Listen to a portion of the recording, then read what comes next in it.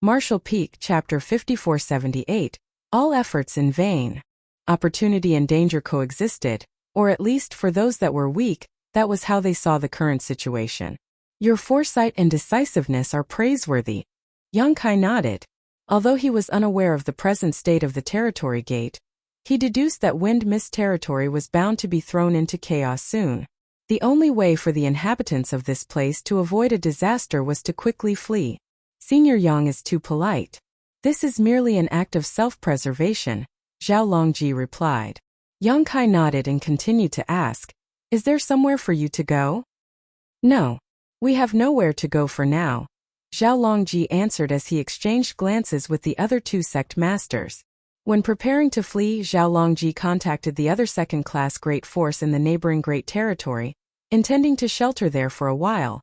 However, this was not a matter that could simply be consented to despite their usual good relationship, as they feared that if Wind Mist sect had any malicious motives, they would find themselves in a vulnerable state. Therefore, Zhao Longji and the rest could only take one step at a time because they had nowhere to go after they completely evacuated Wind Mist territory. If they were fortunate enough, they might be able to locate a great territory that was not guarded by a strong great force to settle down and then make future decisions based on what happened in Wind Mist territory. Head to the star boundary.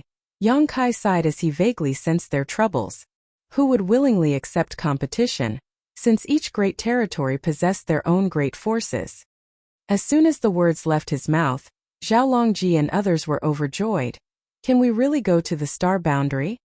If they were really permitted to go to the star boundary, they would willingly migrate there even if Wind Mist territory wasn't facing a catastrophe. Their response made Yongkai question in confusion, "Why can't you go to the star boundary?" When Zhao Longji heard his question, he suddenly realized that this individual before him, who had been in retreat for many centuries, might not know much about the star boundary's current situation. So, he explained in a somewhat shocked manner, "I'm afraid Senior Yang might not be aware that the current star boundary is not somewhere that just anyone can enter at will. To enter the star boundary, you need to be sponsored by one of the cave heavens or paradises, or by the local great forces of the star boundary. Moreover, there is a restriction on the number of people allowed in." Only then did Yongkai remember that the star boundary had the world tree clone, which made it extremely attractive to all cultivators. If there were no such restrictions, the star boundary would instantly be overcrowded. Knowing that continuing to speak without understanding the specifics would just cause more trouble, Yongkai took out a jade slip and used his divine sense to engrave a quick message inside of it before handing it to Zhao Longji. "Bring this to High Heaven Palace in the star boundary, and someone will settle the following affair." Zhao Longji was thrilled. With this faith token awarded by the Lord of the Star Boundary himself, entering the star boundary would no longer be an issue. He was under no illusions that he would actually be able to settle in the star boundary, but even remaining in High Heaven territory would be a massive boon. This worked in his favor as well because he was one step closer to his objective, a possibility of the talented Wind Mist sect disciples being able to cultivate in the star boundary in the future, helping them greatly. For this, he was extremely grateful towards Yongkai. "It's not only you few. I need you to evacuate as many people from Wind Mist territory as possible." Yongkai waved his hand and ordered. He looked in the distance and continued, "I'm afraid that this great territory will soon be engulfed in the flames of war." Zhao Longji's heart tightened. He had a question, but it was difficult for him to ask, so he only cupped his fist and said, "Rest assured, Lord Yang. I will send disciples to the various spirit provinces of the universe worlds to deliver this message. Anyone willing to follow us shall not be forsaken." "Good," Yongkai simply said.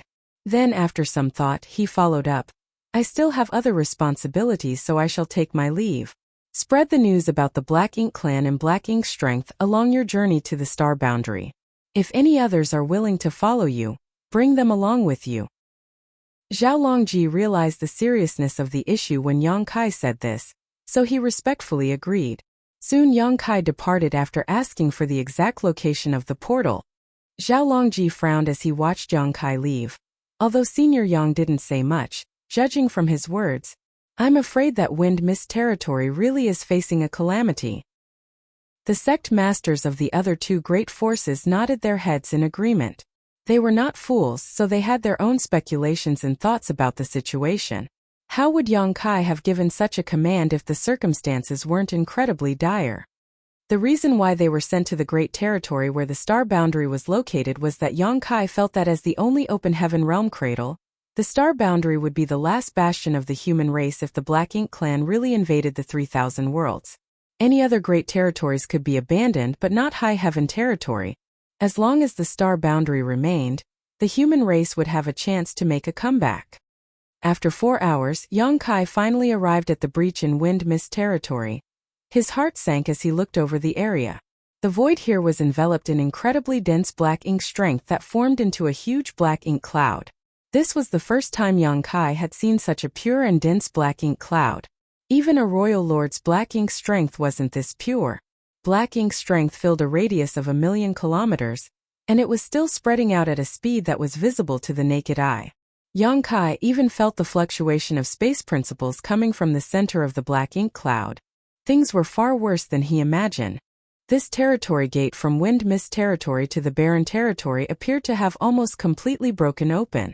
Yong-kai arrived at the same moment. The battle in the Barren territory battlefield reached its peak. Both the human race and Black Ink clan had been directing vast amounts of troops in that direction, and now the whole void was nearly filled with blood and mangled bodies. The roars of divine spirits echoed without stop across the battlefield. Old Ancestor Xiao Xiao had already hurried back, bringing back the news that saddened all the Ninth Order Open Heaven Realm Masters. Another giant Black Ink spirit god had awakened and was moving in their direction. The human race had finally managed to stabilize the situation after borrowing manpower from the divine spirits and many second-class great forces, but if another Black Ink giant spirit god rushed in, all their efforts would be in vain. In the chaos, Old Ancestor Xiao Xiao was able to get in touch with the Phoenix clan's leader and urged her to shut the territory gate leading to the Barren territory from the Shattered Heaven. The portal was immediately sealed shut after the Phoenix clan leader received the news. Her mastery over the Tao of space was stronger than Yong-kai's, so whatever he was capable of, she was too. The truth was, she had actually shut the territory gate from the Shattered Heaven to the Black Ink battlefield when the Dragon and Phoenix clans retreated from the No Return Pass, but it was forcefully reopened by the Black Ink giant spirit god. This was also the reason why Yong-kai noticed the expansion and distortion of the territory gate back then. It was because the Black Ink giant spirit god had torn it open.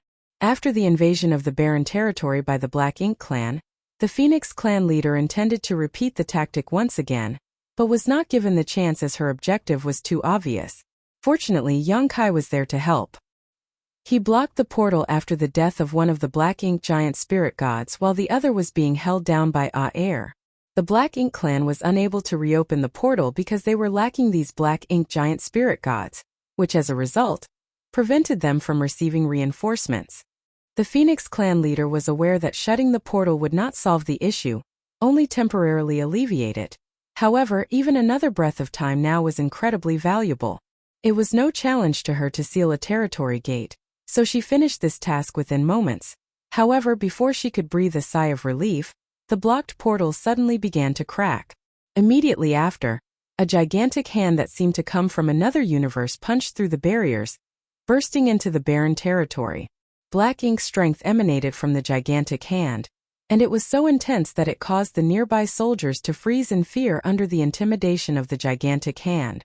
Following, another gigantic hand burst through. Both hands then held onto the sides of the portal tightly, mercilessly forcing it open. Despite their greatest efforts, Old Ancestor Xiao Xiao and the Phoenix clan leader were unable to hold back the Black Ink giant spirit god. Soon, a huge crack was torn open and a giant head poked in. Black Ink strength flowing off it like a tide. The humans in the area immediately scattered.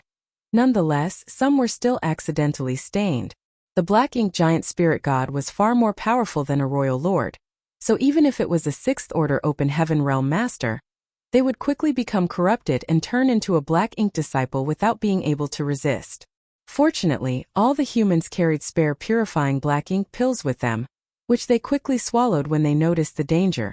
Both the Grand Army on the front lines and the Ninth Order Old Ancestors noticed the abnormality in the rear, but before the Old Ancestors could even come to support them, they were entrapped by the royal lords who knew that it was now the critical moment in their plan. The battle between the top masters of both races quickly heated up, and in less than an incense stick of time, royal lords and Ninth Order old ancestors began dying. Though the black ink giant spirit god had shrunk in size, it was still as majestic as a mountain. It struggled hard through the portal while enduring constant bombardment from old ancestor Xiao Xiao and the Phoenix clan leader, yet it showed no signs of backing down. Half an incense stick later, the black ink giant spirit god finally stepped out of the portal, reaching the barren territory. Its immeasurable intimidation spread around, and all the open heaven realm masters of lower orders trembled under its awesome pressure. The human race shall perish. Only this divine one, Mo, shall reign eternal. After letting out this roar, as though it was venting the hardships of being imprisoned for millions of years, the black ink giant spirit god immediately slammed down its sky-covering hand. When the Phoenix clan leader saw this, she wrapped space principles around old ancestor Xiao Xiao and escaped instantaneously. Just as she turned to look again, the black ink giant spirit god was already laughing wildly, heading in the direction of the second territory gate. On its way, black ink strength surged, forcing the human race army to retreat and give way. The sudden intrusion of an unrestrained black ink giant spirit god on such a battlefield was simply disastrous for the human race.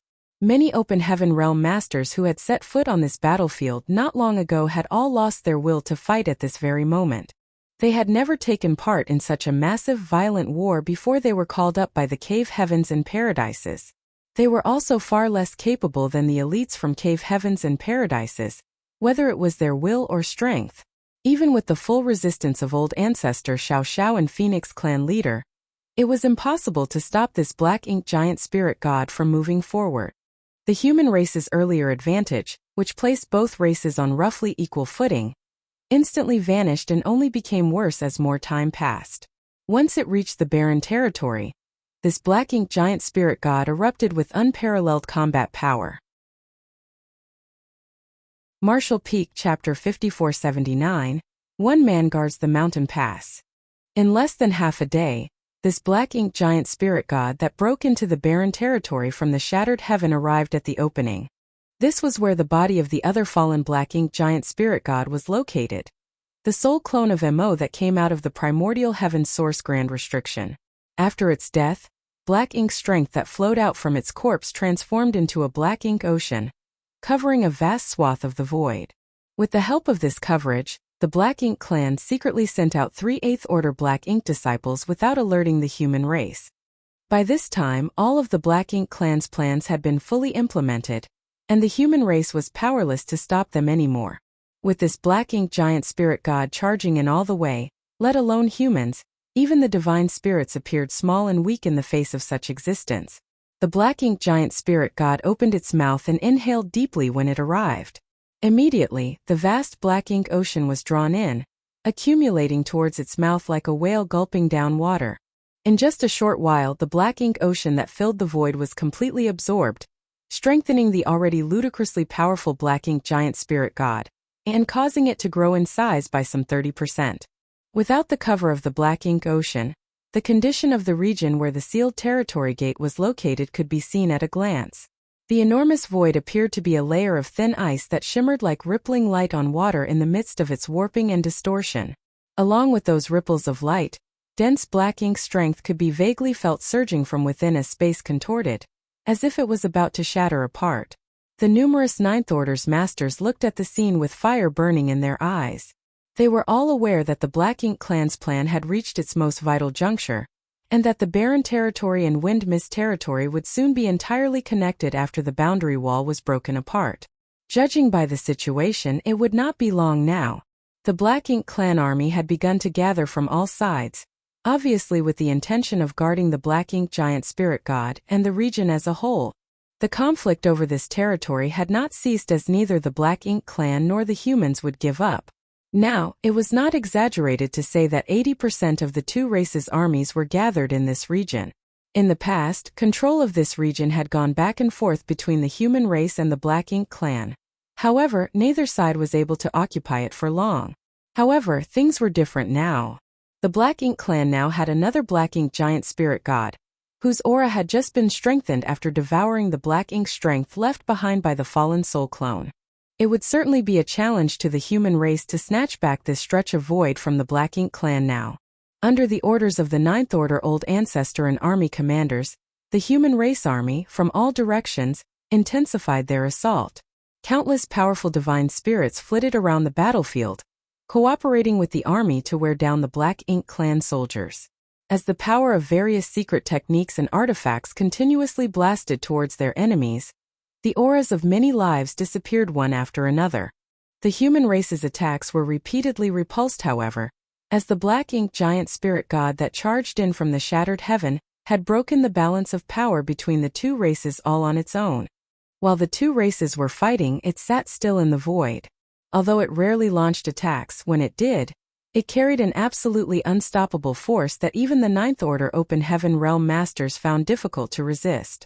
Only by working together could the Dragon and Phoenix clan leaders somehow fight back, but they were still clearly at a disadvantage. The scene was incredibly disheartening. All of a sudden, the Black Ink giant spirit god abruptly turned its head to gaze at the position of the half-sealed territory gate, sneered coldly, then thrust out its palm, causing the already thin, sheet-like boundary wall to shatter.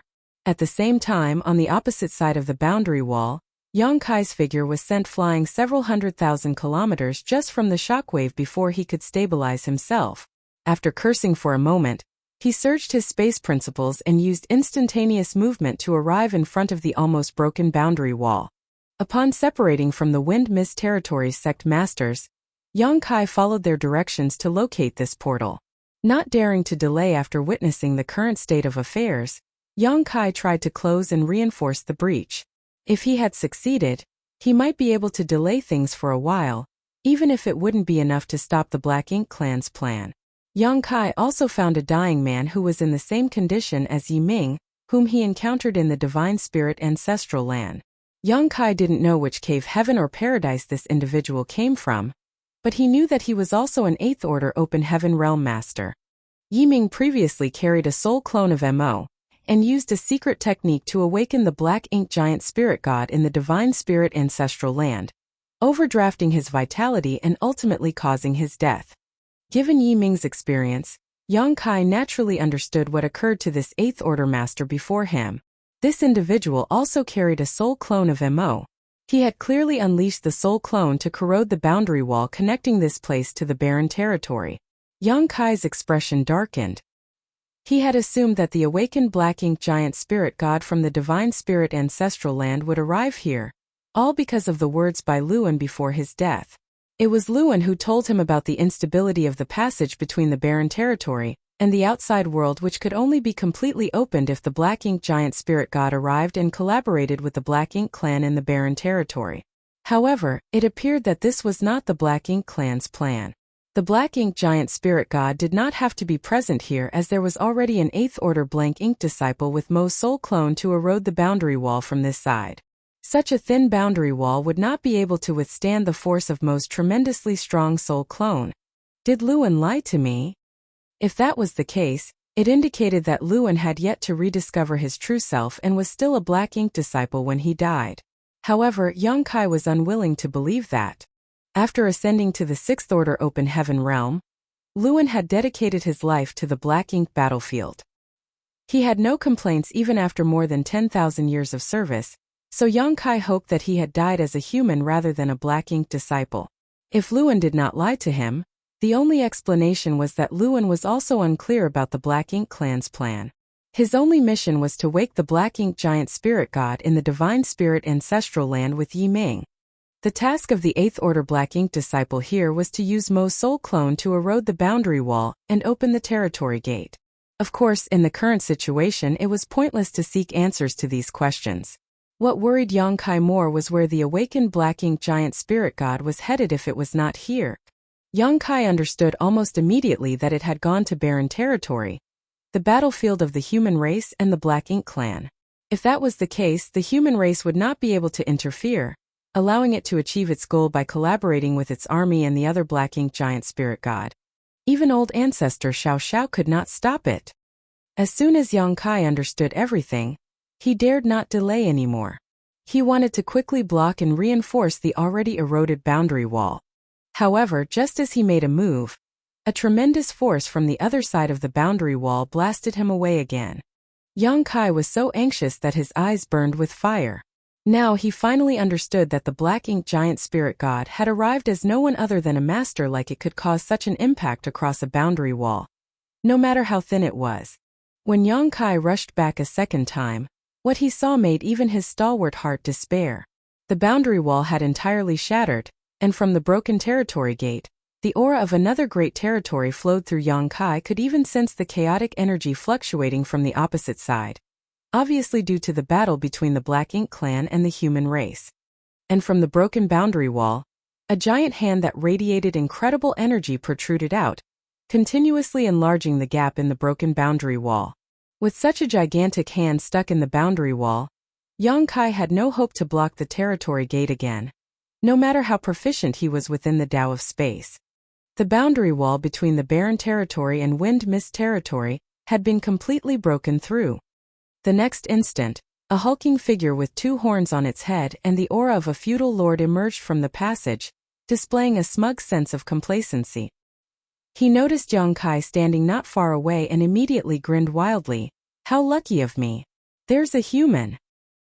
Saying so, he charged towards Yang Kai. But before he even got close, a pallid light bloomed in his eyes, and his vision became distorted. In that distorted vision, he saw a decapitated body with black blood spurting freely from the neck. For some reason he felt that this corpse was somewhat familiar. He suddenly came to his senses. "Isn't that my body?" Without figuring out what happened, his consciousness sank into darkness. Following him were more Black Ink clan storming through the passage from the barren territory battlefield to Wind Mist territory. Yang Kai clutched the spear in his hand, his expression cold as he weaved his supreme limitless spear art, using the Azure Dragon spear to unleash a barrage of spear shadows in all directions, slaughtering all the Black Ink clansmen that were emerging from the territory gate. These Black Ink clansmen varied in strength, but none were very strong, so in the face of Yang Kai's attack, they were almost powerless to resist. The Black Ink clan were no longer contained in the barren territory battlefield, since the boundary wall had been breached. Clearly not interested in battling to the death with the human army, the Black Ink clan poured out of the barren territory once the Black Ink giant spirit god forced open a new portal. Only in this manner would the Black Ink clan be able to carry out their next plan. In such a predicament, Yang Kai had no choice but to stand his ground and kill all the enemies that came through. He stood alone in front of the passageway and wielded his spear. Before even gaining a clear look at Wind Mist territory, the Black Ink clansmen that poured out from the passage died one after another. As the saying went, as long as one man guards the mountain pass, even 1,000 warriors would not be able to enter. However, no matter how strong Yang Kai was, he couldn't completely wipe out the seemingly endless stream of Black Ink clansmen that flooded out through the passageway. The Black Ink giant spirit god soon noticed the abnormality too, and tried to use the gigantic hand that was forcing open the boundary wall passage to capture Yang Kai several times. But each time Yang Kai managed to avoid its attacks as they were significantly weakened across the great territories. As more Black Ink clansmen arrived, Yang Kai's rate of slaughtering became unsustainable. Initially, these Black Ink clansmen tried to surge forward to kill Yang Kai, whom they perceived as a formidable enemy. However, after a series of costly defeats, the Black Ink clansmen must have gotten some sort of command not to engage with Yang Kai at all and instead spread out in all directions as soon as they came out from the passageway. Yang Kai did everything he could to stop this, but he was ultimately just one man. Left with no other option, Yang Kai madly surged his space principles, causing the surrounding void to fracture like a broken mirror. Martial Peak, Chapter 5480. The human race will never surrender. This time things were much simpler. Even without Yang Kai having to take further action, the Black Ink clansmen that emerged from the passageway were cut to death by the myriad of void cracks. There were still some that managed to avoid being sliced apart by this web of void cracks, but Yang Kai's follow-up attacks took care of them. This secret technique was something Yang Kai only recently developed, and while it was not particularly powerful, making it useless against truly strong foes, it was highly effective against masses of weaker opponents. With such a secret technique deployed outside of the territory gate, any Black Ink clansman that rushed out from the passageway would inevitably fall into this trap. All Black Ink clansmen weaker than feudal lords would perish on contact with the void cracks. And although the feudal lords were slightly more powerful, the innumerable void cracks still severely damaged them. Only the territory lords were immune to the damage caused by this shattered mirror. All the current territory lords were innate territory lords directly created by Mo's power. They were absolutely strong and were no weaker than the human race's finest 8th Order Open Heaven Realm Masters. In less than an incense stick, Black Ink clansmen corpses were piled up as high as mountains outside the exit of the territory gate. It was impossible to estimate how many had died. Additionally, besides the weaker Black Ink clansmen, Yongkai even managed to kill 2 territory lords right after they appeared. Unfortunately, Yongkai had reached his limits. More and more Black Ink clansmen were pouring out of the portal, and his space secret technique was starting to crumble, a sign that it would collapse any time from now. Yongkai had the ability to cast this secret technique again, but he was currently being attacked by 5 territory lords, so he was rather occupied at the moment. Taking full advantage of his mastery of the Tao of Space, Yongkai was fighting back fiercely against these 5 innate territory lords, and despite his disadvantage, it was the territory lords who were constantly leaking cold sweat in the face of Yongkai's spear. After comprehending so many grand Tao strengths in the Great Sea Celestial Phenomenon, Yongkai's supreme limitless spear art had evolved even further, allowing each of his attacks to become illusory and unpredictable, throwing off these territory lords' senses and forcing them onto the defensive. However, these 5 learnt quickly after 2 of their own were injured and now refused to act separately no matter how weak Yongkai appeared to be, insisting on battling him as a single unit. Yongkai repeatedly cursed these 5 territory lords in his heart, but there was nothing more he could do. If they split up and acted independently, Yongkai could still find a way to break through and pick them off one by one, but facing all 5 he was strong in will but weak in strength, frequently having to take risks to push them back, which only caused him to suffer more injuries. As time passed, more and more Black Ink clansmen emerged from the barren territory before quickly dispersing in all directions, ignoring the battle between Yongkai and the 5 territory lords. In no time their figures disappeared. Yongkai experienced a deep sense of despondence and silently understood that Wind Mist territory was doomed. The human race would no longer have a place in this great territory with so many Black Ink clansmen arriving and scattering in all directions. Just like a spark, the Black Ink clan would set everything aflame with their Black Ink strength. No great territory could resist now that the Black Ink clan had breached the barren territory and were spreading out unchecked as the human army's main force remained in the barren territory. The human race had been at war with the Black Ink clan for countless generations, losing innumerable lives in the process, but on this day all those sacrifices were rendered pointless. After today there would be no peace in the 3,000 worlds. Filled with shame and resentment beyond words, Yongkai's movement became more and more vicious as all he could think about was butchering every single Black Ink clansman who rushed out from the passage. On the barren territory battlefield, the human race army was equally at a loss when they saw the boundary wall being completely breached and endless Black Ink clansmen streaming into it.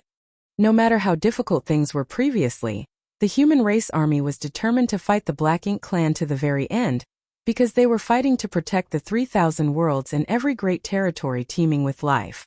However, when the boundary wall was completely breached, allowing the Black Ink clan army to flood out, the determination and will that drove them previously ruptured as well. At that moment, countless were at a loss on the battlefield.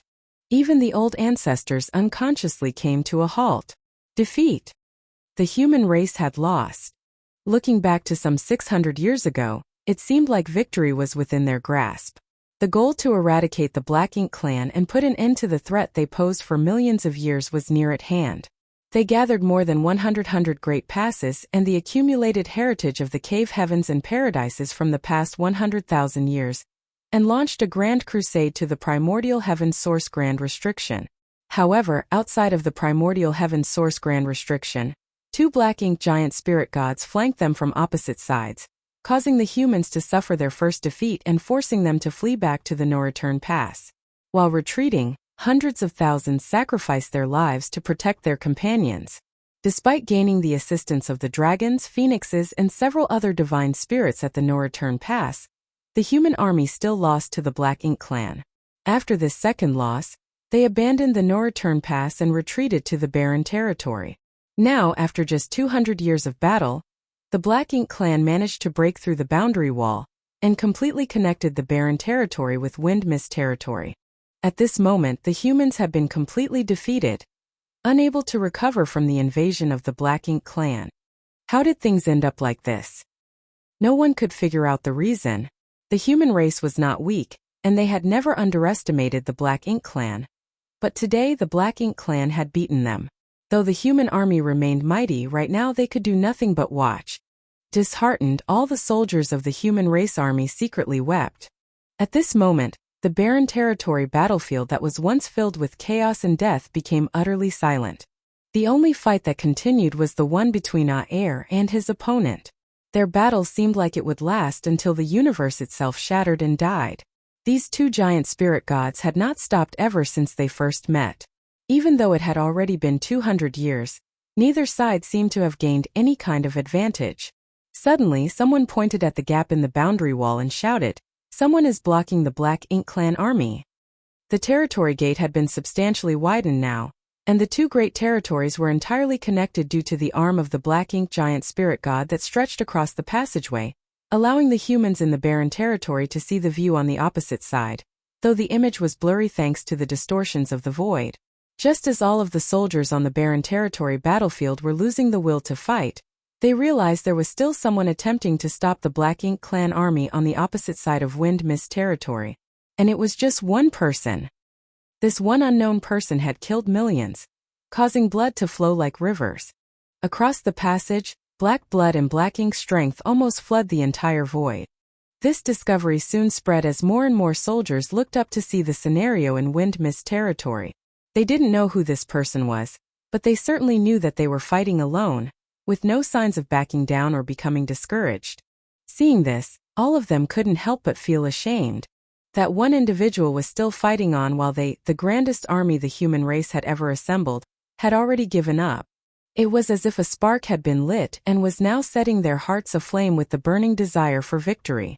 The courage and will to resist that had almost died moments ago was stimulated once more, and the need to take action spurred all of them on. They were the guardians of the 3,000 worlds and the human race, fighting against the Black Ink clan on the Black Ink battlefield and fending off the invasion of the Black Ink clan. The sky was truly falling, but if they, the tallest and strongest, did not rise to hold it up, who would? The 3,000 worlds was home to their master sects, their families, their descendants, and everyone they knew and loved. In a battlefield unknown to ordinary people, they constructed an impregnable line of defense with their own flesh and bones, sheltering the entire human race. If they admitted defeat, it would be the end. The human race will never surrender. Suddenly, someone lifted his long sword and yelled furiously. His voice rang out across the void as his world force. That shout was followed by another, then another and another. Never surrender. The shouts erupted one after the other, forming a torrent that shook the universe. The previously dejected ambience now burned anew. The Black Ink giant spirit god guarding the passageway was first fascinated by the human race army's hopelessness and grief. As this was something it had never witnessed before, it was extremely intriguing. But just as it was preparing to stir up trouble to further suppress the humans, they suddenly regained their fighting spirit and determination, even pushing it to new heights. The Black Ink giant spirit god was taken aback by what it saw and frowned as it gave it some thought before turning to look at the territory gate. Using its vision that could penetrate the void, it saw a lone human figure fighting against the territory lords in Wind Mist territory. The humans changed so drastically because of him. The Black Ink giant spirit god was suddenly enraged. If it had known this would happen, it would have gone all out to murder this annoying human back in the divine spirit ancestral land. Even if the human race did not know who was obstructing the Black Ink clan in Wind Mist territory, the Black Ink giant spirit god did. Not only did it know, but the Ninth Order old ancestors all understood who it was on the other side. The shift in the mentality of the whole army had also shaken the Ninth Order old ancestors out of their daze. Nobody could have imagined that one person's effort and persistence would inspire the fighting spirit of the entire race. Even they, who had lived for countless years, seemed to have become younger at this moment, with enthusiasm surging in their hearts. The young ones are indeed energetic, no? A Ninth Order old ancestor suddenly said. Yes. There is hope for the human race with youngsters like these. We were like that once. It's a shame that the years have dulled me so. It was not simply due to their old age, but also the constant weight of their responsibilities. Their existences were burdened by their sex, their passes, and their entire race, disallowing them to be as carefree as they were when they were young. Who among you has the courage to be young and passionate with me once again? With a grin, the oldest and most respected old ancestor asked. This old ancestor was born in pure Yang cave heaven, and had lived the longest among all living old ancestors. Before many Ninth Order old ancestors present here were born, he was already a Ninth Order open heaven realm master. In terms of age, he could even be considered an ancestor among all Ninth Order old ancestors. It should have been like this a long time ago. Ever since I ascended to the Ninth Order open heaven realm, and started guarding the black ink battlefield, my spirit has grown dull. Every move had to be made with innumerable considerations for all possibilities. When was the last time I simply took action? All I wanted in my life was to be happy and unrestrained. Indeed, indeed. Stop being so long-winded. Those who are truly young act as soon as the words leave their mouths. How can you sentimental old farts be considered young? Marshall Peak Chapter 5481 The day has come. The Ninth Order old ancestors were shouting frantically, losing their prudence, as if they were actually a bunch of immature youngsters who were oblivious to the immensity of heaven and earth. Old ancestor Xiao Xiao on the other hand just smiled and brushed a lock of hair back behind her ear. You old farts, acting like a bunch of immature brats here. Only Wu Qing and I could be counted as youths in terms of age. How could you be considered young now that you've all got one foot in the grave already? Wu Qing, the former Inyang Pass Southern Army commander, who ascended to the Ninth Order open heaven realm about 1,000 years ago, had succeeded old ancestor Xiao Xiao in guarding Inyang Pass. Only then did old ancestor Xiao Xiao have the opportunity to lead the Great Evolution Army to recapture the Great Evolution Past. If there wasn't a new Ninth Order open heaven realm master to take over, old ancestor Xiao Xiao would never have been able to leave Inyang Past. Upon hearing her remarks, Wu Qing, who was pale-faced and injured, nodded, agreeing with her that he was indeed the youngest member of all the Ninth Order old ancestors. Regarding old ancestor Xiao Xiao's age, while it was unclear whether she was the second youngest or not, who would have the audacity to argue with a woman about her age? Immediately, another old ancestor laughed and said, Xiao Yuya is right. We are indeed all old. You young people are our hope and future, so you and Wu Qing should stay back. The smile immediately vanished from old ancestor Xiao Xiao's face as she protested angrily, Why? The oldest pure Yang cave heaven old ancestor responded with a smile, Someone must remain to provide the youngsters with a protector and give them time to mature. Or are you going to depend on us old men to do so if you two don't stay back? Displeased, old ancestor Xiao Xiao remarked, Never mind about Wu Qing. I won't stay back. The old ancestor of Great Battle Cave Heaven shook his head. The future of the human race lies with the star boundary and Yang Kai. Among all old ancestors, you are the closest to him, so it only makes sense for you to remain behind and watch over him and the star boundary. Saying so, he transformed into a streak of light and headed towards the black ink giant spirit god as the sword in his hand shook slightly, not wanting to wait for old ancestor Xiao Xiao's response. Just as old ancestor Xiao Xiao was about to object, another old ancestor walked past her and patted her on the shoulder. I will leave those useless disciples of Xianyuan Cave Heaven to you. Then he transformed into a bird of light and flashed away. Why not give us old folks one last opportunity to shine? Another old ancestor grinned and added. While laughing, he proceeded to chase after the two Ninth Order old ancestors. Like moths to a flame, the Ninth Order old ancestors rushed by old ancestor Xiao Xiao and Wu Qing one after another as they charged straight in the direction of the black ink giant spirit god boldly, showing no signs of hesitation or regrets. In an instant old ancestor Xiao Xiao's vision blurred. Her body trembled as if she was attempting to go after them. However, her feet appeared to be weighted down, preventing her from moving. After all, the old ancestor of pure Yang Cave Heaven was right. Someone had to stay behind to protect the young ones. Wu Qing was selected by the Ninth Order old ancestors because he had just ascended to the Ninth Order open heaven realm, whereas old ancestor Xiao Xiao was chosen because of her relationship with Yang Kai. There was no prior discussion, simply an agreement made by all the other old ancestors in the moment. There was also no room for refusal or objection. Shi and Wu Qing were forced to carry this burden by the older ones, leaving them no chance to argue. After the Ninth Order old ancestors left, dragon roars and phoenix cries resounded throughout the void as a majestic and awe-inspiring sight appeared before everyone's eyes. Surging with the might of divine spirits, the leaders of the Dragon Clan and Phoenix Clan unleashed their might as they soared over, causing both time and space to contort. By now, old ancestor Xiao Zhao's eyes were utterly soaked in tears. Wu Qing, whose face was no less wet, cupped his fist and shouted loudly, "This junior will not disappoint your expectations." Without looking back, he turned and ordered, "Withdraw the army." At this moment, crippled and defeated was the most straightforward way of describing the human army. Outside the primordial heaven source grand restriction, the humans were defeated for the first time and forced to retreat to the No-Return Pass. At the No-Return Pass, they were again defeated and retreated to the barren territory. This time was their third defeat.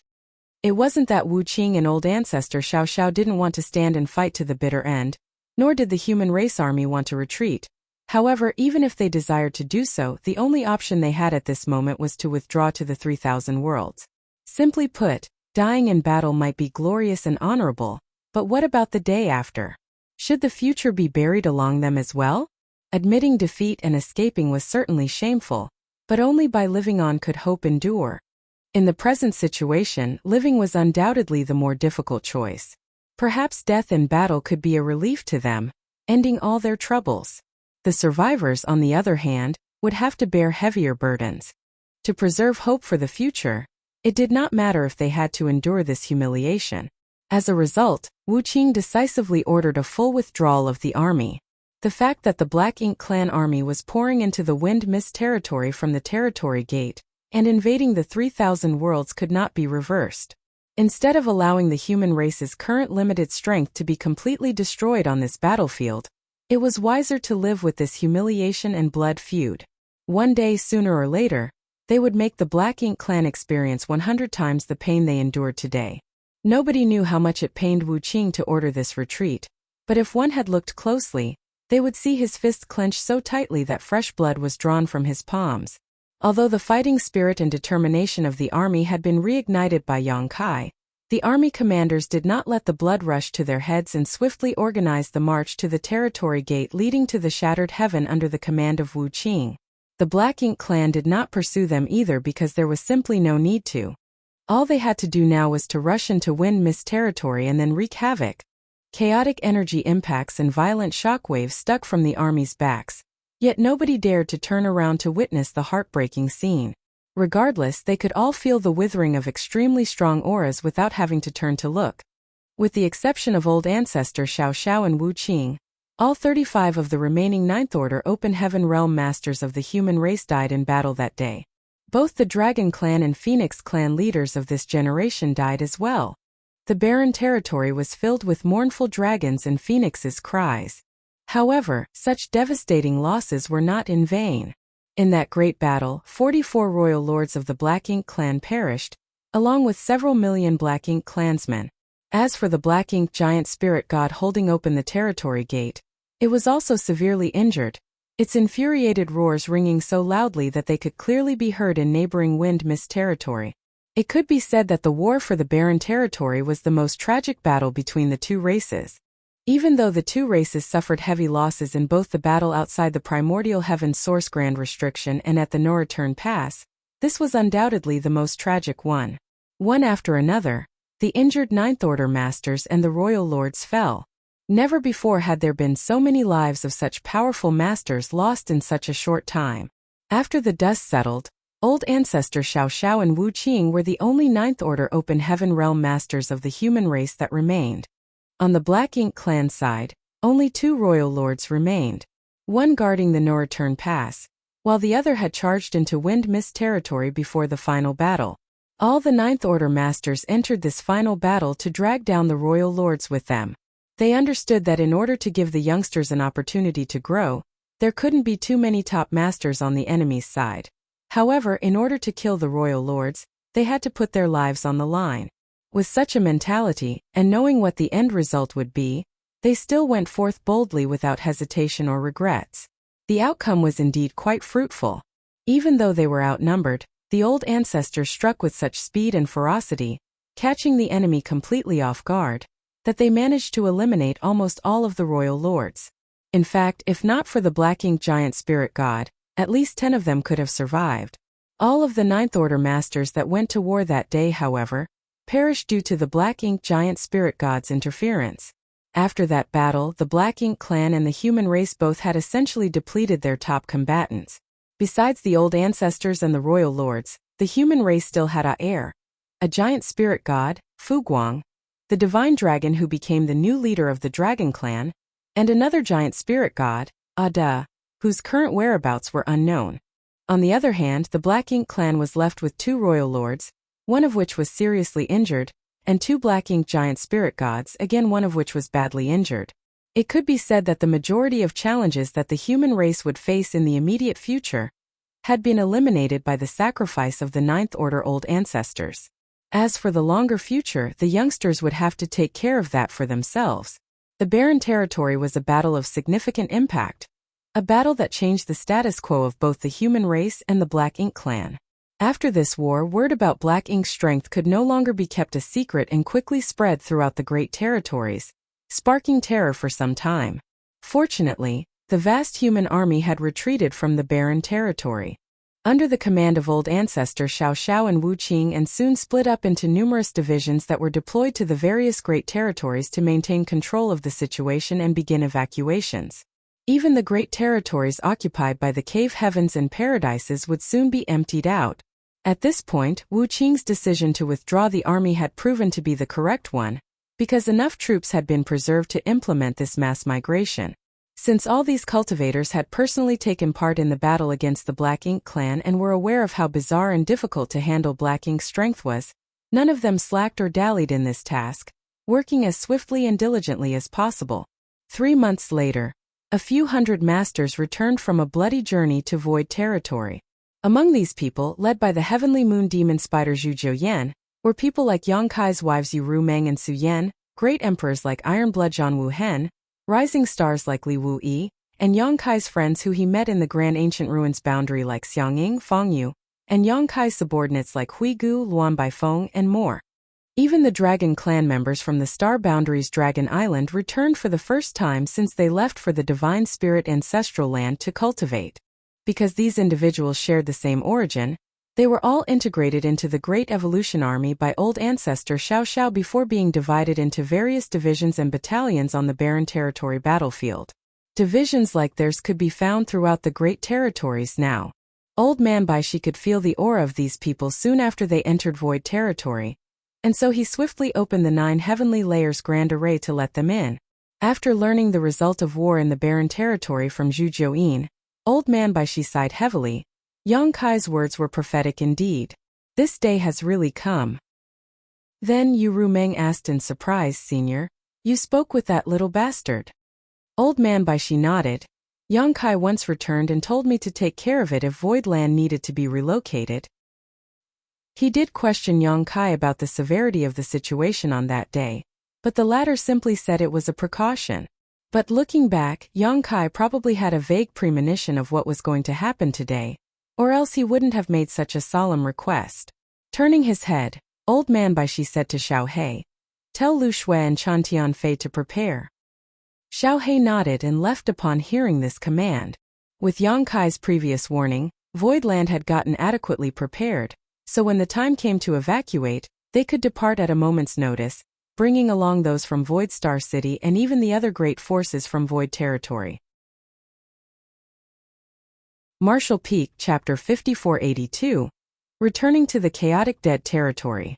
Gritting his teeth, Yang Kai fled through the void as space principles undulated. Behind him was a royal lord who was hot on his heels, attacking Yang Kai with various secret techniques, forcing him to dodge from side to side. Yang Kai was unaware of the state of the battle in the Barren Territory, and was also unaware that the last of the Ninth Order old ancestors died with the royal lords of the Black Ink clan to pave the future pathway for the human race. The only remaining Ninth Order Open Heaven Realm Masters were Wu Qing and old ancestor Xiao Xiao's. He didn't even know that the human army had evacuated from the barren territory as he was currently running for his life. Previously, he was single-handedly intercepting and killing the Black Ink clansmen flooding out from the barren territory battlefield into Wind Mist territory. Under his attacks, heaven and earth quivered, and the blood of his enemies flowed and pooled into an ocean. The Black Ink clan was naturally enraged by his actions, and immediately, a royal lord passed through the passageway and entered Wind Mist territory. Yang Kai dared not hesitate once he sensed the royal lord's aura, so without pause, he turned and fled. Although he had killed the sheep-headed royal lord by himself outside the Great Sea celestial phenomenon, Yang Kai knew that was due to the multiple coincidences and accidents that aided him. Even so, Yang Kai had to use 4 soul-rending thorns in quick succession in that battle, which caused his consciousness to become vague and blurry, so he wasn't even sure how he killed the sheep-headed royal lord. All he knew was that when he regained his senses, he was already holding the head of the sheep-headed royal lord. Although his strength had significantly improved since then, Yang Kai understood that he was still not capable of defeating a royal lord in a conventional battle. When he was young and weak, he had experienced being hunted down by masters far stronger than him, but what frustrated him so was that even after reaching the 8th Order Open Heaven realm, and becoming extremely powerful, he was still being chased after and hunted by more powerful masters. At this point, only royal lords and Black Ink giant spirit gods were strong enough to defeat Yang Kai, but he had actually experienced such situations twice in just a few hundred years. As he was escaping this time, Yang Kai secretly swore that after he ascended to the 9th Order Open Heaven realm, he would hunt down lone royal lords and give them a taste of their own medicine. While he was still a 7th Order Open Heaven realm master, he could barely escape from the sheep-headed royal lord with the aid of purifying light, but now that he was in the 8th Order, his situation was significantly better, even without the assistance of purifying light. In other words, though he might not be the royal lord's opponent, without the strength or ability to isolate space, it would purely be a dream for such a master to want to kill Yang Kai. Flee if unable to put up a fight, was a principle Yang Kai had been living by and implementing throughout his entire life. However, it was still difficult to shake off a royal lord. Without the aid from the purifying light, there was no way for Yang Kai to isolate himself from the royal lord's aura with his strength alone. That was not to say he couldn't escape, but Yang Kai had some reservations about doing so. The current situation was not only because he was not as strong as the opponent, but also because he had other intentions as well. What worried Yang Kai was Wind Mist territory.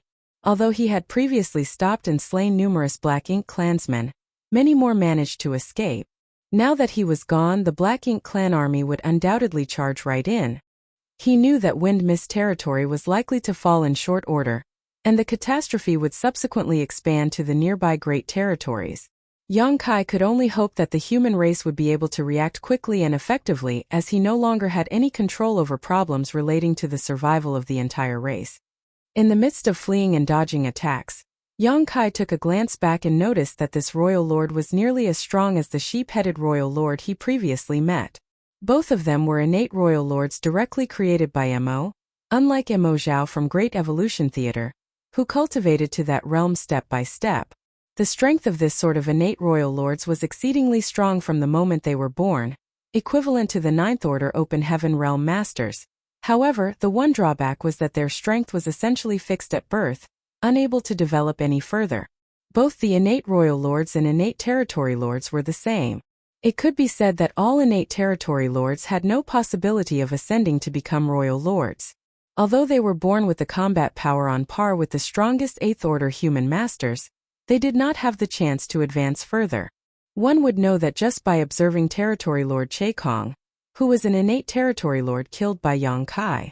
Che Kong had been born hundreds of thousands of years ago, yet he remained a territory lord. Everything had its pros and cons. Even an ancient supreme entity like Mo could not resolve such issues. This royal lord was not particularly large, so if it weren't for the surging of Black Ink strength from him, he would not appear much different from an ordinary human. He attacked Yang Kai the moment he emerged from the territory gate on the command of the Black Ink giant spirit god. Initially, this royal lord thought this would be a simple task, but he never expected that this 8th Order human would be as slippery as an eel, with each of his attempts to capture Yong-kai failing miserably.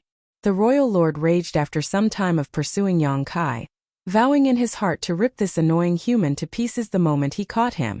Yong-kai had no idea how the battle in the barren territory was progressing, but neither did the royal lord. He had no idea that pursuing Yong-kai actually helped him escape death, because it was only moments after he crossed the boundary wall that the Ninth Order old ancestors of the human race launched their attack and killed off all other royal lords. Great territory after great territory, he pursued Yong-kai. The royal lord couldn't help but marvel as he passed through the flourishing great territories where he beheld the stunning and picturesque sights.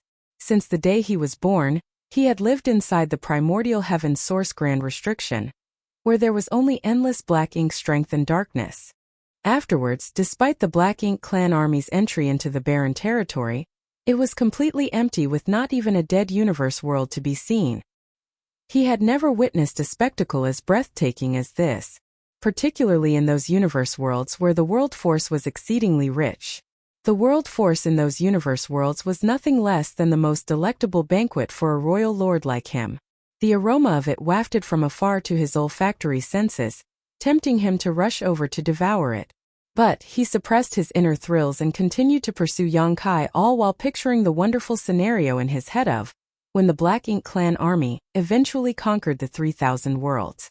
With these many prosperous great territories serving as their base, the Black Ink clan would undoubtedly grow rapidly, and by that time, the whole 3,000 worlds would transform into a strong source of nourishment for the Black Ink clan. After the humans had been entirely defeated and the number of royal lords had reached a certain number, they could return to the primordial heaven's source grand restriction to free Mo. However, finishing the Eighth Order Open Heaven Realm Master under his nose was currently the most urgent issue. The royal lord's icy eyes glared at the fleeing figure in front of him, and his pace increased by another 30% as his black ink strength surged. Yong-kai seemed to flee like a stray dog being chased, but in reality he could keep pace with the royal lord quite easily. Space principles flared from time to time as he traveled through the territory gates and great territories one after another while leading the pursuer behind him. After a year, Yong-kai finally slowed down, much to the joy of the royal lord, who had been pursuing him day and night as he assumed that Yong-kai had finally run out of energy. Over these days of pursuit, the royal lord had used up a lot of his energy too, so nothing more need be said about a mere Eighth Order human. In fact, it was astonishing that Yong-kai could persist for so long. The distance between them continued to narrow before a territory gate came into view. The royal lord judged from the Eighth Order Open Heaven Realm Master's direction that he intended to cross this territory gate next. The royal lord had had enough of this chase, so he pushed his strength and unleashed a secret technique, allowing him to condense a hand from pure black ink strength that reached out to seize Yong-kai from a distance. Soon after, Yong-kai was tightly gripped in the palm of the powerful hand. The screams of that Eighth Order Open Heaven Realm Master were like music to the ears of the royal lord.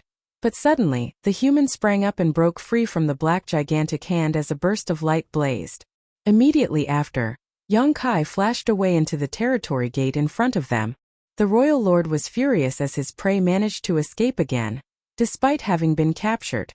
Unable to tolerate it, he followed Yong-kai and recklessly plunged into the territory gate. The royal lord had experienced such situations many times along the way. He was initially extremely cautious since he was afraid that Yong-kai would ambush him on the other side of the territory gates, but since that had never happened, he was no longer on alert. Because there was a significant strength disparity, plotting an ambush was pointless. The only sensible course of action was to flee.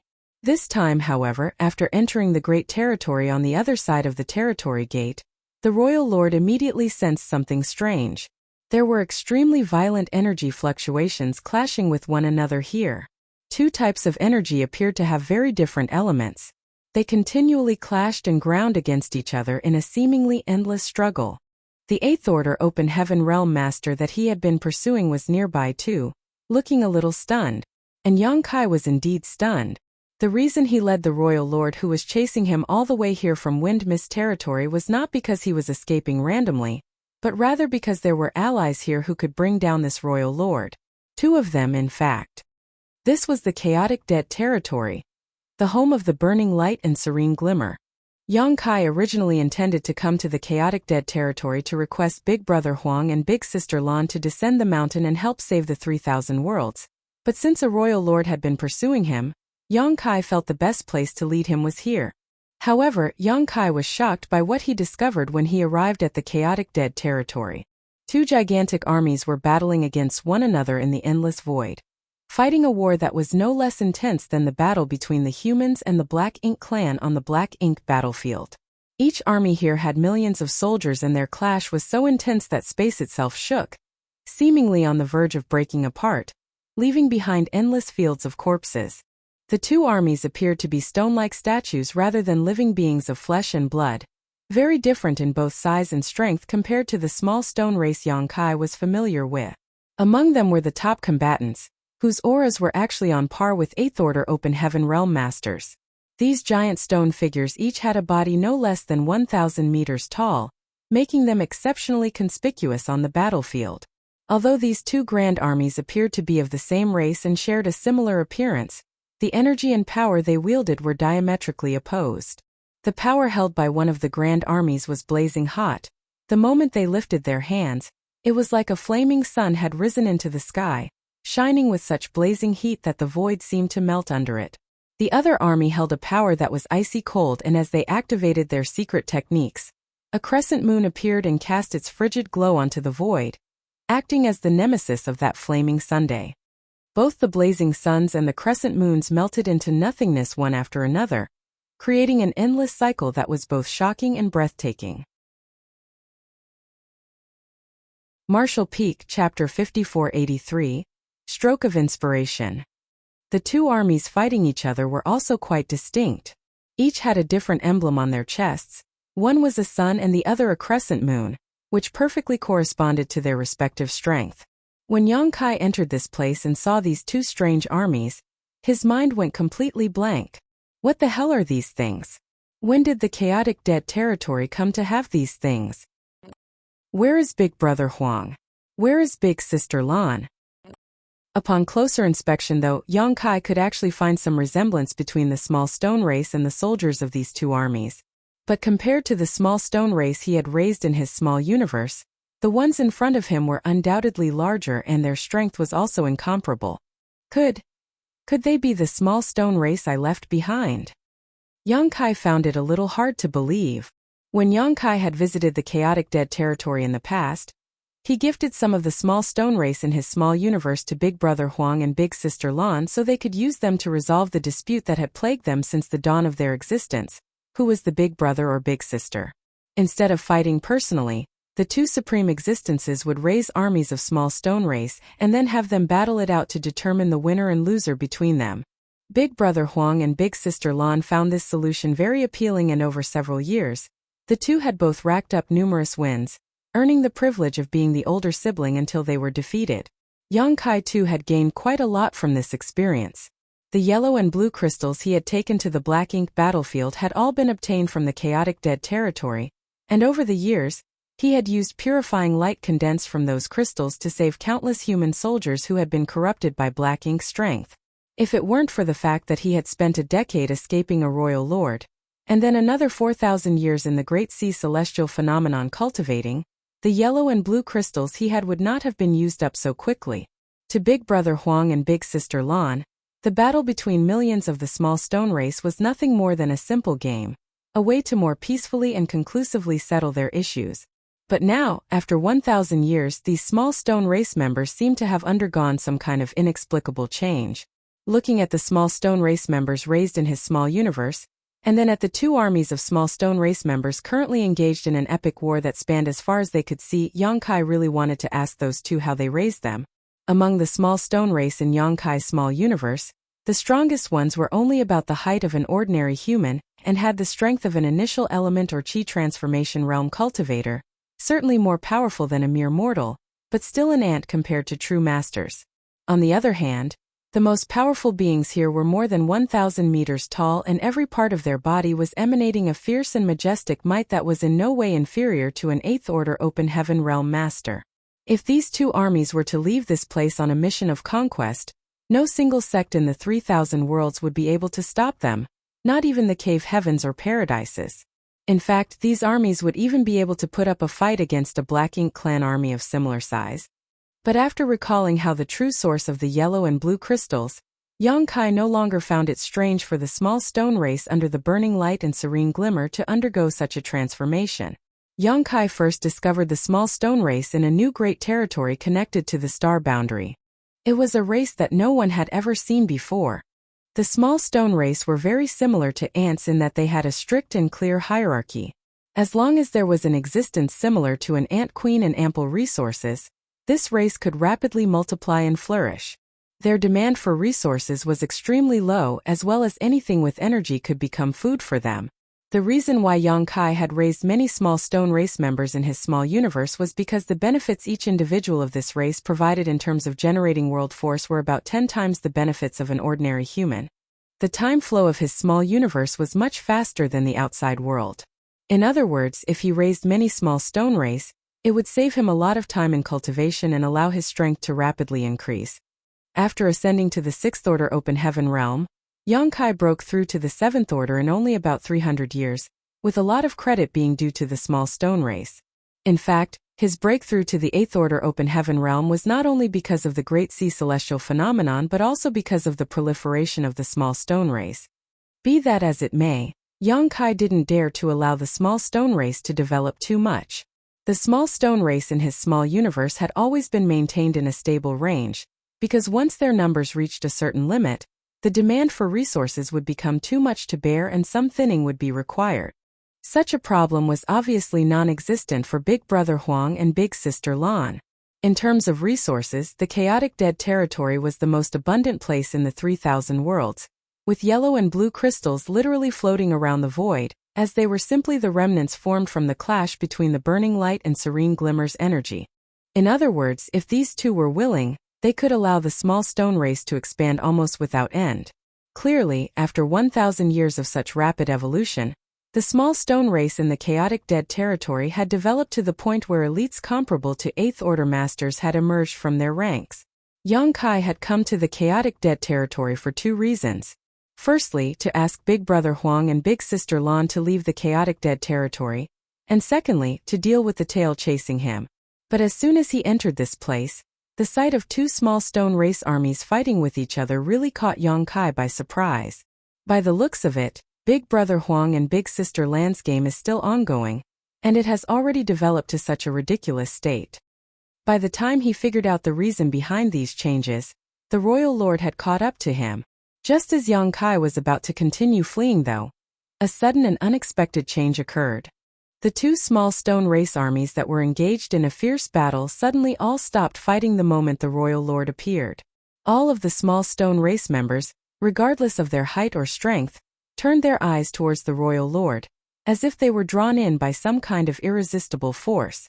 The next instant, the 1,000-meter-tall small stone race members roared angrily towards the sky and beat their chest with both hands, sending pieces of rocks flying off everywhere, before charging straight towards the Royal Lord. Yong-kai could clearly see unbridled hatred burning in the small stone race's eyes. The 2 armies instantly converged into 2 torrents of yin and yang that crashed into the Royal Lord. The Royal Lord was enraged. He was already in a foul mood after having failed to catch Yong-kai time and time again for over a year. So when the 2 small stone race armies started pestering him for no reason, how could he tolerate it? A thick wave of black ink strength surged from him, transforming into a vast black ink cloud that covered a massive stretch of the void. The wave of black ink strength ripped the small stone race members to pieces. Even the small stone race members that were 1,000 meters tall couldn't withstand this kind of force for more than a few breaths before they were broken apart. Nonetheless, the 2 armies courageously pressed forward like moths to a flame, soon surrounding the black ink ocean in multiple layers, as if they were not afraid of death. From the start, the small stone race didn't fear death. Firstly, they didn't have the cognizance to do so as their intelligence was too low for that, and this trait seemed to have remained unchanged, even if the strength of the small stone race in the chaotic dead territory far exceeded that of their ordinary clansmen. Secondly, this kind of slaughter was just a day-to-day occurrence to them. Normally, the small stone race armies would keep fighting and never retreat a single step unless Big Brother Huang or Big Sister Lan gave the order to withdraw. Even when they were facing the Royal Lord right now, The thought of backing down never crossed their minds. More and more small stone race members were sent flying as bits and pieces of rock almost filled the entire void. The fearless charge of the small stone race members sent the Black Ink Clan royal lord into a fury, and he kept attacking them without mercy. Amid this fierce battle, he tried using his black ink strength to corrupt these strange creatures and turn them into his slaves, but after a few attempts he was shocked to discover that black ink strength, which had terrorized the human race for millions of years, was completely ineffective against these ignorant creatures. This left the royal lord perplexed, wondering what the hell these things were. Much to his shock and dismay, there were living beings in this world who could completely ignore black ink strength. Even divine spirits like the dragons and phoenixes only showed a strong resistance against black ink strength, but could not totally disregard it. These creatures had wildly varying strength, and they looked as if they were made from stone and had no flesh or blood. The royal lord even saw many small stone race members cannibalizing the corpses of their fallen comrades, grabbing bits and pieces of rocks and tossing them into their mouths before chewing and swallowing. Soon after, the aura of those particular small stone race members grew stronger. Yang Kai was somewhat surprised by the actions of the two small stone race armies until suddenly, he recalled his second visit to the chaotic dead territory. At that time, he had come here in hopes of finding a solution to the corruption of human cultivators by black ink strength. It was then that he had obtained the Great Sun and Great Moon marks. Using these two marks on the backs of his hands, Yang Kai could extract the power of the yellow and blue crystals to create purifying light. Back then, Big Brother Huang and Big Sister Lan showed obvious looks of disgust when they sensed black ink strength. Back then, Yang Kai had not come into contact with many ancient secrets as his strength was low. He did not have a clear idea of the situation back then, but now he had some idea. If the burning light and serene glimmer really were related to the primordial light, it was only natural for them to hate and reject black ink strength, as black ink strength was the primordial darkness opposite the primordial light. Basically, black ink strength and purifying light, which was based on Big Brother Huang and Big Sister Lan's power, opposed and countered each other. This was probably the reason why purifying light could dispel black ink strength. The small stone race, which had inherited these two strengths, naturally had an instinctive hostility towards black ink strength. That was why, the moment the royal lord appeared in the chaotic dead territory, the two small stone race armies, who were locked in a fierce battle against each other, stopped fighting and attacked the royal lord, driven by their instincts. After sacrificing many of their companions, the two armies split up and surrounded the royal lord. Furthermore, as these two armies had inherited the power of burning light and serene glimmer, from a distance, it looked as if they had transformed into a giant yin-yang symbol that enveloped the massive black ink cloud. Be that as it may, these two armies couldn't stop this royal lord, and if given enough time, the latter would surely be able to wipe these small stone race members eventually. At this moment, Yang Kai suddenly felt the back of his hands become hot. When he looked down, he saw that the Great Sun and Great Moon marks that generally remained hidden had appeared on their own. At this moment, Yang Kai had a stroke of inspiration. The next instant, he fiercely stretched his hands out. A wave of world force fluctuations spread out from him as two enormous illusory palms emerged from his hands. As he curled his fingers and pulled his hands closer, causing the two enormous palms to mimic his actions, enclosing the battlefield in the center. Great Sun and Great Moon marks had also appeared on the back of the giant palms, and each mark was equally massive. The yin-yang fish that had enclosed that enormous black ink cloud also changed at this moment. Under the guidance of the two marks, streams of energy emerged from the small stone race members before fusing together. The next moment, an extremely pure white light began to bloom within the darkness. In an instant, the white light lit up the entire void like it was high noon. Purifying light. Usually Yang Kai displayed purifying light that could disperse black ink strength by drawing on yellow and blue crystals with the help of the two great marks. Although he didn't have any yellow or blue crystals with him now, the small stone race members on the battlefield were equivalent to pieces of the yellow and blue crystals. Marshall Peak. Chapter 5484, Your little brother is in danger. Yang Kai had never used purifying light on such a huge scale. With the support of the yin and yang elements of the two small stone race armies, this purifying light seemed capable of illuminating the entire chaotic dead territory. The thick black ink cloud began to rapidly evaporate under the brilliance of the pure white light, revealing the hidden royal lord whose face was filled with shock, obviously unable to understand what just happened. The unstoppable black ink strength that struck terror into the hearts of the human race, and all other living beings, was actually restrained by some other force. The royal lord was immediately struck with panic. Under the guidance of the great sun and great moon marks, the two armies of different attributes interweaved together, chasing after each other in a circle like a giant millstone. Every time the yin-yang millstone completed a circle, black ink strength surrounding the royal lord's body would be ground away. As a large part of the energy was drained from the small stone race members, they quickly shrunk back to their normal size. The royal lord, on the other hand, increased the pace of his merciless onslaught. No small stone race member was able to approach within a 100-kilometer radius of him, owing to his surging black ink strength. But after a short while, the royal lord felt his strength rapidly depleting. Only now did he catch sight of Yang Kai in the distance and understand that he was behind all of this. This sent the royal lord into a frenzy. He let out a fierce roar as his humanoid body suddenly ballooned into a hideous giant. The next moment, he forcefully broke out of the encirclement of the two small stone race armies by relying on his profound strength and charged straight towards Yang Kai. Be that as it may, his aura was unstable at the moment, clearly having taken a huge hit under the purifying light. Nonetheless, Yang Kai had no intention of fighting him to the death. When he saw the royal lord break out of the encirclement, he simply turned around and ran while shouting, "Big brother Huang, big sister Lan, your little brother is in danger. Save me." The relentlessly pursuing royal lord furrowed his brow after hearing this. He had no idea what was so special about this big brother Huang and big sister Lan that Yang Kai was requesting for their help, but anger was now blinding him, so the only thing on his mind was to catch Yang Kai and tear him to pieces to calm his rage. In the chaotic dead territory, it wasn't just two armies that were fighting each other. There were in fact many other armies fighting each other as well. These armies varied in size and numbers, ranging from a few thousand to even a few million. It was just that the two armies that Yang Kai saw just after entering the chaotic dead territory were comparatively larger. At first, Yang Kai was already surprised by the fact that Big Brother Huang and Big Sister Lan had raised armies like these too, but to his astonishment, he learned that what he saw was just a small part of their forces.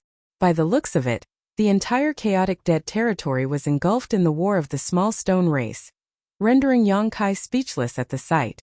Furthermore, every single small stone race member would immediately stop and attack the royal lord the moment they sensed his aura. Be that as it may, they were unable to stop the royal lord. Even if Yang Kai used their energy to create a massive purifying light, he could only delay the pursuing royal lord for a moment, that was all. Yang Kai had no intention of fighting the royal lord head-on, so he kept rushing to the depths of the chaotic dead territory, shouting non-stop. Only when he suddenly felt two shocking auras approaching him did he finally stop and call out, his face beaming with joy, "Big brother Huang, big sister Lan, your little brother has come to see you." The pursuing royal lord behind Yang Kai also sensed the burning light and serene glimmer's auras, and his complexion immediately changed. Abruptly coming to a halt, he focused his senses for a moment before hurriedly turning around and fleeing. Obviously, he had noticed the strength of the burning light and serene glimmer, and also understood why Yang Kai had lured him here. It was to seek help from these two beings.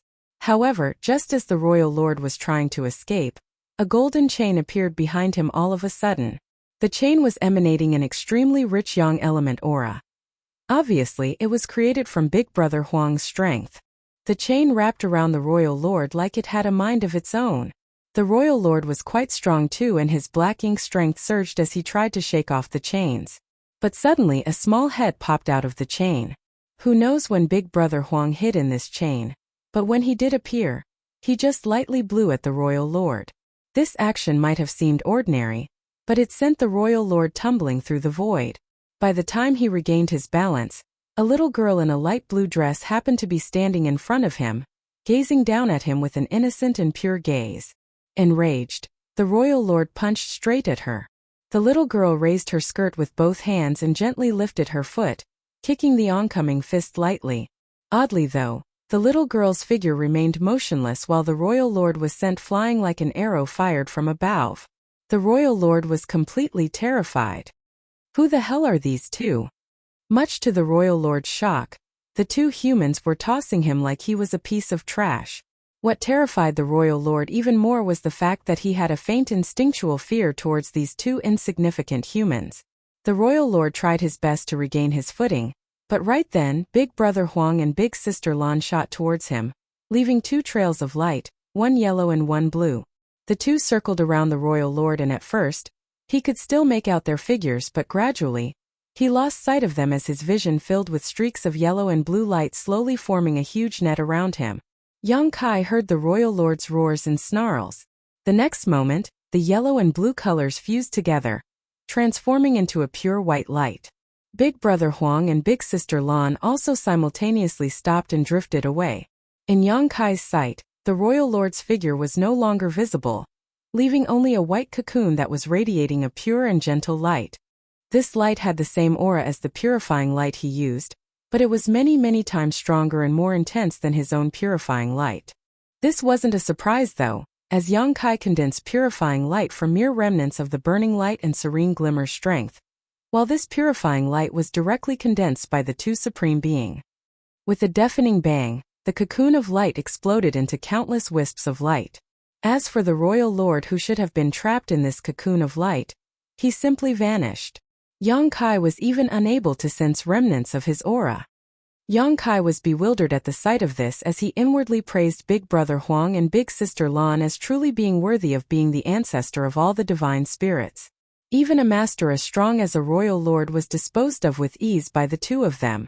If he could persuade them to come forward, there would be no need to fear the Black Ink clan again. Yang Kai estimated that these two would even be able to kill the Black Ink giant spirit gods without much difficulty. Yang Kai then enthusiastically greeted the two. Big Brother Huang, Big Sister Lan, long time no see. Your little brother has missed you very much all these years. Now that I've seen your noble bearing once more, this little brother's longing for you has finally been quenched. Big Brother Huang completely disregarded his flattery as a furrow appeared at his brow and he asked, "Where did that foul thing come from?" Big Sister Lan rebuked, pursing her lips, "Had you not been chased by him, why would you even think of us? You didn't even come to play with us all these years. I think you must have forgotten about us." Yang Kai put on an earnest look as he defended himself, "Of course not. Your little brother has been thinking about you day and night ever since we parted. Unfortunately, this little brother was dispatched to a distant battlefield and was unable to return. However, the moment I came back, I immediately came here to see you." Big Brother Huang lightly snorted, "You also brought an enemy with you and asked for our help, am I right?" Yang Kai stated, embarrassed, "Little brother's skills are lacking. As I was not his opponent, I had no choice but to turn to you. It's only natural for big brothers and big sisters to take care of their little brothers." Yang Kai's face was filled with flattery when he was in front of the burning light and serene glimmer, which suddenly made him realize how Chan Tianfei must have felt when facing him. "That fatty is still quite good. I should treat him better when I return and stop trying to scare him." Big Brother Huang stated, waving off, "Forget it. We big brother and little sister can't win against you in a war of war." Before he could finish, the nearby Big Sister Lan shouted, "Big brother and little sister? Humph! It's big sister and little brother." Big Brother Huang shot a disdainful glance at her. "Wait until you have defeated me in this battle. We are big brother and little sister until it is over." Big Sister Lan suddenly became a little dispirited and depressed. Apparently, she had lost the last round. As someone who had accompanied these two for a few years, Yang Kai was not surprised by this familiar sight. Big Brother Huang then turned to Yang Kai and asked, "Tell me, what made you come here this time?" Before Yang Kai could say anything, he interrupted, "Don't say it's because you really missed us." Yang Kai first smiled in embarrassment before he quickly cupped his fist and requested, "The Black Ink clan has invaded the 3,000 worlds and is about to wreak havoc upon all the innocents living in it. Little brother earnestly requests you to descend the mountain and help resolve the human race's crisis." Big Brother Huang slightly frowned, "The Black Ink clan? Like the one who died just now?" Yang Kai nodded his affirmation, indeed.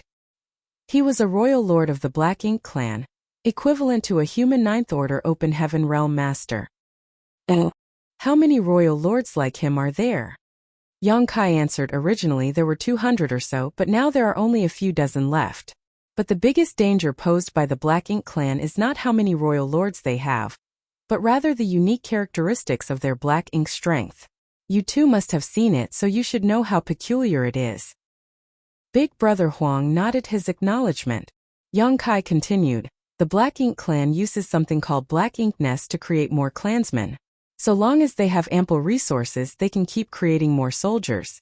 Originally, the humans tried to eliminate them on the Black Ink battlefield, but unfortunately, we were defeated and our defenses were breached a year ago. Now, the Black Ink clan has broken through the boundary walls and invaded the 3,000 worlds. If we don't find a way to stop them, the human race will be finished, and we will have no place left in this world. The humans can take care of the Black Ink clan army, but the Black Ink clan has 2 Black Ink giant spirit gods, whose strength is too much for us. Unless Big Brother and Big Sister take action, there will be no way to stop them. Having finished speaking, Yongkai cupped his fist again. I earnestly request that the 2 of you come out of seclusion and save the 3,000 worlds, saving the human race from this crisis. Big Brother Huang let out a long sigh. Things have become so grim. Yongkai nodded. It will only get worse from here. When he escaped from Wind Mist territory, the passageway had already been fully opened. A year had already passed by now, so he had no idea about the situation in the 3,000 worlds. Big Sister Lan, who had been silent all this time, suddenly stated, "But we can't leave here." Yongkai was taken aback even now. Big Sister Lan explained, "Since you know our identities, I believe you've also heard the rumors about us from the humans, and those rumors are not exaggerated. We are physical representations of death and destruction. We've told you this before. It's fine if we are in the chaotic dead territory as it has no vitality, but wherever we go, every place will become part of the chaotic dead territory." Naturally, Yongkai had heard of these rumors before and understood what the consequences of them taking action would be. Big Brother Huang heaved a long sigh. Originally, the chaotic dead territory wasn't so big. It was only the size of an ordinary great territory, but later it became this. Marshall Peak, Chapter 5485. Exploded? Oh! Big Brother Huang started speaking but hesitated to continue. As such, Big Sister Lan took over long ago. Our consciousnesses were muddled, which resulted in the destruction of many great territories, and that's how the current size of the chaotic dead territory came to be. After we gained sentience, we no longer dared to freely wander about, so we stayed here to avoid harming other places. This sounds a little familiar.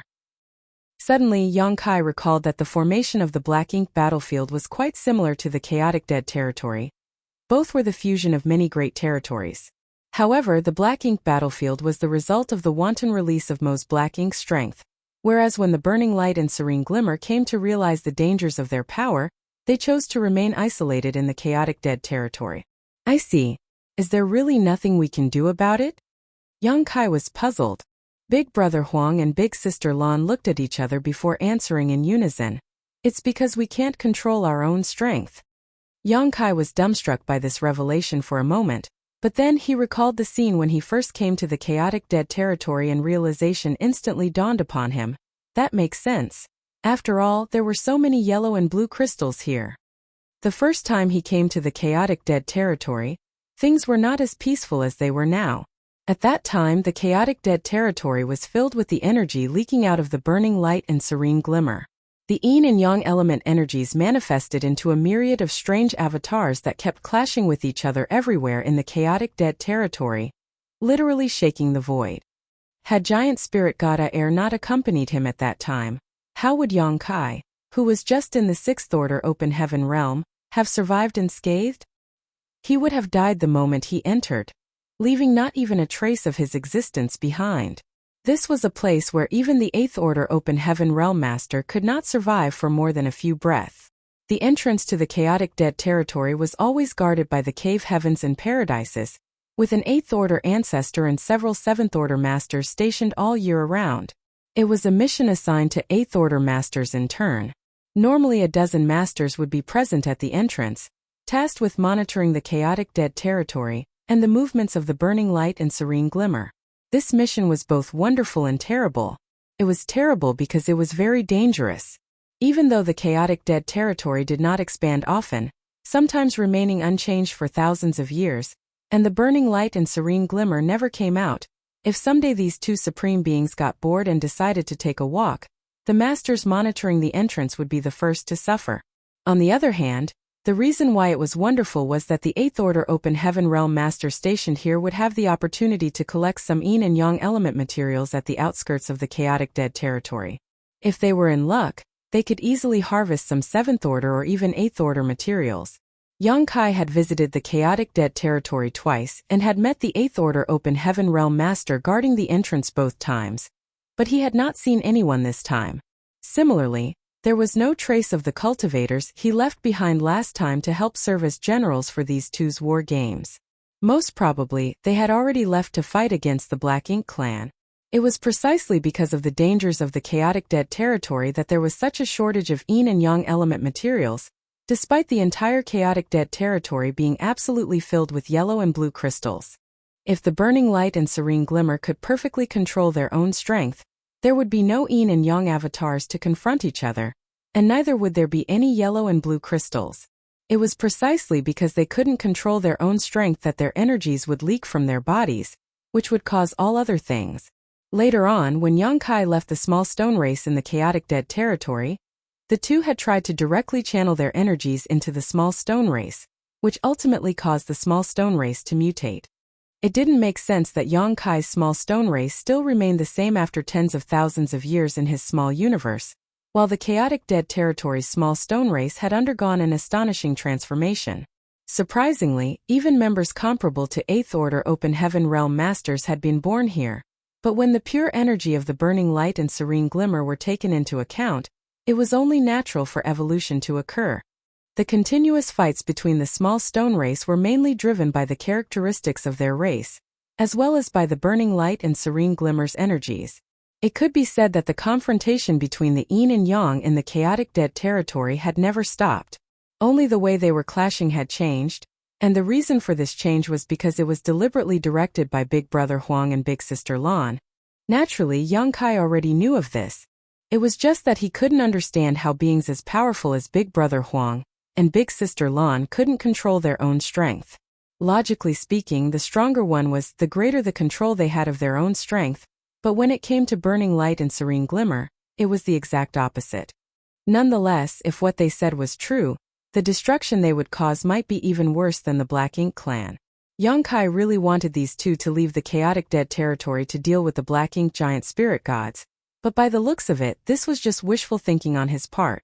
Unwilling to give up though, Yang Kai asked, "Are you two completely unable to restrain your strength?" Big Brother Huang and Big Sister Lan both vigorously shook their heads like rattled drums. Yang Kai rubbed his aching brow and asked, "Have the two of you ever tried to fuse together?" Like this. Big Brother Huang sent a wisp of his great sun force. Big Sister Lan didn't say a word as she also sent a wisp of her great moon force. The two wisps of energies of two different colors slowly converged together and quickly fused into a flash of white light. Yang Kai stated, "I don't mean merging your energies, but you two merging together." The burning light and serene glimmer both stared at him in a perplexed manner. "How do we merge?" For a moment, Yang Kai didn't know how to explain. All he could do was elaborate. There is a Black Ink battlefield just outside of the 3,000 worlds, which is the front line where various cave heavens and paradises resisted the Black Ink clan. The humans and Black Ink clan have been fighting on that battlefield for countless years. Little brother went to the Black Ink battlefield more than 1,000 years ago, and about 500 years ago, the human race army embarked on a grand crusade to the source of the Black Ink clan, where I met an ancient supreme master and came to learn of some ancient secrets. Big Brother Huang and Big Sister Lan didn't interrupt him. Rather, both of them summoned a ball of energy that transformed into a mat. They sat down on their respective mats and stared at Yang Kai with great interest. Their eyes were filled with anticipation as if they were waiting for him to continue. It had always been just the two of them in the vast chaotic dead territory, so it was quite boring for them. They rarely got to hear something interesting about the outside world, so naturally the two were quite happy and excited. Yang Kai shot a profound stare at them, Some of these things may have something to do with you too. NN. Big Sister Lan repeatedly nodded while Big Brother Huang listened attentively. Yang Kai couldn't help but feel as if he was storytelling, with two loyal listeners sitting in front of him. Rumor has it that, when the chaos separated into heaven and earth, the first primordial light appeared in the world, along with its counterpart, the primordial darkness. When he reiterated everything he had heard from Tsang about the first ray of light and darkness, nothing was exciting about it, it was just going back in time. Big Brother Huang clucked his tongue and rebuked, furrowing his brow, not interesting. Big Sister Lan also nodded in agreement. Both of them felt that if they kept listening to Yang Kai's nonsense anymore, they would be bored to death. Yang Kai helplessly stated, "You two, it's not a question of whether it is exciting or not. Don't you have any ideas?" Big Brother Huang voiced his thoughts. According to that old man named Song, Mo is the manifestation of primordial darkness. If we want to eliminate him, do we need to find the world's first light, the primordial light? Yes. Big Sister Lan asked, "Do you suspect we are born from the primordial light?" Yang Kai nodded. Purifying light is the nemesis of black ink strength, and purifying light is the result of the fusion of your energies. I can't help but think they are related. Big Brother Huang and Big Sister Lan glanced at each other before the former sighed. I didn't expect that after hiding for so many years, it would still be discovered. Big Sister Lan also sighed and added, "There's nothing we can do if we're discovered." You two really are born from the primordial light? Yang Kai was overjoyed. Yang Kai's eyes were filled with anticipation. If Big Brother Huang and Big Sister Lan were really born from the primordial light, then he had found a way to deal with Mo, the source of the Black Ink Clan. As long as he could solve the problem of the source of the Black Ink Clan sooner or later, the entire Black Ink Clan would be wiped out. At that time, peace would return to the 3,000 worlds. What should we do? Brother Huang looked at Big Sister Lan. We can only do that, Big Sister Lan replied solemnly. Yang Kai watched as these two spoke in riddles. He was afraid that they would try to silence him. Fortunately, the burning light and serene glimmer didn't have such intentions. After exchanging a few words, the two of them stood up and, just like when they had killed the royal lord, their figures intertwined with each other, swirling in the void. Yang Kai clenched his fists, his face filled with excitement and anticipation.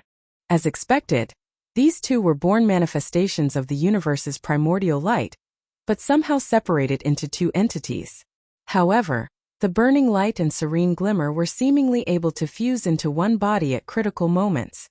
The Black Ink Clan crisis could be resolved with the primordial light. Even Mo, the source, could be eliminated. The two small figures intertwined faster. The yellow and blue colors quickly fused together and transformed into a dazzling white light. Soon Yang Kai saw the light cocoon again.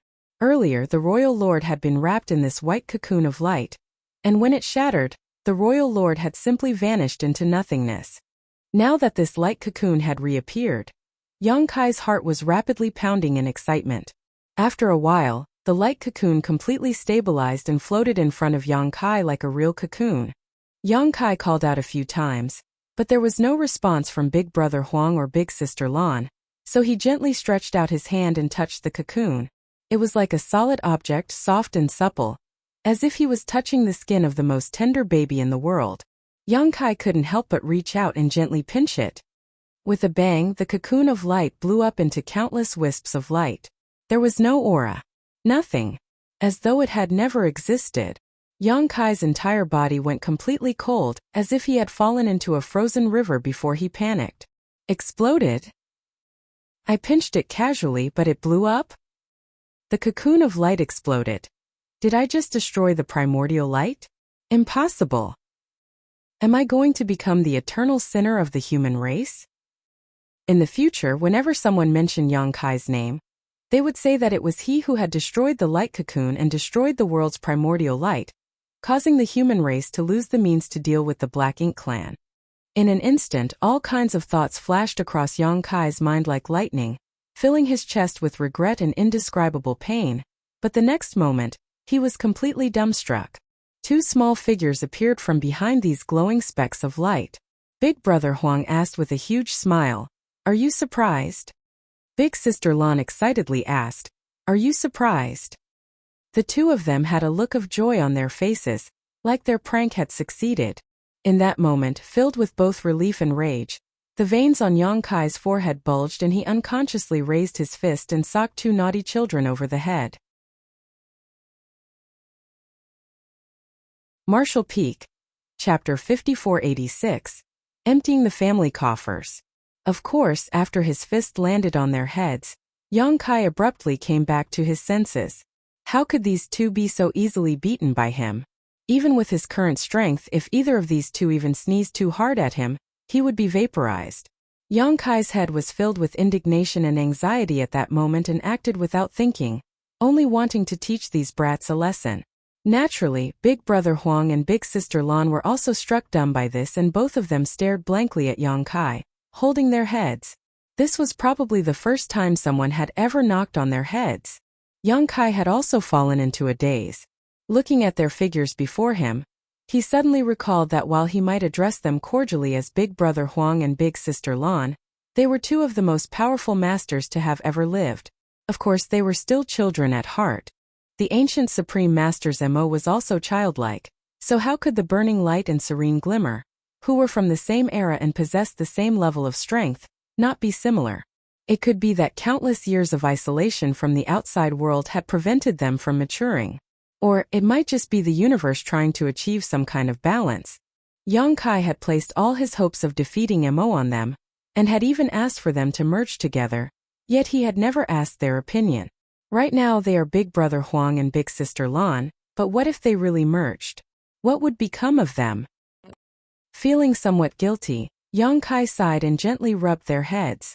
Big Brother Huang and Big Sister Lan seemed to have sensed the change in Yang Kai's mood. Big Brother Huang tilted his head to avoid his hand and stated, "If we really could merge, we would have discovered it long ago. Why would we wait for you to remind us?" Big Sister Lan also nodded, but she didn't avoid Yang Kai's hand. Rather, her eyes became slightly narrow as a look of enjoyment appeared on her face. But Big Brother Huang's tone suddenly changed. "We sensed something strange over the years." "Like what?"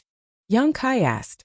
Big Brother Huang thought about it for a moment, as if he was trying to sort out his words. After a while, he finally replied, "We have a vague memory from the time when our consciousnesses were not fully developed. It's as if we brother and sister once existed together somewhere, but one day we suddenly left that place and appeared in the chaotic dead territory." Yang Kai's eyes lit up after hearing this. What kind of place was that? Big Brother Huang shook his head in response. "We were ignorant at that time and we only have some vague memories of it now."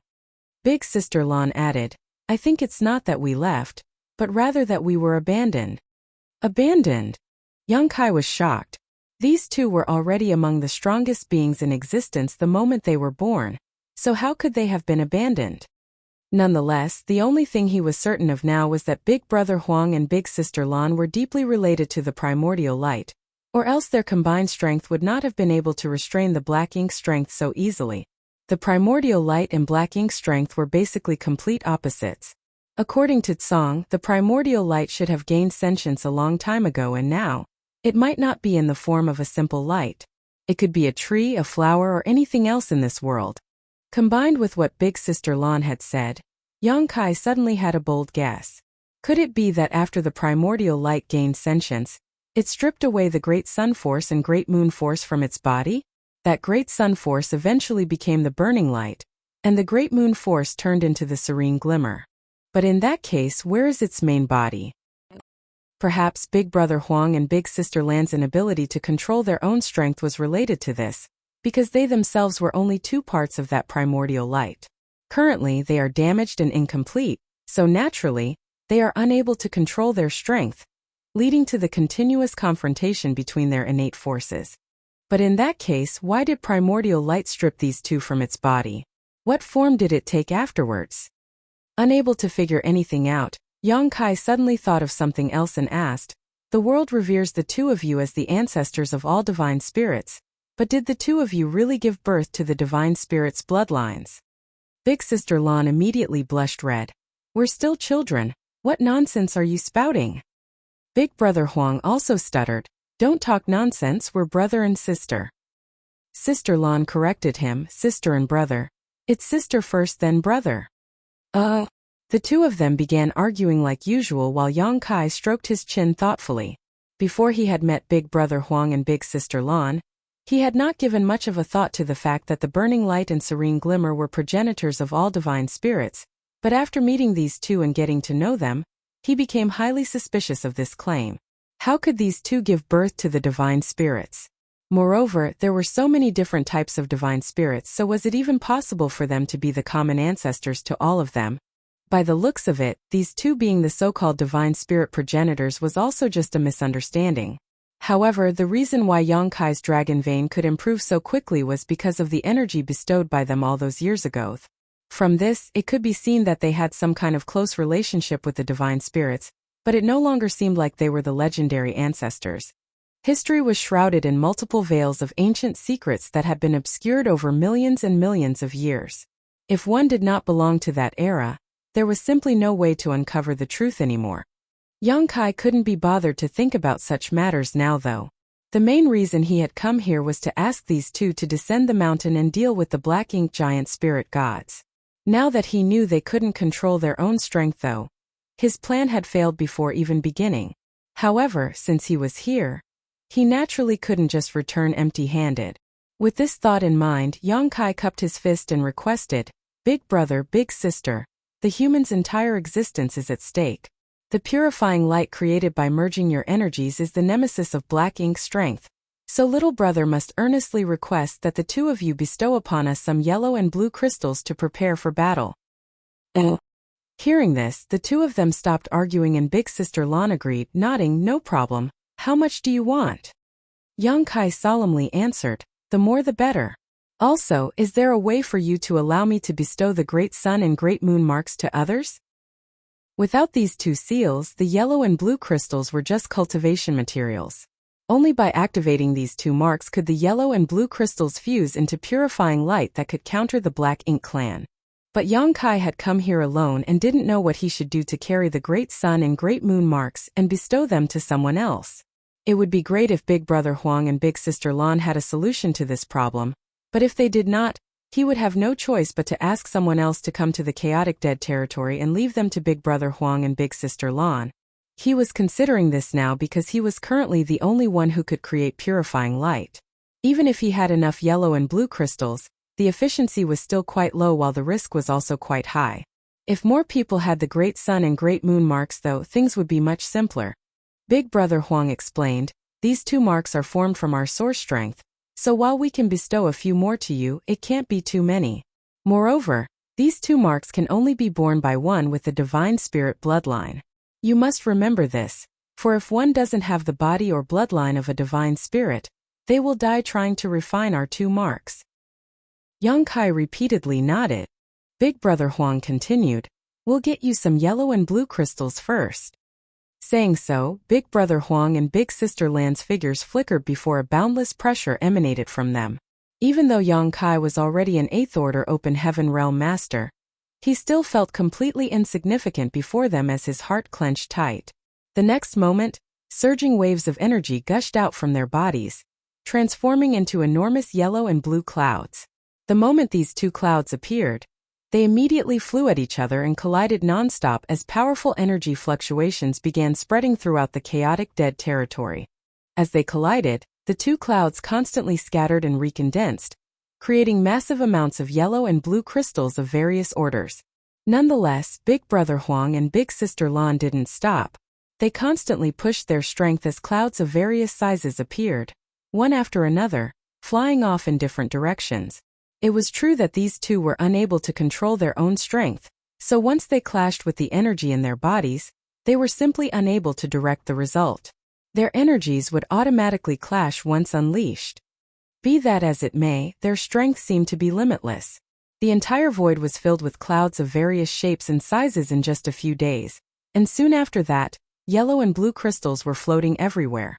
All the yellow and blue crystals varied in sizes and qualities. Some were as small as beads while some were as large as mountains. Since Yang Kai didn't stop them, they had no intention of stopping. While Big Brother Huang kept pushing his strength, he also taught Yang Kai a set of secret techniques. According to him, Yang Kai could create great sun and moon marks by activating this secret technique with his divine spirit source, supplemented with part of their source strength.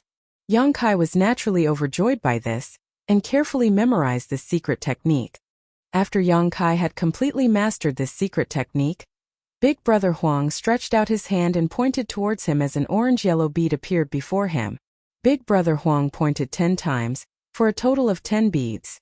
Each bead was created using his source strength and was also the foundation for cultivating the Great Sun Mark. On another side, Big Sister Lan also followed suit, creating 10 blue beads. After they had done this, Yang Kai could clearly feel that Big Brother Huang and Big Sister Lan were a bit exhausted. Obviously, extracting so much of their source strength was detrimental to them. Putting away the 20 beads, Yang Kai wore an earnest look and thanked the two, cupping his fist. Little brother thanks Big Brother and Big Sister on behalf of the human race and all living beings in the 3,000 worlds. Big Brother Huang stated, shaking his head, "We can't help you much. This is all we can do." Big Sister Lan exhorted, "You must be careful, don't die so easily." Yang Kai grinned, "Don't worry, how could your little brother die so easily if the Black Ink clan is not destroyed?" Changing the topic, he pointed towards the distance and requested, "Little brother also has another request. Can I take some of your small stone race armies?" The small stone race in the chaotic dead territory had been raised so well by Big Brother Huang and Big Sister Lan that even 1,000 meters tall clansmen comparable to 8th Order Open Heaven Realm Masters had appeared. It would be a waste to leave them here just to kill each other. The small stone race were unafraid of the corruption of Black Ink strength, so they could become a force to be reckoned with on the battlefield. How could Yang Kai miss this opportunity? Big Brother Huang and Big Sister Lan were both a bit speechless as they felt that Yang Kai's visit this time had nearly emptied out their entire family's fortune. He had asked for yellow and blue crystals, and also requested the Great Sun and Great Moon marks, and now he was even coveting their small stone race armies. Yang Kai quickly proposed, "I also have many small stone race members with me. I can exchange them with you too." Although his small stone race looked weak, if they were trained by these two, presumably they would turn into an elite army in a few hundred years at most. Martial Peak Chapter 5487. Gathering the Small Stone Race. "Forget it," Big Brother Huang snapped. He could see through Yang Kai miles away. The small stone race multiplied rapidly.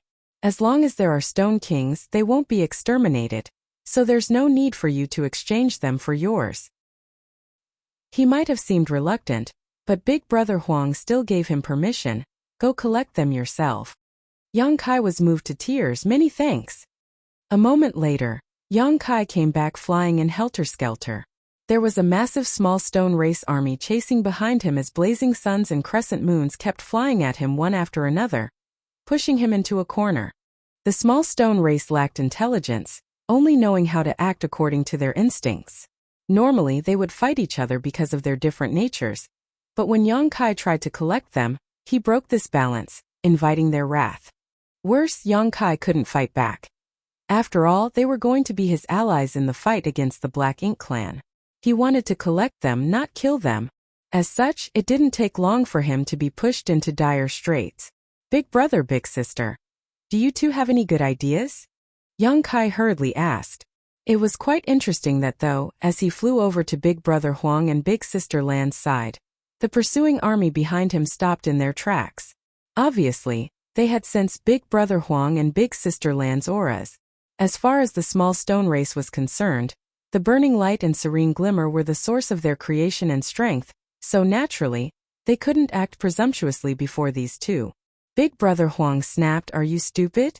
Don't you know how to use the Great Sun and Great Moon marks?" Yang Kai came to a sudden realization. The Great Sun and Great Moon marks were created from the burning light and serene glimmer source strength, so if he wanted the small stone race to obey him, using these two marks was naturally the best option. Previously, Yang Kai had used these two marks to draw energy from the two small stone race armies and fuse them into a purifying light to deal with the royal lord, which was a similar kind of act. Having obtained the answer, Yang Kai turned around and rushed towards the two small stone race armies.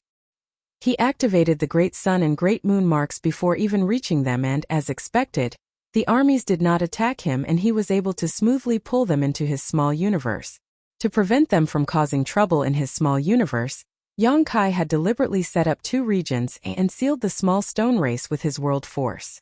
One region was used to house Big Brother Huang's Great Sun Small Stone Race, while the other was used for Big Sister Lan's Great Moon Small Stone Race. After several months of hard work, one small stone race army after another was taken in by Yang Kai, their total number crossing into the millions. Among them, there were 100 or so 1,000-meter-tall small stone race masters that were comparable to 8th-order humans. There weren't many of such small stone race members, as only an army of 1,000,000 small stone race would have 1 or 2. At first, Yang Kai was a bit worried that his 8th-order open heaven realm small universe wouldn't be able to accommodate these small stone race members. After all, if they were true 8th-order open heaven realm masters, he wouldn't be able to put them into his small universe at all. Everyone's small universe had a limit, and higher-order open heaven realm masters could only take in lower-order open heaven realm masters. If they tried taking in someone of the same order, they would be helpless. But after giving it a try, Yang Kai found that it was not a problem to take in the 1,000-meter-tall small stone race members. Giving it another thought, he realized that these 1,000-meter-tall small stone race members were not true open heaven realm masters. They might be as strong as 8th-order masters, but that was just raw strength. They could not be lumped together with true 8th-order open heaven realm masters who had vast small universes. By the time Yang Kai was done, he had collected almost all of the small stone race forces in the chaotic dead territory. A few months later, when Yang Kai came to bid farewell to the burning light and serene glimmer, Big Brother Huang shooed him away before Yang Kai could say anything. "Get out of here." Yang Kai's first 2 visits could be considered acceptable, even mutually beneficial, but this time he had basically emptied the entire chaotic dead territory. Even Big Brother Huang and Big Sister Lan felt their hearts bleed witnessing such wanton plundering. Putting everything else aside, it took them over 1,000 years to raise their current small stone race armies, so it would naturally take them just as long to nurture another such army. Yang Kai also knew that he had gone too far this time, yet he had no choice but to be this shameless for the sake of the human race. After a moment of silence, he stated, "I'll come visit you when I have the time." Big Brother Huang rolled his eyes. "I'd rather you not." An embarrassed but polite smile appeared on Yang Kai's face, but just as he was about to leave, he suddenly asked, "By the way, do you know how to find the giant spirit gods?" There were 2 giant spirit gods he knew of. One was Ada, who had appeared outside the star boundary all those years ago, and the other was Aer, who had led him into the chaotic dead territory. Aer was previously seen in the barren territory, battling with the Black Ink giant spirit god, but there was no news of Ada. The Black Ink clan had 2 giant spirit gods, and as Big Brother Huang and Big Sister Lan couldn't descend the mountain, Yang Kai felt that it would be best if he could find Ada so that the humans could make up for the lack of top masters among their ranks. Hearing this, Big Brother Huang and Big Sister Lan both shook their heads, but Big Sister Lan added, "If it's the giant spirit gods, you don't need to look for them. If the Black Ink clan is as you say, then no matter where the giant spirit gods are hiding, they will be provoked by the Black Ink clan sooner or later." Yang Kai pondered for a moment before realizing that this was indeed the case. He cupped his fist and bade his farewells. "Little brother understands. Big brother, big sister, please take care. This little brother will take his leave now." Turning around, he transformed into a streak of light as he flew straight towards the territory gate. A few days later, Yang Kai finally exited the chaotic dead territory. He then immediately took out his universe chart, and after confirming his route, he made straight for the next territory gate. Although he didn't know the current situation on the barren territory battlefield, he knew it was now connected to Wine Mist territory thanks to the Black Ink giant spirit god. The appearance of this gap in the boundary walls meant that the human race had suffered a strategic defeat on the barren territory battlefield. Regardless of what advantages the humans might be able to gain on the main battlefield, the fact that they were unable to stop the Black Ink clan from invading the 3,000 worlds could only be considered a complete failure. The main forces of the human race were all gathered in the barren territory, while the Black Ink clan had invaded Wind Mist territory through the newly opened territory gate. In other words, the human race could no longer contain them. It had been roughly a year and a half since the Black Ink clan army broke out of the barren territory, so it was hard to say what the current situation of the 3,000 worlds was. Yongkai was not worried about the star boundary. As with the World Tree clone present there, the star boundary would be the foundation of the human race's future. If he was right, the cave heavens and paradises would protect the star boundary at any cost, because only by protecting the star boundary would there be hope for the human race. If Yongkai was one of the old ancestors of the cave heavens and paradises, he would definitely have the remnants of the human race retreat to the star boundary, and use High Heaven territory as the final Pure Land to resist the Black Ink clan, defending it at all costs while they waited for the younger generations to grow. There was no need to worry about Voidland either, as, before all this, he had warned Bai Shi. With a mature divine spirit like Bai Shi around, it should not be too dangerous for Voidland if they wanted to evacuate. As both the star boundary and Voidland were safe and sound, the most pressing issue right now was to assess the current situation of the 3,000 worlds. Yongkai quickly found his bearings and flew in a certain direction. In less than a day, a beautiful universe world appeared in his sight. From afar, this universe world looked like a sapphire gem floating in the void, radiating a mesmerizing luster. But quickly, Yongkai noticed that something was amiss. He could feel the fluctuations of someone fighting coming from the periphery of this universe world. A furrow appeared on his brow as he sped up. Soon he arrived at that side of the universe world and, as he had expected, he found a battle taking place. On one side were obviously cultivators of some sect in this universe world. Their cultivations were quite varied, and many were even first and second order open heaven realm masters, but their opponents were actually the Black Ink clansmen. Having said that, the Black Ink clansmen here were not strong either, probably just a detached squad from the main Black Ink clan army. The Black Ink clansman leading this squad was only a high-rank clansman, equivalent to a 6th order open heaven realm master. Obviously, the human side held the advantage in numbers, but the situation was extremely dire for them. Nothing was surprising about this, as the peculiarities of Black Ink's strength forced human cultivators into a difficult position. These cultivators had clearly never come into contact with the Black Ink clan before and didn't know how difficult it was to deal with them, so by now many of their weaker disciples had already been turned into Black Ink disciples. How could the other cultivators, who had never heard of Black Ink's strength, bear to kill their fellow disciples, who were fighting alongside them just moments ago? On the other hand, Black Ink disciples had no scruples about slaughtering their former brothers and sisters and even focused their attacks on their vitals, pushing them into dire straits. Many had lost their lives, and the survivors were completely dispirited. Mourning cries could be heard everywhere.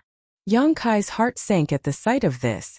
This was a great territory adjacent to the chaotic dead territory, far, far away from Wind Mist territory, yet the Black Ink clan had already reached this far. Clearly, the Black Ink clan could no longer be contained. Probably, Black Ink clansmen or Black Ink disciples could be found in almost every great territory of the 3,000 worlds by now. Suddenly, Yongkai felt his chest tighten up as an uncomfortable feeling surged in his heart.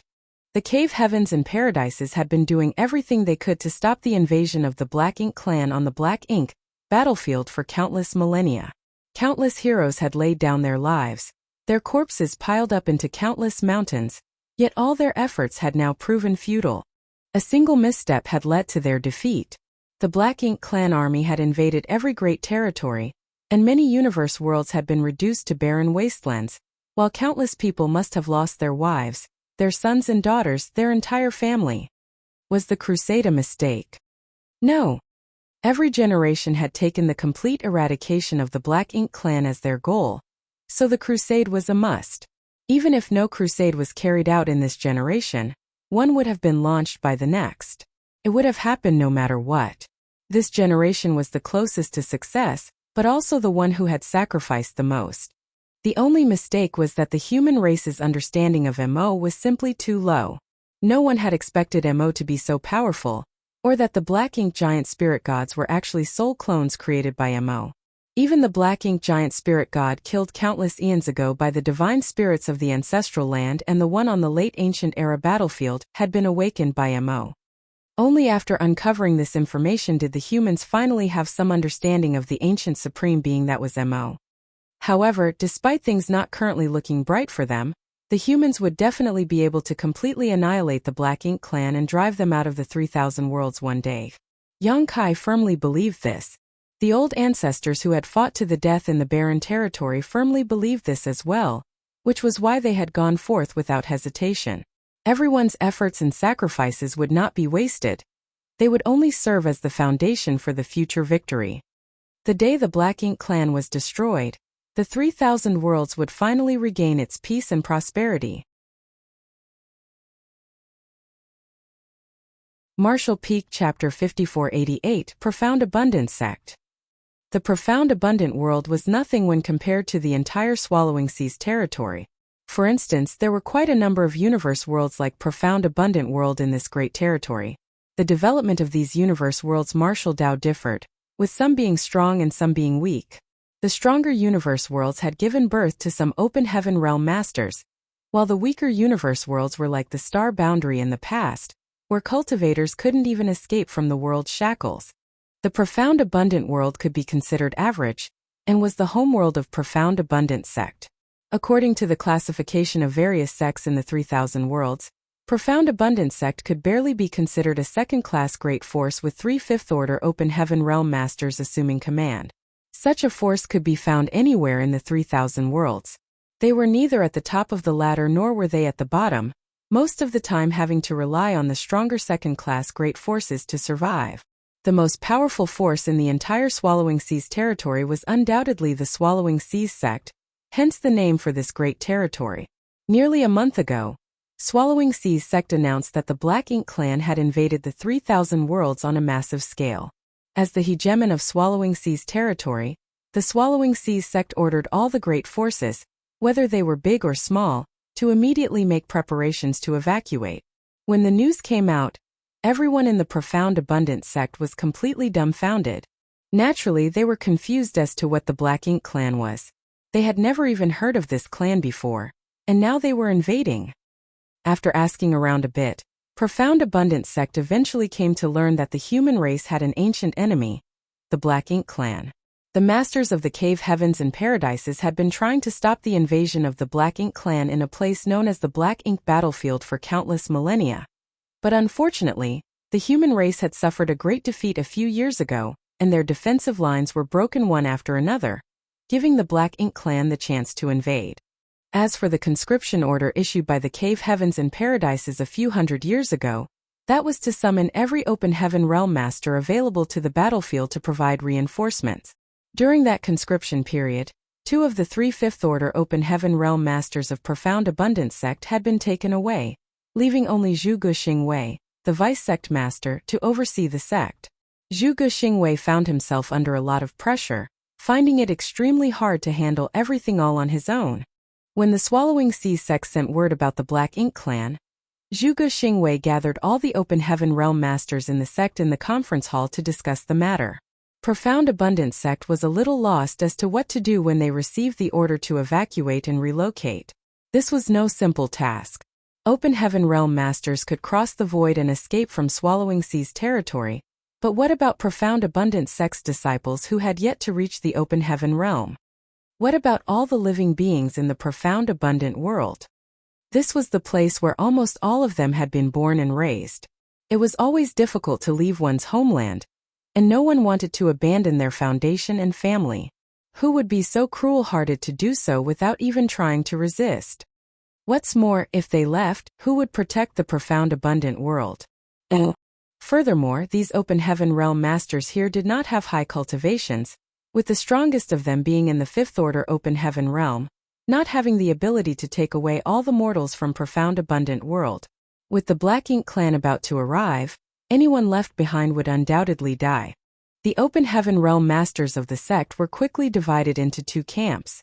One side prioritized their own safety, with the opinion that only by surviving could one still have hope. They believed that since a powerful enemy like the Black Ink clan was upon them, they should quickly follow Swallowing Seas sect's orders. The other side felt that they should defend Profound Abundant world to the death and resist the Black Ink clan to the end. The open heaven realm masters of both sides kept endlessly arguing, with neither of them able to convince the other. Watching this, Zhu Guxingwei had a huge headache. He was only a vice sect master. Generally, it was the sect master who made decisions of this gravity, but now that the sect master and the other vice sect master had been sent to the front lines, it was a little difficult for him to bear the weight of Profound Abundance sect alone. As such, He remained silent, not giving his opinion.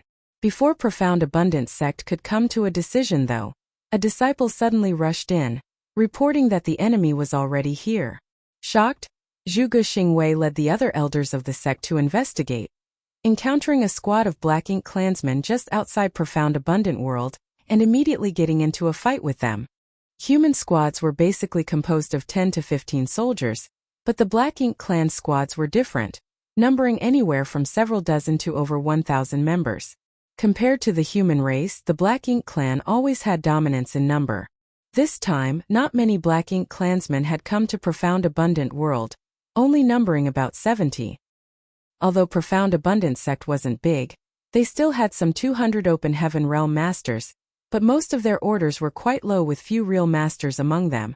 200 Open Heaven Realm masters versus 70 or so Black Ink clansmen. At first, Profound Abundant sect did not feel any kind of pressure, but after noticing the peculiarity of the Black Ink strength, everyone began to panic, especially the disciples who were now being attacked by their fellow disciples who had been corrupted. They found this whole scenario hard to come to terms with. When the high-rank Black Ink clansman leader in the rear revealed his powerful aura, Profound Abundant sect finally realized how dangerous the enemy they were facing was. The Black Ink clan squad leader was comparable to a 6th Order Open Heaven Realm Master. In the entire history of Profound Abundant sect, there had never been a 6th Order Open Heaven Realm Master. Fortunately, this Black Ink clansman didn't seem to have any intention of personally participating in the battle. Rather, he seemed intent on remaining on the sidelines and simply observing the situation, as if he was afraid that something unforeseen could happen, allowing Profound Abundant sect disciples to hold on until now, otherwise they would have already lost. Zhuge Xingwei was filled with sadness. Sect master entrusted Profound Abundant sect to me before he left.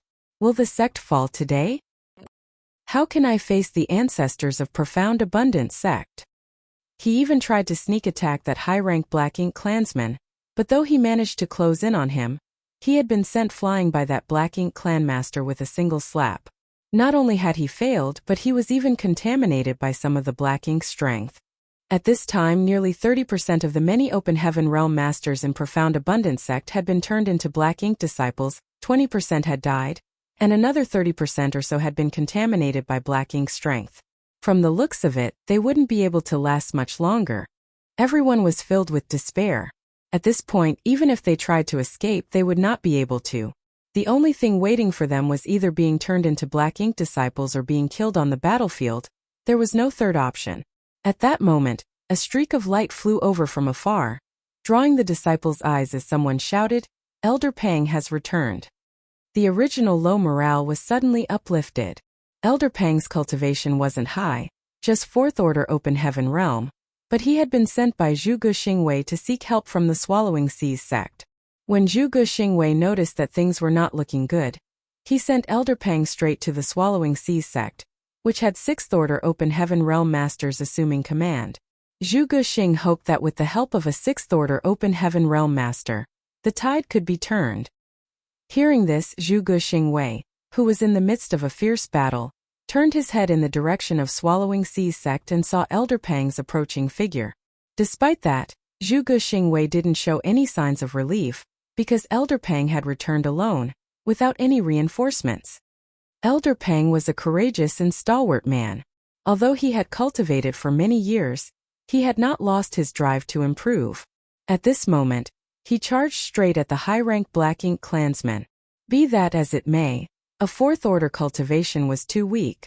The moment Elder Pang arrived in front of the high-rank Black Ink clansman, he was lifted high up by the neck by the Black Ink clansman. "Elder Pang!" A disciple called out.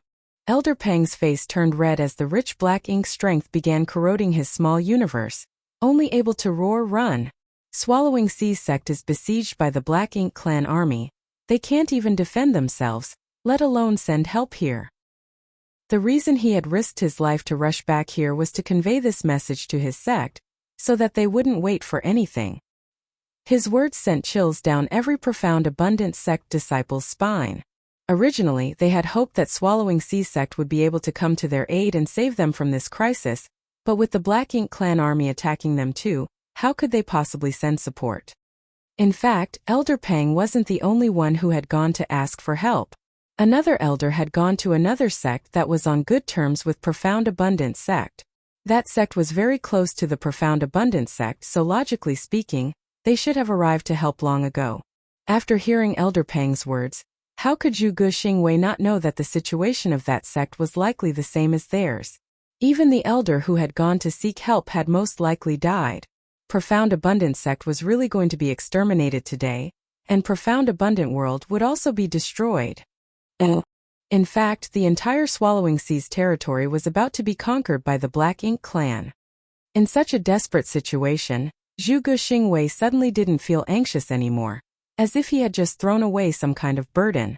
The long sword in his hand shook as he prepared to charge the leading high-rank Black Ink clansmen.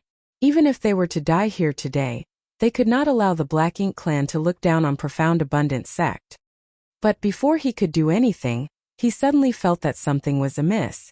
The next moment, the surrounding space started to distort as void cracks began to emerge like the cracks on a mirror. The next moment, the Black Ink clan squad that made the entire Profound Abundant sect helpless was sliced into pieces by the innumerable cracks. Zhu Guxingwei clearly saw a crack appear on the neck of the high-rank Black Ink clansman, cutting right through it. The enemy leader's face was filled with shock. Obviously, he still could not understand what just happened. Immediately after, a fountain of black ink blood spurted from his neck as his head separated from his body.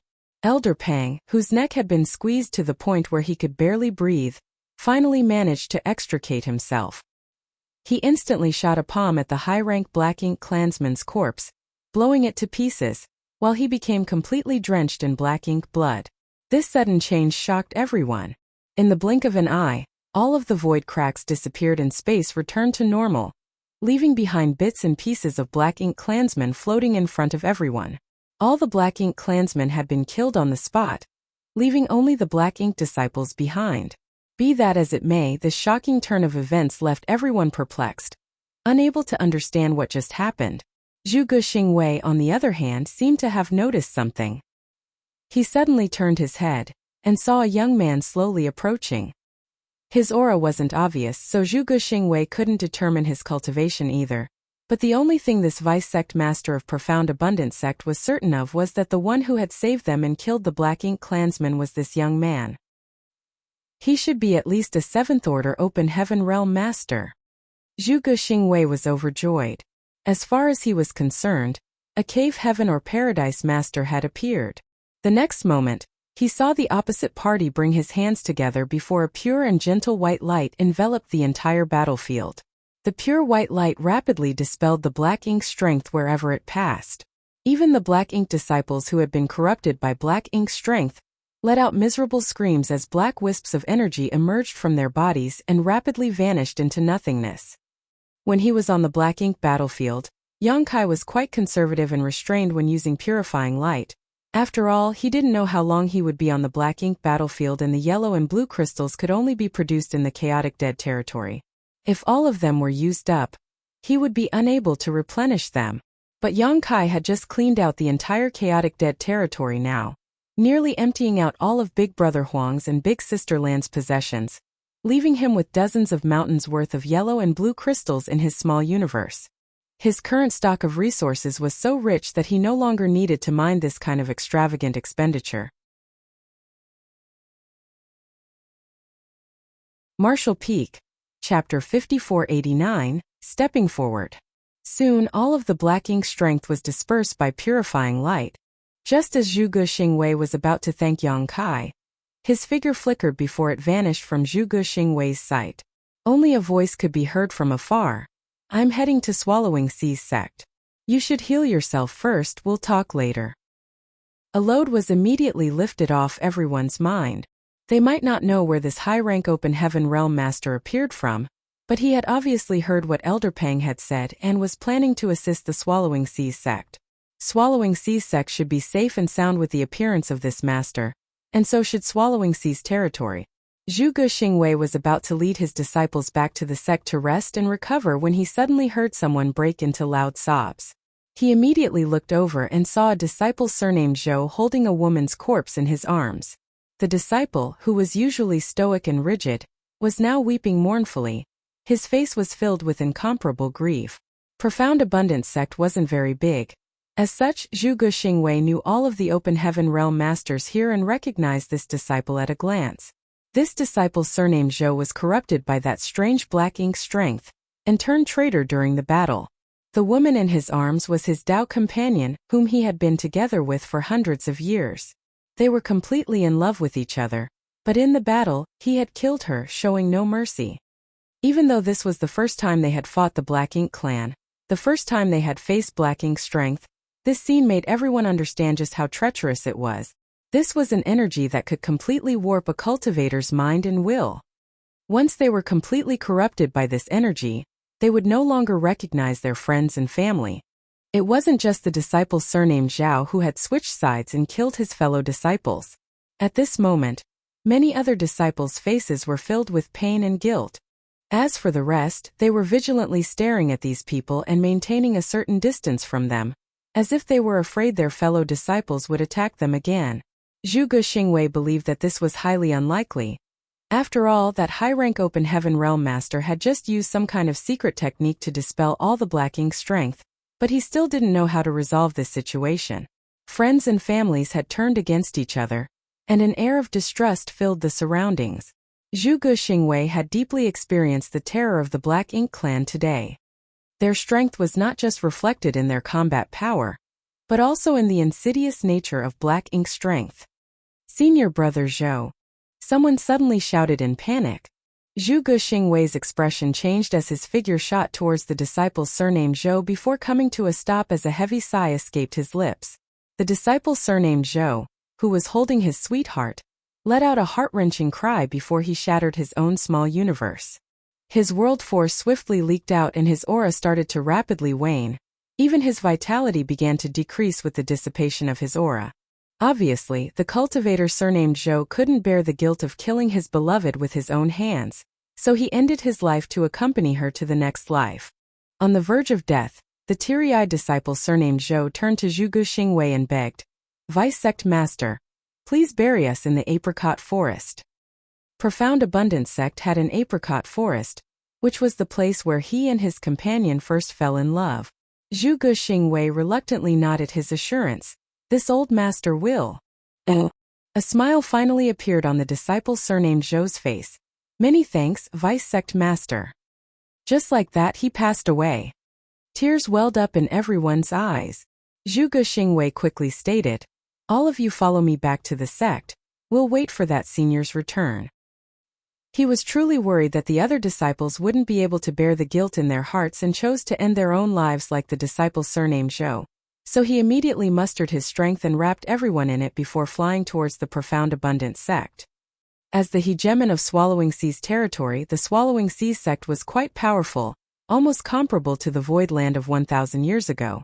After many years of accumulation, they had 7 Sixth-Order Open Heaven Realm Masters, 2 of whom had the qualifications to break through to the 7th Order. However, as were they scared of what might happen, and lacked the necessary resources, they did not dare to casually attempt a breakthrough and had languished in the 6th Order until now. Previously, half of the Swallowing Seas sect's 6th Order Open Heaven Realm Masters had left under the Cave Heaven and Paradise's conscription order. 2 months back, a squad claiming to belong to the Emosha Western Army arrived at Swallowing Seas sect, asking them to send a message to all the sects in the Great Territory to prepare for evacuation and relocation. The Black Ink clan army was approaching. Swallowing Seas sect had never heard of the Emosha Western Army. They only knew of Emosha Heaven, which was one of the 36 cave heavens. Swallowing Sea's territory itself fell under the loose jurisdiction of Emosha Heaven. One of the members of the squad belonging to the Emosha Western Army was a 6th Order elder, who had been recruited from their Swallowing Seas sect. This elder had participated in the battle against the Black Ink clan in the Barren Territory, and was the last surviving 6th Order elder, who had been recruited from the Swallowing Seas sect.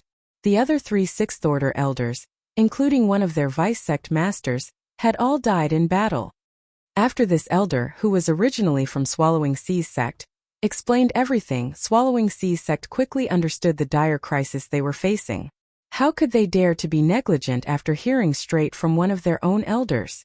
Disciples were quickly sent out to the various great forces to relay the evacuation orders while the sect actively prepared to withdraw. Unfortunately, the Black Ink Clan army arrived before they could depart. Worse, they were faced with a true Black Ink Clan army. Although no territory lord was overseeing this army, there were a dozen feudal lords and some 50,000 Black Ink Clan soldiers. Swallowing Sea's sect's entire roster did not exceed 3,000, of which only about 10% were Open Heaven Realm Masters. How could they be a match for such a powerful enemy? Fortunately, the squad belonging to the Emosha Western Army was quite strong. They had a total of 13 soldiers, of which 2 were 7th Order Open Heaven Realm Masters. They also had a somewhat functional squad-class warship. Much to everyone's shock, this squad actually charged the Black Ink Clan army, killing one of the Black Ink Clan feudal lords and injuring another. Be that as it may, 2 fists could not block 4 palms, and the squad was forced to withdraw. Their warships had suffered serious damage during the battle in the Barren Territory, and after going through another deadly conflict, it was all but scrapped now. Without the help of a warship, the squad's combat effectiveness dropped dramatically, and they were left with no choice but to retreat to Swallowing Sea's sect to take advantage of their sect defending array to contend with the Black Ink Clan. Swallowing Sea's sect's sect defending array was also quite extraordinary, as over the millennia, it had been reinforced and enhanced by the sect's array masters. Although it was not impregnable, it would not be a problem to hold on for 3 to 5 months. The difficult part was how to break out of this encirclement. One day, the array would be broken, and if the Swallowing Sea's sect had not managed to escape before then, they would all dive. But now, 50,000 soldiers of the Black Ink Clan army had surrounded the Spirit Province where the Swallowing Sea's sect was situated. Basically, they had no route to escape. At this moment, Swallowing Sea's sect master Yangqing looked towards the rioting Black Ink Clan army outside the Grand Array with a worried frown. Standing not far from him was the squad leader of the Emosha Western Army's squad, Wang Xianyi. According to the elder who had evacuated with this squad, their mission was to assist in the evacuation of Swallowing Sea's territory's cultivators. Many squads like them were dispatched to different great territories of the 3,000 worlds. The evacuation and migration was not only limited to Swallowing Sea's territory, but rather included all other great territories. Yangqing had also asked where they should retreat to. Wang Xianyi had told him that their destination was the great territory where the star boundary was located. The 2 remaining old ancestors of the human race, Xiao Xiao and Wu Qing, felt that the star boundary was the foundation and hope for the revival of the human race, so it had to be protected no matter what. That place would be the last pure land for the human race to survive in. At first, Yangqing was a little reluctant to part with Swallowing Sea's sect and its 10,000-year foundation, but Wang Xianyi, on the other hand, gave him a wry smile. The 10,000-year heritage of Swallowing Sea's sect was light compared to the millions of years of inheritance the cave heavens and paradises would be abandoning in the current situation. Yangqing felt a little better after hearing this. If even behemoths like the cave heavens and paradises were forced to retreat, how could Swallowing Sea's sect escape the calamity? At this point though, the question was no longer whether to retreat or not, but whether they could retreat or not. Turning around, Yangqing asked, "Squad leader Wang, will there be no other reinforcements from the army?" Wang Xianyi slowly shook his head in response. The human race army suffered heavy casualties on the Barren Territory battlefield. Although old ancestors Xiao Xiao and Wu Qing promptly ordered our forces to retreat, the number of troops who maintained combat effectiveness was still insufficient. Everything related to Swallowing Sea's territory will be handled by our squad. Our original plan was to rush to the Emosha Territory Universe Temple within 3 months, where we would rendezvous with people from other great territories before heading to the star boundary. If we don't arrive at Emosha Territory Universe Temple in time though, no one will wait for us. Yangqing's face turned slightly pale. He was well aware of the heavy losses that Wang Xianyi had mentioned. Although he had not gone to the Barren Territory to participate in the battle, Swallowing Sea's sect had sent 4 6th Order elders, but only one of them had returned alive while the other 3 had died after just a few years of fighting. Yangqing could imagine how intense the battle was from this fact alone. It would be impossible to break out of this encirclement without reinforcements, so most probably, a horrible end was waiting for Swallowing Sea's sect. Before Yangqing could ask any more questions, Wang Xianyi flicked his sleeve and stepped forward. I will lead my squad to launch another attack. If we can kill a few of the feudal lords, Swallowing Sea's sex crisis will be easily resolved. The chances of that happening aren't high, but in the worst-case scenario, my men and I will try our best to create an opening in their lines. Sect Master Yang at that time, lead your men and rush out. Take as many as you can. Yang Qing raised his hand, wanting to say something, but eventually swallowed the words hanging on the tip of his tongue. A deep sense of respect welled up in Swallowing Sea's sect master's heart at the sight of Wang Xianyi's departing figure. For countless years, he had never had a good impression of the so-called elites who came from the cave heavens and paradises. He felt they were just luckier and had a better background. If he was also from the cave heavens and paradises, he might have been able to reach the seventh order open heaven realm. But now, after learning that the cave heavens and paradises had sacrificed so much to protect the human race for hundreds of thousands of years on the black ink battlefield, Yang Qing couldn't help but feel ashamed. At this moment, even though Wang Xianyi knew that facing tens of thousands of black ink clansmen would only result in death, he still stepped forward. Could Wang Xianyi escape? With his seventh order open heaven realm cultivation, if he really tried to flee, the Black Ink clan probably wouldn't be able to stop him. Nonetheless, he didn't run and instead chose to fight to give the Swallowing Sea's sect even a small chance to survive. People, who had no connection with the Swallowing Sea's sect, were sacrificing themselves for their sect. Yang Qing's heart, which had turned to stone after cultivating for many years, could not help but start beating once more, truly touched. Facing the departing figure, Yang Qing kowtowed and didn't get up for a long time. He believed just like Wang Xianyi here, hundreds of thousands of others just like him were working to save the various sects of all the other great territories. Martial Peak, Chapter 5490. Squad Leader Wang's might is unparalleled.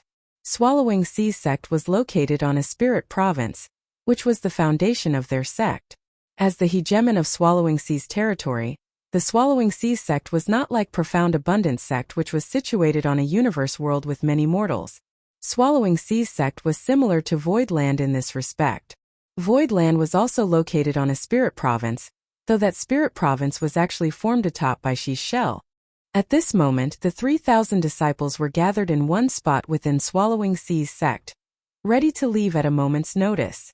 Many of the young and tender faces were filled with restlessness and nervousness, while many of the women were softly sobbing, helpless and panic-stricken. Just now, the sect's higher-ups had ordered the entire sect to prepare to evacuate. Be that as it may, how could it be that easy to evacuate when the Black Ink clan army still surrounded Swallowing Sea's sect? These disciples might not have gone through the fires of war before, but that did not mean they were fools.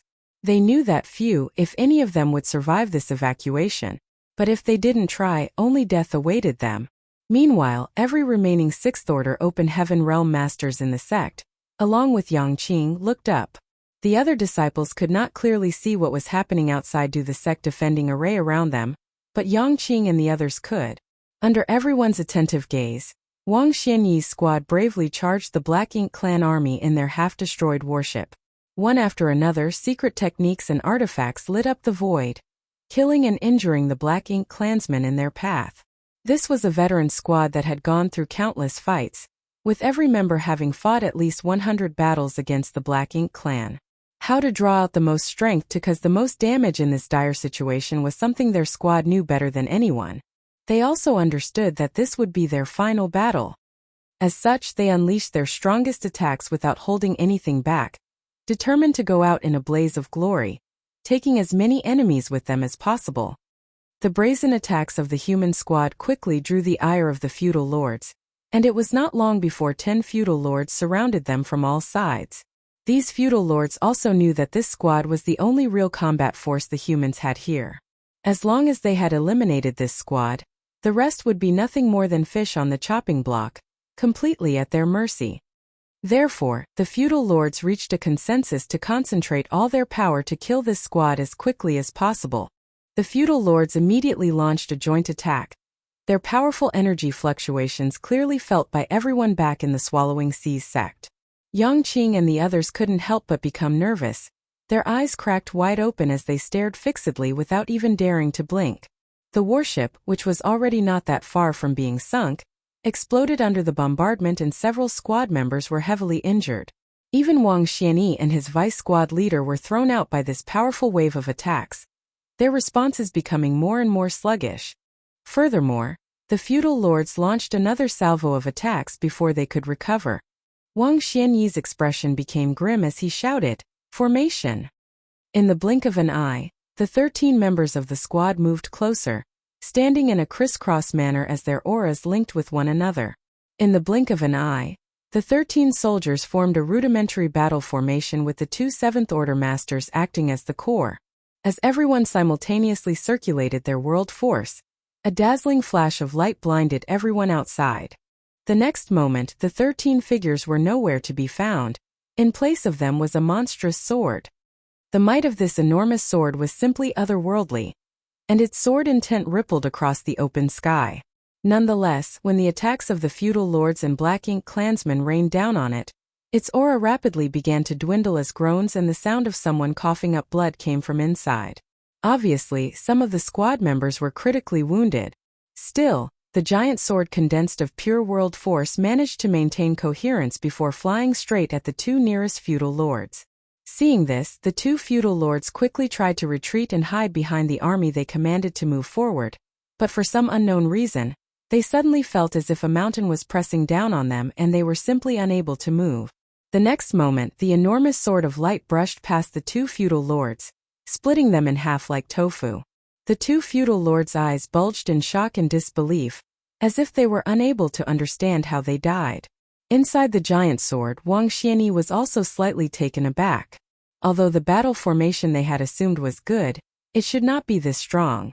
Nonetheless, the current situation was critical, so he did not have time to dwell much on it, and simply assumed that these two feudal lords had been overconfident and careless.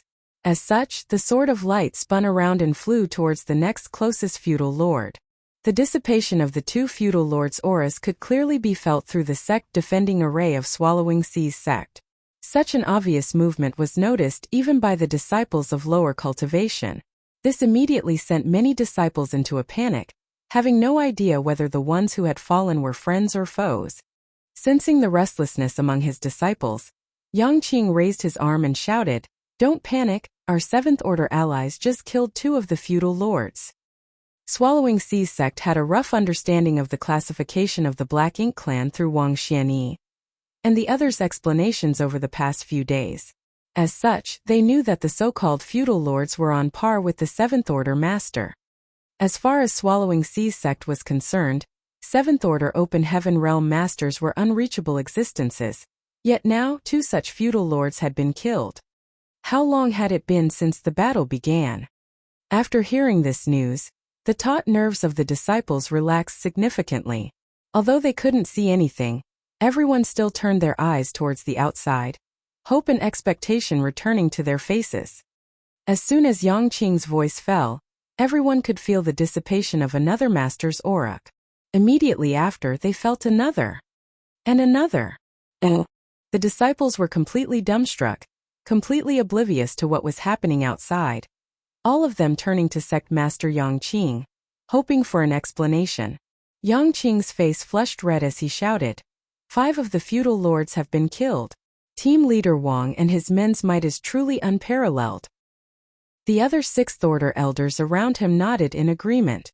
At this moment, everyone wondered if the feudal lords were just weak. If not, how could they be killed like chickens by Wang Xianyi's small squad of 13? This didn't make sense though, as the strength the feudal lords had displayed earlier was quite amazing. Could it be that Wang Xianyi and the others had been hiding their true strength all along? Was this the full extent of their power? Whatever may be the case, the death of 5 feudal lords was good news for Swallowing Seas sect. They were already prepared for the worst, so they never expected Wang Xianyi's squad to be so fearsome. Half the feudal lords had already been killed, so if just a few more could be killed, the Black Ink clan army's leadership would completely collapse. Without a master to organize them, Wang Xianyi's squad would have no trouble routing the common Black Ink clan soldiers. Soon, everyone could sense the feudal lords' auras dissipating one after another. Yang Qing and the others couldn't help but marvel in their hearts. The Seventh Order Open Heaven Realm Masters of the Cave Heavens and Paradises are astonishing. They can easily kill Black Ink clansmen of the same realm like they are slaughtering pigs and dogs. On the other hand, Wang Xianyi was also dumbstruck, along with all the members of his squad. Yang Qing and the others might be unaware of how strong feudal lords were, allowing them to think that while they had a high realm, their strength was severely lacking. But how could an experienced squad be so ignorant? Although a feudal lord was indeed weaker than the average Seventh Order Open Heaven Realm Master, that did not mean they were easy to kill. If the feudal lords were really so worthless, the human race wouldn't have suffered so much damage over the years. But now their giant sword formation had become completely unstoppable, and all the feudal lords here were basically powerless to resist even a single blow. The squad members' excitement was through the roof, but Wang Xianyi and the other Seventh Order Open Heaven Realm Master keenly noticed that something was strange about this entire affair. It did not take long before they realized that some master was secretly helping them. It wasn't that the feudal lords weren't trying to dodge or resist, rather they were simply unable to do so as some powerful force was locking them in place. This was the reason why they were succeeding so easily. Understanding this, Wang Xianyi no longer had any scruples. Controlling the giant sword formation with his vice squad leader, they raced back and forth across the Black Ink clan army, killing all in their path without any resistance. In short order, all the feudal lords were killed and the remaining Black Ink clansmen broke into pandemonium. Immediately after, an even bigger commotion could be heard from the outer edge of the Black Ink clan army. At some point in time, the sounds of battle rang out from the periphery as numerous blazing suns and crescent moons rose into the sky one after another, illuminating the entire void. Wang Xianyi was now at a loss as he had no idea what was going on. He immediately drove the giant sword formation towards the periphery of the Black Ink clan army to investigate, but when he reached there, he was left completely dumbfounded. Much to his surprise, he was greeted by the sight of numerous strange creatures engaged in a fierce battle with the Black Ink clan army. The sighting of blazing suns and crescent moons was caused by these creatures. Wang Xianyi had never seen such creatures before. All of them looked quite gruff and even a bit simple, like they did not have any sentience. What's more, it was like their entire body was made up of rocks. He even saw one of them being torn apart by a Black Ink clan soldier. But instead of blood flowing out, it was simply reduced to a pile of rubble. What are these things? He might not have any idea where these creatures popped out from, but they were currently attacking the Black Ink clan army. The Black Ink clan army of 50,000 soldiers, which had completely surrounded Swallowing Sea's sect, was now surrounded by these strange-looking creatures. It was exactly as the old adage goes, life is full of ups and downs. These creatures looked quite naive, but when they fought the Black Ink clan, they were both ruthless and fearless. Furthermore, the Black Ink strength which the Black Ink clan was so proud of was completely useless against them. Wang Xianyi wanted to take a closer look, but he quickly noticed that the giant sword formation's momentum was growing noticeably weaker. While carrying out the previous attack, not only had his squad members consumed too much world force, but many of them had also suffered injuries, making it difficult to maintain the formation. When he set out earlier, he had done so with the determination to die in battle, but it seemed his predestined time had not yet arrived. The Sword of Light turned around as Wang Yuanyi led his squad back to Swallowing Sea's sect, sending a divine sense transmission from afar. "Sect Master Yang, please open the array." Yang Qing didn't dare to be negligent and hurriedly formed a hand seal before pointing towards the grand array. The next moment, a gap cracked open in the shield, allowing the giant sword formation to rush inside like a bolt of lightning, falling onto the main square of Swallowing Sea's sect. The dozen or so squad members were no longer able to maintain the formation and immediately sprawled out on the ground, gasping for breath like fish on the verge of death. Yang Qing and the others came to greet them, and when he saw the pale faces of Wang Xianyi and the others, as well as the blood dripping from the corners of their mouths, his eyes immediately turned red as he respectfully bowed. "Many thanks for your life-saving efforts." Waving them off, Wang Xianyi and his squad members took out pills and swallowed them before sitting down cross-legged to adjust their breathing. Martial Peak Chapter 5491, Hope for the Future. Wang Xianyi and the others had already returned, but the shockwaves of people fighting could still be felt coming from the void and auras were dissipating one after another. Yang Qing and the others looked up, and the next thing they saw left them completely dumbfounded. The Black Ink clan army surrounding Swallowing Sea's sect was fleeing like stray dogs. Furthermore, bright suns and crescent moons also appeared frequently. What's going on? Yang Qing and the others were confused and wanted to ask, but Wang Xianyi and the others were currently healing. It would be improper to disturb them, so they could only wait quietly. At first, the battle in the void was quite intense, but it gradually calmed down. After an hour or two, everything went still and they did not feel or hear anything more.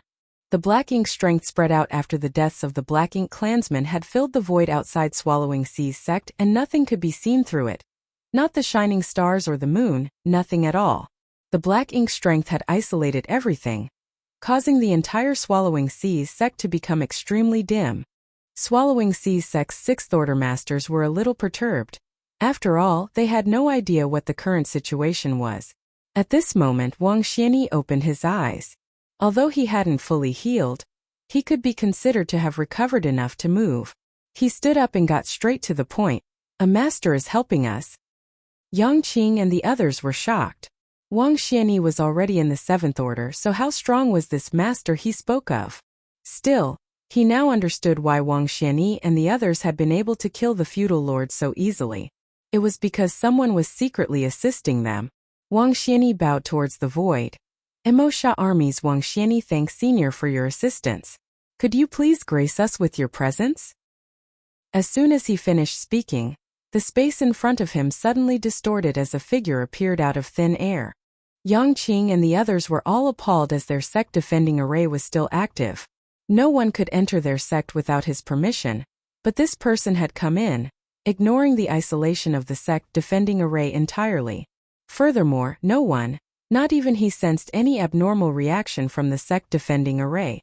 In other words, their sect defending array was no different from air to this person.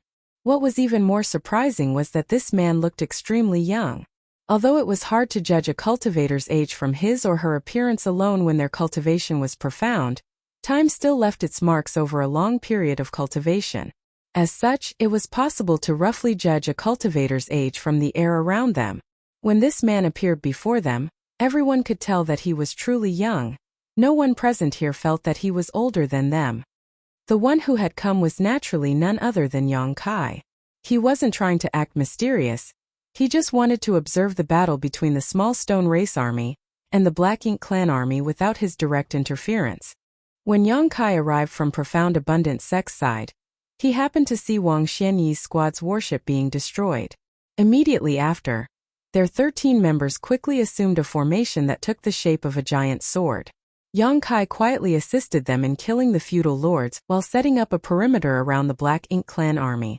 If he wanted, he could have easily wiped out the Black Ink army himself. Be that as it may, since he had brought the Small Stone Race army from the chaotic dead territory, Yang Kai wanted to test their strength. As such, he pulled out 2 armies of Great Sun and Great Moon Small Stone Race, about 100,000 each. The Small Stone Race's intelligence was far too low, only knowing how to act according to their instincts. Even 1,000-meter-tall Small Stone Race members that were comparable to 8th Order Masters were no exception. If he could not find a way to control them, their usefulness would be greatly reduced, and this experiment greatly disappointed Yang Kai. Unless he activated his Great Sun and Great Moon marks, he was basically unable to command these Small Stone Race members.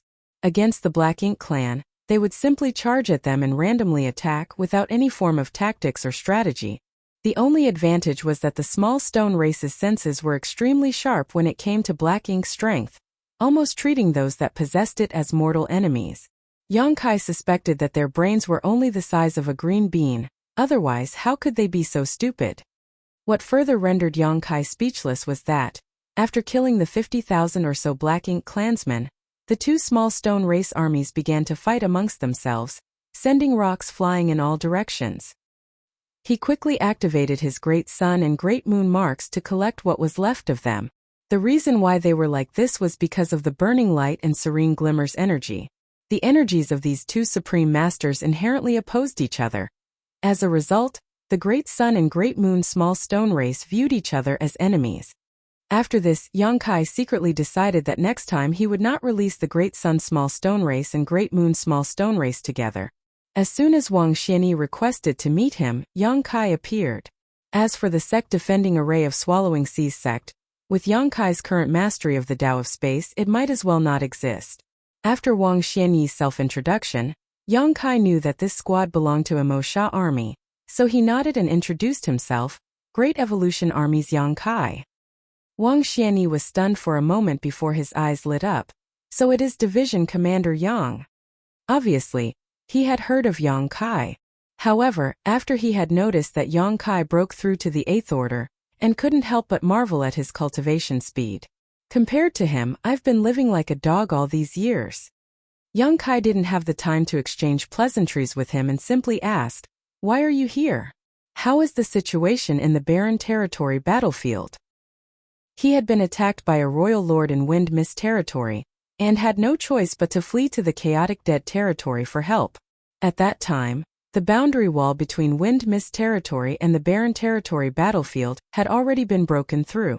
Although Yang Kai knew that the Black Ink clan's invasion could no longer be stopped, he really didn't know what the current situation was.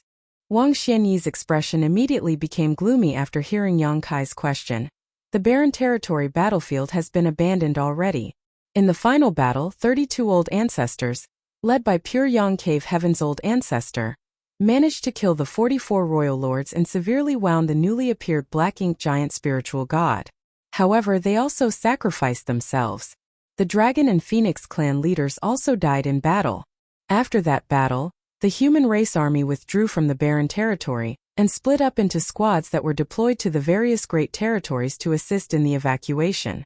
We are responsible for Swallowing Seas territory.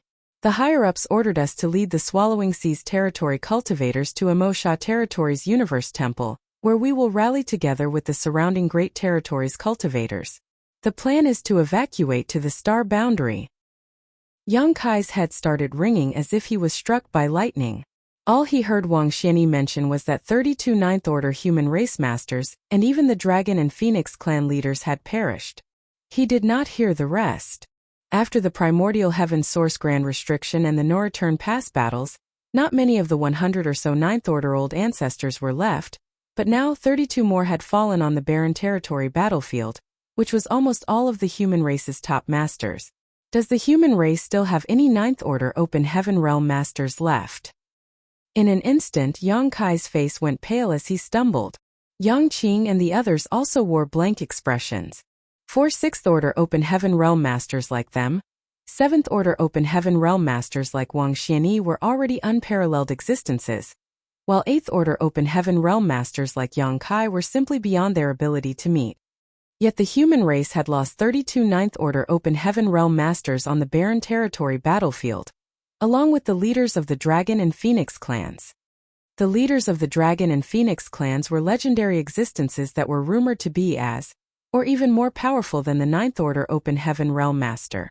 When they heard about this from the 6th Order Elder who had evacuated from the barren territory battlefield, their response was far more dramatic than Yang Kai's. Division Commander Yang. Division Commander Yang. Wang Xianyi called out several times before Yang Kai's lifeless eyes slowly focused on him. Yang Kai's loss of cool did not go unnoticed by him, and he could empathize with his current mood. The death of so many Ninth Order Open Heaven Realm Masters was an eternal sorrow for the human race. Every surviving soldier would remember the shame of retreating from the barren territory battlefield. He wanted to comfort Yang Kai, but he didn't know what to say as any words seemed hollow and pointless. In the end, he simply pursed his lips and sighed. Yang Kai, on the other hand, suddenly asked, "How many royal lords are left now?" Wang Xianyi answered, "All the royal lords on the barren territory battlefield were wiped out. As for whether there are royal lords left in other places, I have no idea." Yang Kai immediately understood the old ancestors' intentions. They were paving the way forward for the younger generation. All the royal lords on the barren territory battlefield were annihilated, while the royal lord who had chased Yang Kai to the chaotic dead territory was killed by the burning light and serene glimmer. In that case, there was only one royal lord left, and that was the one who was guarding the no-return pass. Yang Kai had met him before and was forced to use the corpse of the Black Ox and Azure Void Old Ancestor to deal with him. At the moment all the royal lords were innate royal lords, and even the territory lords were all innate territory lords. There was no way for innate territory lords to become royal lords. In other words, if the Black Ink clan wanted to produce new royal lords, they would need to raise them from scratch, which would take a very, very long time. As such, the human race had gained some breathing room to grow. The old ancestors knew that their current generation was unable to solve the problem of the Black Ink clan, so they had left their hopes to the next generation. For this reason, they were even willing to sacrifice their lives to take out all of the royal lords on the barren territory battlefield. Was there any hope for humanity's future? Yes, there was. It was none other than the star boundary. Yang Kai could even say that he himself was that hope as well. Because whether it was the star boundary or his own small universe, both received feedback from a world tree clone, which could produce a large number of prodigies, especially his small universe where the flow of time was 7 times faster than the outside world. In some ways, he was even more useful than the star boundary. Of course, the star boundary was much larger than his small universe, and so was its population. This was something his small universe could not compete in. Overall, the star boundary and small universe had their advantages and disadvantages. Combined with what Wang Xianyi had said before, the goal of the evacuation was the star boundary. The old ancestors' plan was quite obvious. The next generation would shoulder the heavy burden of revitalizing the human race. It was both a pressure and motivation. Only by purging the universe of the Black Ink clan could they live up to the sacrifices of the many old ancestors. Yang Kai wasn't a fool. When he first learned that the old ancestors had died in battle, he had lost his composure, but after he had calmed down, he instantly understood their intentions. Taking a deep breath, Yang Kai asked again, "Are there still any Ninth Order Open Heaven Realm Masters left?" Wang Xianyi nodded his affirmation. Right now there are 2 left. One is Old Ancestor Wu Qing and the other is Old Ancestor Xiao Xiao. Both old ancestors are currently guarding the Wind Mist Territory's passageway against the heavily injured Black Ink giant spiritual god, just to be on the safe side. Yang Kai finally calmed down. Old Ancestor Xiao Xiao was still alive. Among all the Ninth Order Open Heaven Realm Masters, he undoubtedly had the most contact with Old Ancestor Xiao Xiao, and she had also taken care of him the most. He was glad to hear that she was alive. It was truly a small blessing among so many misfortunes.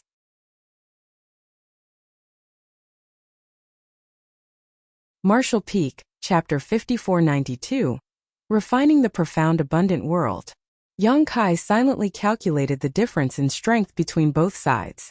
On the Black Ink clan side were 2 Black Ink giant spiritual gods and 1 royal lord.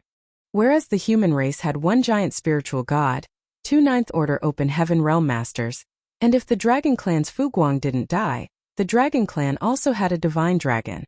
Furthermore, there was also the giant spiritual god Ada, whose whereabouts remained unknown. As such, in terms of top combat strength, the human race actually had the advantage once Ada was added. Be that as it may, since the barren territory's defensive line was broken and the Black Ink clan had launched a massive invasion on the 3,000 worlds, these top masters alone couldn't stop them.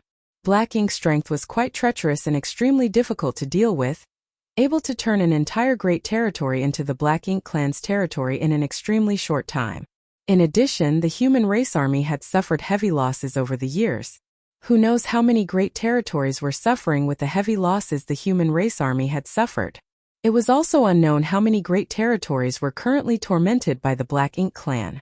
Who knows how many humans had been corrupted by Black Ink's strength and turned into the Black Ink disciples. A mass evacuation of the 3,000 worlds was a must. Yang Kai suddenly thought of a problem. What about the mortals and the countless cultivators who can't cross the void? A great force like Swallowing Sea's sect still had the ability to evacuate the entire sect. After all, they only had a few thousand disciples, so with some flight-type artifacts everything was solved. But what about Profound Abundant sect? What about the Profound Abundant world? Just like the star boundary, the Profound Abundant world had billions, if not trillions of mortals living on it.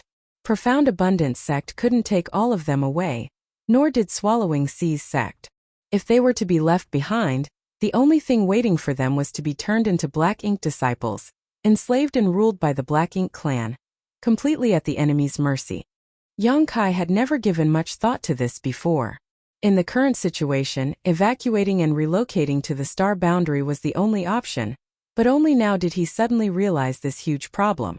Gloom immediately took over Wang Xianyi's face as he replied, pursing his lips, "There's nothing we can do." He and the other seventh-order small universe could accommodate some living beings, but there was always a limit, and once they exceeded this limit, it would affect their strength.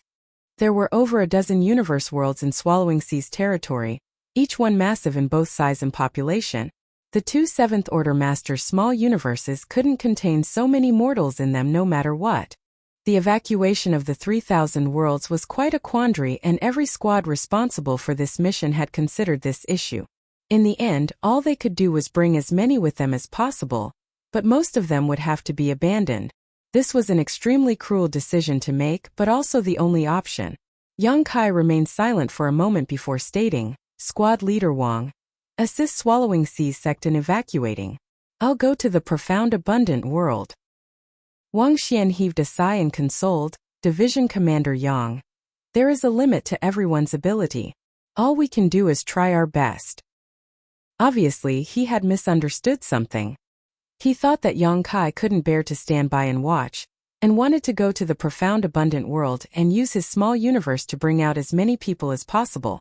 Yang Kai nodded his acknowledgement before handing a space beacon to Wang Xianyi, instructing him to keep it close to him before disappearing. Using instantaneous movement, it only took Yang Kai half an hour to arrive in the outer void of profound abundant world. It was quite a beautiful world. A huge universe world was like a lustrous sapphire in the starry sky. Once a beautiful universe world like this was occupied by the Black Ink clan, though, this beautiful gem would be covered in dust. There were more than a dozen such universe worlds in Swallowing Sea's territory and countless more across the entire 3,000 worlds. Did the human race really have to abandon them all? Yang Kai was extremely unwilling and racked his brain to think of a way to resolve this issue. After staring for a while, Yang Kai suddenly sat down cross-legged before his divine sense started surging towards the vast universe world like a tidal wave. Although profound abundant world was quite big, the divine sense of an 8th order open heaven realm master was extremely powerful. Not to mention it was Yang Kai, whose soul was abnormally strong. Even an ordinary 8th order open heaven realm master would be able to cover the entire profound abundant world with a single thought, so much less needed to be said about him. The next moment, Yang Kai began manipulating space principles, squeezing the void from all directions. At the same time, his hand quickly formed hand seals as beams of light shot towards profound abundant world. These beams of light disappeared into the universe world before dazzling flashes lit it up. He wanted to refine the entire profound abundant world into a world bead. Yang Kai had refined world beads a long time ago in the star boundary. At that time, Yang Kai's cultivation wasn't very high, only in the Emperor realm. Even his mastery in the Tao of space wasn't very high, but he was still able to refine simple world beads. World beads were a kind of storage artifact based on Yang Kai's original small sealed world, and could accommodate living being. In the past, when the star boundary and the demon race's armies fought, the armies of the star boundary were extremely mobile thanks to these world beads. Even Su Yan and the other women who were close to Yang Kai had obtained many world beads, but their world beads were not used to accommodate an army but to kill enemies. Although the world beads were only the size of a small bead, they were actually refined from massive asteroids and even some dead stars. There was no need for any special technique. Just throwing such a massive amount of mass at an enemy would cause considerable damage. At that time, Su Yan and the others had used the world beads given to them by Yang Kai to kill many powerful enemies. Anyway, Yang Kai had not refined world beads since then because there was no need, so the technique remained somewhat rough. After breaking free from the universe world's shackles and leaving the star boundary, Yang Kai had spent all his time focusing on his own cultivation, so how could he be in the mood to engage in such pointless research? Now, however, with the Black Ink clan launching a large-scale invasion, countless living beings on thousands of universe worlds had no one to rely on. Since Yang Kai couldn't take all of these people away on his own, he figured he could just pack up the entire universe world. In this world, perhaps Yang Kai was the only one who could come up with such a bold and crazy idea. When he was in the Emperor realm, Yongkai had been able to refine world beads from small dead stars, so now that he had advanced to the 8th order open heaven realm, his strength was thousands of times greater than when he was in the Emperor realm, while even his mastery of the Tao of space was far beyond what it was back then. Therefore, Yongkai didn't think that refining the entire profound abundant world into a world bead was just wishful thinking. What's more, his current achievements in the Tao of artifact refining and Tao of spirit arrays were also extraordinary. As long as he regarded profound abundant world as a kind of artifact refining material, and used his understanding over the Tao of spirit arrays, Tao of artifact refining, and Tao of space as a foundation, his idea was completely possible. There was only one problem. Yongkai had to be extremely careful when refining this universe world into an artifact. If he made a single mistake, it would likely cause the entire profound abundant world to collapse. At that time, the living beings of the profound abundant world were destined to suffer massive casualties under natural and man-made calamities. Be that as it may, Yongkai had no other choice. He couldn't just teleport away all the living beings in this world before refining it. Profound Abundant Sect, led by the acting sect master Zhu Guxingwei, had previously received Yongkai's assistance and instructions, and was now preparing to evacuate. The sect was not as powerful as Swallowing Sea's sect, but the number of disciples they had was a dozen times higher, reaching the tens of thousands with widely varying cultivations. After all, occupying an entire universe world made it easier to select, accept, and house disciples. Profound Abundant Sect, of course, had its own flight-type artifacts, a few ships of different sizes, which were normally only used by the sect's top masters when they went out, but now they were being repurposed as evacuation ships. But even if these ships were filled to the brim, they could only carry 5,000 people at most, so it had become a huge problem to decide who would leave and who would stay from tens of thousands of disciples. Everyone had family and friends, and no one wanted to leave them behind. In less than half a day, the quota of 5,000 people had been filled after much deliberation by the elders, but there were still many whom they needed to bring with them. For a moment, the elders in the main conference hall broke into a heated argument, giving Zhu Guxingwei a massive headache. He was the acting sect master, but how could he have imagined that during his tenure, he would be faced with an event that would put the survival of Profound Abundant Sect in jeopardy? Just as everyone was arguing, everything began to lightly shake. Faintly, something seemed to have changed in this universe world. Everyone was shocked and quickly came out to investigate. Upon looking up, they saw beams of light shooting towards them from all directions and disappearing into various parts of Profound Abundant World. Every time a beam of light fell, the Profound Abundant World would slightly tremble. Zhu Guxingwei's expression changed greatly as he quickly linked his consciousness with Profound Abundant World, wanting to investigate. The reason he was able to accomplish this was not because of his extraordinary strength. His cultivation of the 5th order open heaven realm might be strong, but it was not that strong. He was able to do this because when he was in the Emperor realm, he had been recognized by the Profound Abundant World's will, making him a great emperor. His identity was similar to Yongkai's status in the star boundary. Having received the acknowledgement of this world's will, Zhu Guxingwei's perception of the changes in the Profound Abundant World was naturally sharper than others. After examining the situation for a while, a look of shock could not help but appear on his face. The entire Profound Abundant World seemed to be undergoing some kind of refinement. The method of this refinement was extremely profound and left markings all across the universe world. Zhu Guxingwei had no idea what the purpose of this refinement was. He didn't dare to neglect this, but just as he was about to go out to investigate, a large hand pushed aside the clouds in the sky as a massive face appeared. Zhu Guxingwei glanced up and immediately bowed in respect. "Greetings, Senior." He recognized this person as the young man who had just saved them from certain death. Yongkai slightly nodded to him, but did not waste time explaining himself. He just gave an order, "All open heaven realm masters, come out." How could Zhu Guxingwei dare to refuse? He quickly summoned the open heaven realm masters in his sect and soared into the sky. In the blink of an eye, all of the open heaven realm masters had disappeared from the Profound Abundant World. When they arrived in the void, Zhu Guxingwei saw Yongkai sitting cross-legged, his hand constantly forming seals. Fraught with restlessness, he stepped forward and asked, "What instructions does Senior have?" Yang Kai replied, "None, you're just a hindrance inside." They were indeed a hindrance, especially since this was Yang Kai's first time refining an entire universe world into a world bead. He wasn't very familiar with the process, and the open heaven realm masters of the profound abundant world were creating further disturbances in his refinement. Now that they had all left profound abundant world, the process became much smoother. A look of distress appeared on Zhuge Xingwei's face. He had no idea how he and the others were hindering Yang Kai, but he didn't dare to ask any more questions. The group of over 200 open heaven realm masters could only silently stand on one side, watching Yang Kai. Slowly, they discovered that the void in front of them was starting to distort, and couldn't help but be shocked. They knew that this senior expert was about to do something astonishing to their profound abundant world.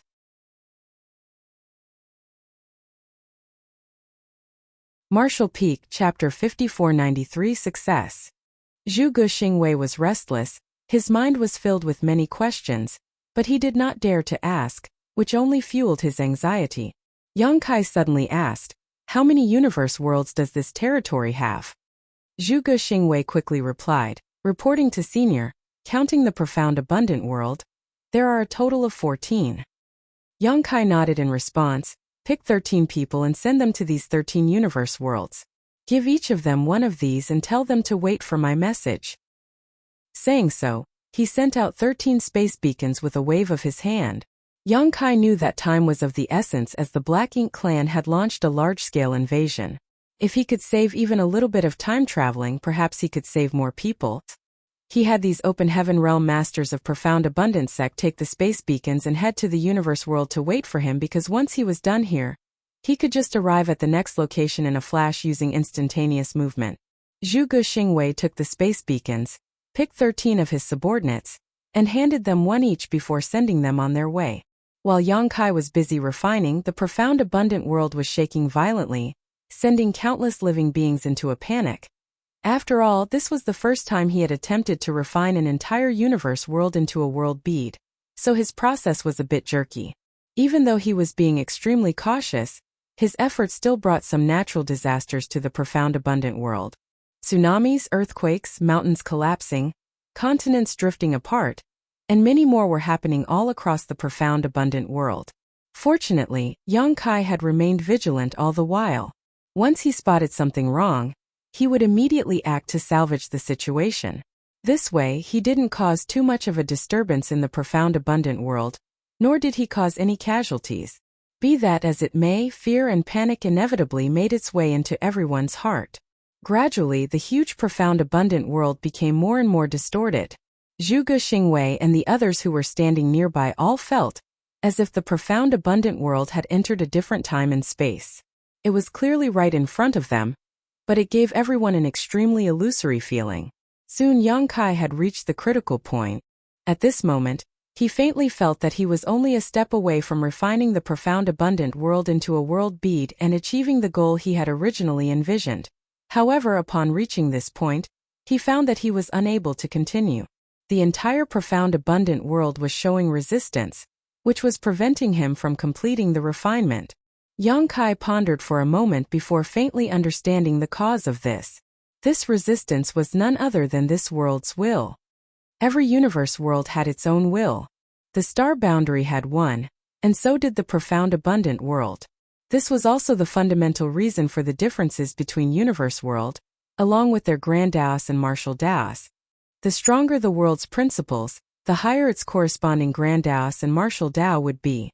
1,000 years ago, the star boundary's grand Dao could be said to be very weak, so it could only give birth to great emperors, while no known open heaven realm masters had ever appeared. But after receiving the blessings of the world tree clone, the star boundary's world principles were no longer inferior to any universe world in this vast 3,000 worlds. On the other hand, the profound abundant world was able to give birth to profound abundance sect, which had some 200 open heaven realm masters. Its grand Dao could be said to be extraordinary. This universe world's principles were extremely profound, which also affected how strong its will was. Ordinary people would not be able to sense this kind of will. Only those who were shockingly talented could resonate with the world's will, obtaining its acknowledgement and becoming great emperors, were even fully aware of it. Now, when Yang Kai was refining the profound abundant world, the worlds will instinctively resist it. After all, Yang Kai was an outsider, so how could the profound abundant world accept being refined by him? Yang Kai could forcefully refine it, but if he did so, the world's will and principles would inevitably be damaged. Yang Kai was unaware of what would be the consequences of such actions, but he was certain that it would not be good for the profound abundant world. Perhaps, the cultivation of the cultivators in the profound abundant world would become more difficult, and the chances of giving birth to new masters would also be lower. This did not line up with his original intentions. Frowning, Yang Kai's divine sense surged as he transmitted the images of what he had seen on the black ink battlefield, about what happened to the universe worlds occupied by the black ink nest. The world's will could not be considered fully sentient, but it was an extremely special existence nonetheless. Yang Kai had no idea if this would have any effect, but if he wanted to smoothly refine the profound abundant world, he could only make the world's will cooperate with him and stop resisting his refinement. As the saying went, the world lives. Yang Kai was hoping for the world's will to understand his intent and cooperate. Yang Kai's original intention was to let profound abundant worlds will understand what would happen if it was occupied by the Black Ink clan. It was destined to become the same as the universe worlds on the Black Ink battlefield, where the world force would be devoured and turned into a dead universe world. Much to Yang Kai's surprise, it actually worked. After showing the scenes he had seen on the Black Ink battlefield, the resistance of the profound abundant worlds will became much weaker. Yang Kai was overjoyed by this discovery. Striking while the iron was hot, he continued to transmit what he had seen to the world's will using his divine sense. The world's will's resistance became weaker until it was almost non-existent. At this moment, a heavy sigh suddenly rang in Yang Kai's mind, like the tolling of a loud bell. Yang Kai's mind instantly went blank as he faintly felt as if he had become one with the profound abundant world, and there was no disjunction between the two. Another inexplicable feeling surged in Yang Kai's heart, before his consciousness crossed a vast distance and arrived at an unknown place in a flash. There was nothing but endless darkness around him, and for some reason, he could not lift a finger. He was even unable to sense his own existence. Yang Kai was beside himself, not understanding how he had encountered such a strange phenomenon when he was only refining the profound abundant world. He calmed himself down though and didn't panic. He couldn't feel the passage of time at all. After an unknown amount of time, a tiny bit of light appeared in the endless darkness. When the primal chaos first parted, and heaven and earth were created, a fearsome power capable of destroying the entire universe erupted from this point. This kind of power was something even the Black Ink giant spiritual god, or even Mo itself, could not compare with. This was the power of the entire universe. Suddenly, the constraints binding the light instantly disappeared as everything expanded endlessly, transforming into one great territory after another. These great territories then gave birth to primitive universe worlds. The profound abundant world was one of them. After an unknown period, the profound abundant world gradually gathered the 5 elements, yin and yang, and was acknowledged by the heavenly way. It slowly perfected its world principles, transforming into a true universe world. Slowly but surely, the deathly still world started to gain vitality. This vitality rapidly spread, gradually transforming, filling it with life. Yang Kai understood that this was the process of the profound abundant world's formation. He seemed to be personally experiencing it after merging with its will. In fact, he had experienced this feeling once before, when he was acknowledged by the Star Boundary's will and became a great emperor. However, the current experience was different from the last.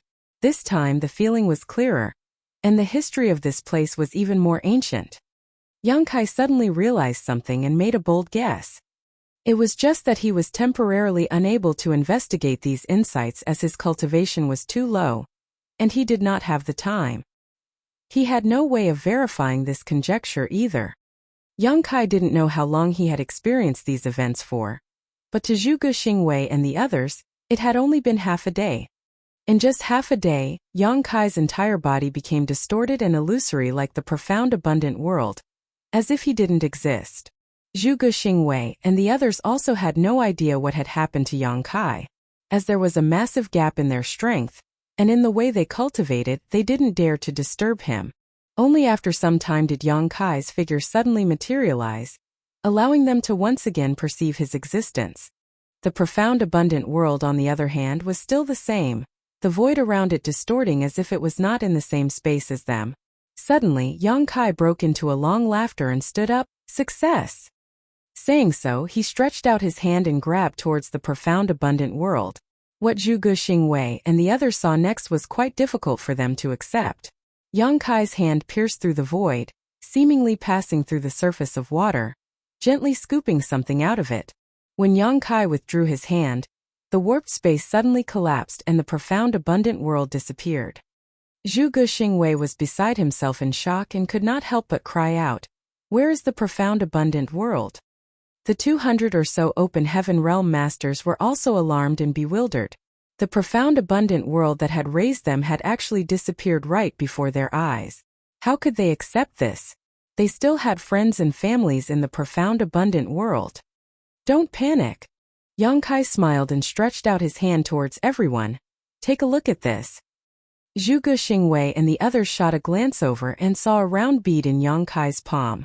The surface of this bead was gray, but deep blue inside, as if a sapphire was embedded inside it. The sapphire embedded inside was extremely familiar, whether it was its shape or color distribution.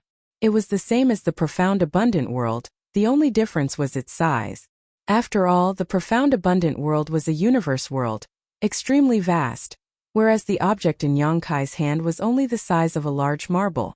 Zhuge Xingwei focused his gaze, trying to see through the fog on its surface. Immediately, he saw the true appearance of the sapphire embedded in the bead. It was the profound abundant world. He even saw profound abundant sect, its tens of thousands of disciples inside as tiny as dust particles, completely crowding the main square. Many of them were looking around with blank expressions on their faces.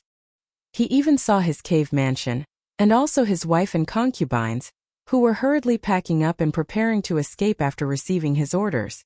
He then shifted his gaze and saw the scene of peddlers shouting and hawking in a city close to the profound abundant sect while people went about their daily lives. Zhuge Xingwei was completely astounded and couldn't believe his eyes. The profound abundant world has been refined into a bead. How can anyone do this? Is it even possible? If he hadn't seen it with his own eyes, he never would have believed this feat even in his dreams. Soon his face beamed with excitement. Previously, the elders of Profound Abundance sect were arguing about who to bring away and who to abandon, but now that the entire Profound Abundant world had been refined into a bead, there was nothing to worry about.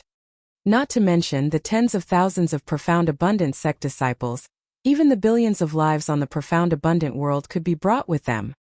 It was only now that he understood Yang Kai's painstaking efforts and what he had been refining. This senior's means are truly astonishing.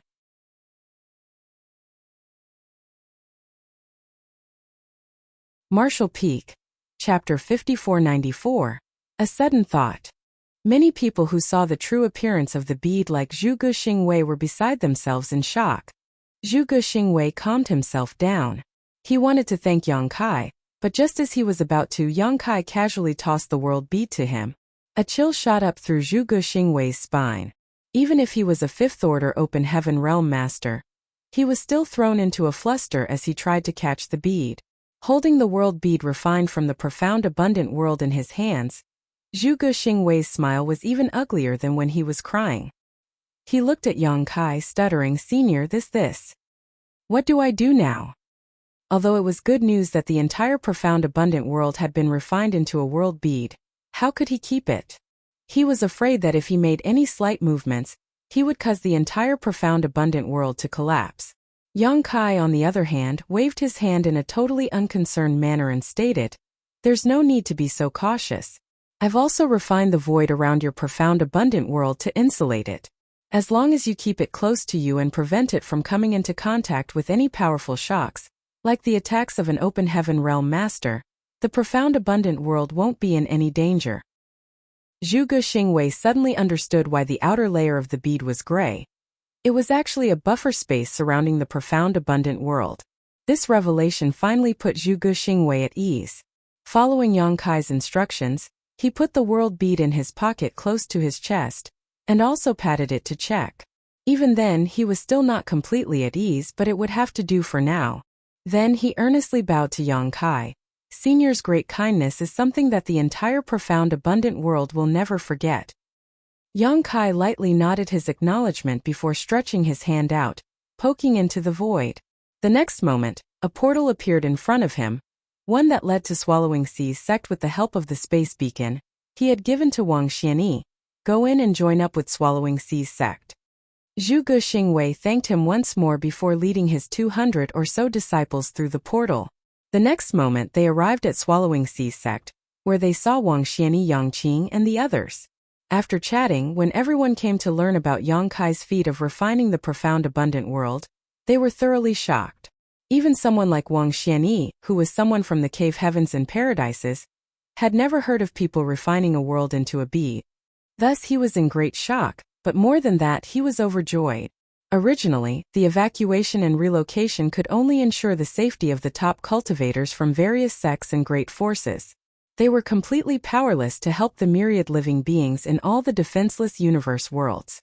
Now, thanks to Yang Kai, everyone in the entire Swallowing Sea's territory could evacuate. Not just Swallowing Sea's territory, as long as there was enough time, the same feat could be repeated in many other great territories. Wang Xianyi couldn't help but recall the question Yang Kai had asked him before: what about the mortals? His answer at the time was that they were powerless to do anything. Even so, Yang Kai had come up with a solution in just a few days, causing an enormous sense of admiration to well up in his heart. Meanwhile, Yang Kai had already arrived at another universe world's location via a different space beacon. Previously, he had asked Zhu Guxingwei to gather 13 disciples and send them to the 13 other universe worlds in this territory carrying a space beacon each, which saved him the time he would have spent on traveling. This universe world was the closest to the profound abundant world, and it also had a sect overseeing it with strength similar to profound abundant sects. They also had a good relationship with profound abundant sect. Previously, when profound abundant sect's open heaven realm masters were fighting with the Black Ink clan, Zhu Guxingwei had sent 2 elders out to seek help. One of them was Elder Pang, who had gone to the Swallowing Sea's sect. When he saw that Swallowing Sea's sect was besieged by the Black Ink clan army from a distance, how could he go and ask for their help? He had no choice but to return empty-handed. The other elder had come to this universe world, but they had lost contact with him after that. After everything Profound Abundance sect had gone through, Zhu Guxingwei lost his cool and forgot to mention this to Yang Kai. On the other hand, Profound Abundance sect's elder, who was responsible for bringing the space beacon to this world, was quite prudent. He did not rashly approach and instead hid some distance away, concealing his aura and waiting for Yang Kai. A few days later, Yang Kai appeared beside him, nearly frightening the life out of him. When this elder saw that it was Yang Kai though, he finally relaxed and quickly reported everything that had transpired. A deep furrow appeared on Yang Kai's brow after hearing the report. He immediately focused his gaze towards the universe world, and as expected, he saw some Black Ink clansmen and Black Ink disciples moving about. The sect governing this universe world had been completely defeated by the Black Ink clan, and almost all the surviving cultivators had been converted into Black Ink disciples. Fortunately, these Black Ink clansmen were not that strong and were not many in number, just a squad about the same size as the one that had gone to attack the Profound Abundant world. The leader of this Black Ink clan squad was only a high-rank clansman. That was all, not even qualified to own their own Black Ink nest. If a feudal lord was here, and if he had planted his Black Ink nest, the entire universe world would be flooded with Black Ink strength, at which point it would be impossible to reverse the situation. Although the current situation was not something to rejoice, it was still salvageable. For Yang Kai, it was as easy as snapping his fingers. The Profound Abundant sect elder standing next to Yang Kai only saw the latter stretch his hand out and grasp towards the universe world. And when he pulled his hand back, the Profound Abundant sect elder saw several dozen strange-looking Black Ink clansmen appear in front of them. These Black Ink clansmen had no idea what just happened. They were suddenly captured and brought out into the void, so they were completely confused. Immediately after, a fearsome force swept through them from all directions, wiping out these several dozen Black Ink clansmen in the blink of an eye. Yang Kai then brought his hands together as a beam of purifying light shot down towards the sect below, enveloping all the black ink disciples and dispelling the black ink strength in their bodies. After having taken care of the black ink clansmen and black ink disciples, Yongkai waited for the cultivators in the sect below to recover before sending a divine sense transmission. A moment later, a Fifth Order Open Heaven Realm Master, leading a group of Open Heaven Realm Masters, rushed over to greet him. Yongkai didn't waste time chatting with them and directly opened a portal to Swallowing Sea's sect's space beacon, ordering them to head over and meet up with the others. Seeing that Yongkai was an 8th Order Ancestor rank figure, the 5th Order Master didn't dare to object and simply led his subordinates into the portal. After the Profound Abundance sect elder responsible for bringing the space beacon here had also left, Yongkai began refining the universe world. Having done it once before, the second attempt was naturally smoother, and he did not even feel resistance from the world's will. This second universe world gave Yongkai the feeling that it was actively cooperating. This only further confirmed his suspicions. Just like that, Yongkai traveled from one universe world to the next. After arriving at each universe world, he would open a void corridor to the Swallowing Seas sect, and order the Open Heaven Realm Masters of the respective universe worlds to go on ahead. Without the complication of Open Heaven Realm Masters, Yongkai was then able to smoothly refine the world bead. Not every universe world had Open Heaven Realm Masters. Every single universe world in Swallowing Sea's territory had humans living on them, but the level of their martial Daos differed quite significantly. The higher the level, the easier it was to cultivate and give birth to Open Heaven Realm Masters. The strongest cultivators in some of the universe worlds were just Emperor Realm Masters though, with no Open Heaven Realm Masters overseeing them. In other words, refining them was even easier. After more than a month, Yongkai had finished refining all 14 universe worlds in Swallowing Sea's territory. Aside from the original Profound Abundant world, which had been handed over to Zhuge Xingwei, Yongkai had kept the remaining 13 with him. With this matter settled, Yongkai's next stop was the Swallowing Seas sect. At this point, Swallowing Seas sect and the other cultivators who had rushed to this place, under the leadership of Wang Xianyi and his squad, were prepared to move out at a moment's notice. When they noticed Yongkai's arrival, Wang Xianyi hurried over to salute him. After exchanging some pleasantries, Yongkai came to learn that everyone was ready to leave, so he immediately stated, "There's no time to delay, we need to set out right away." To evacuate, the Swallowing Seas sect would first head to Emosha Territories Universe Temple, where they would rendezvous with cultivators from the neighboring Great Territories, and then they would head to the Star Boundary under the protection of Emosha Cave Heaven's Masters. Although it would be quite a lengthy journey, with Emosha Cave Heaven and Emosha Army's 8th Order Open Heaven Realm Masters protecting them, it would still be much safer than the cultivators of each great territory heading out alone. The evacuation plans of every Cave Heaven and Paradise were basically the same. For example, the dozen-plus great territories under Puryang Cave Heaven's jurisdiction all needed to arrive at the Puryang Territories Universe Temple within a set period of time, where they would coordinate with the Puryang Army's masters. Furthermore, Puryang Army squads like Wang Xianyi's squad had gone to various great territories to assist the local sects and forces in their evacuation. This was a great migration that involved the entire 3,000 worlds with no sect being able to avoid it. Just as Wang Xianyi had said before, even colossal forces like the Cave Heavens and Paradises would have to abandon their sect's ancestral foundation, which had been passed down through countless millennia. As long as they were alive, they would be able to take back their foundations sooner or later, but if all of them died, then nothing would be left. Already, not much time was left before the deadline. If Swallowing Sea's Territories group couldn't arrive in time, Emosha Army's masters wouldn't wait for them. This was something that had already been agreed upon. So no matter what, they had to arrive at Emosha Territories Universe Temple before the deadline. "Is Division Commander Yang not coming with us?" Wang Xianyi asked. Yongkai shook his head. "I must head to the other great territories." Wang Xianyi immediately understood that Yongkai wanted to refine more universe worlds and save more people. Wang Xianyi was filled with deep veneration and cupped his fist. "Division Commander Yang, please take care. Although all the royal lords have been wiped out and the 2 black ink giant spiritual gods are restrained, the number of territory lords is still quite high. The current territory lords are all innate territory lords, who are as strong as our strongest 8th Order Open Heaven Realm Masters. He thought that since Yang Kai had just broken through to the 8th Order Open Heaven realm, he should not be that strong, thus his warning. How could he have known that territory lords were no longer Yang Kai's opponent? Not to mention territory lords, Yang Kai had even killed a royal lord. If he knew, he would probably be overwhelmed in shock. Yang Kai nodded his acknowledgement.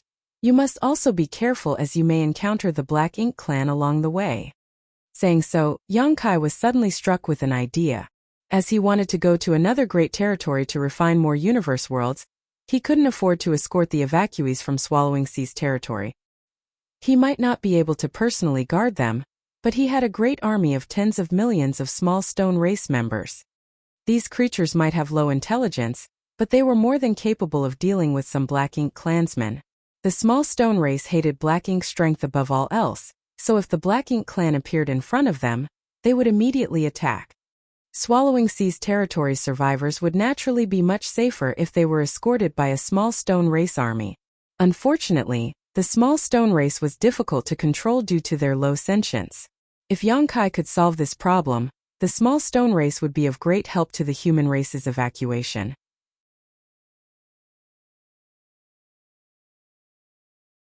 Martial Peak, Chapter 5495. Only by surviving can victory be achieved. Considering all this, Yang Kai quickly came up with a plan. Afterwards he looked left and right before suddenly shouting, "Everyone prepare to depart." Wang Xianyi had no idea what Yang Kai had in mind, but since everything was set, and they could set out at any moment, he immediately ordered everyone to leave. The Open Heaven Realm masters of all the sects in the entire Swallowing Sea's territory were gathered here. There were not that many of them, just over 1,000 or so, and their orders ranged widely. Swallowing Sea's sect had 3,000 members, but naturally not all of them were in the Open Heaven realm. Flight-type artifacts were summoned, and in an instant, more than 100 ships and palaces of different shapes and sizes appeared in the void. Standing on the deck of the largest ship was Wang Xianyi, who was gazing down at Yang Kai. Yang Qing was also standing next to him, following suit. Both of them wanted to see what Yang Kai was planning on doing. The next thing they saw left the two completely astounded. Swallowing Sea's sect, which should have been very close to them, was looking like a mirage now, distorted and indistinct. Clearly it was very close, yet it seemed so far away that it was impossible to grasp. Yang Qing suddenly came to the realization. Division Commander Yang wants to refine my Swallowing Sea's sect's spirit province into a world bead.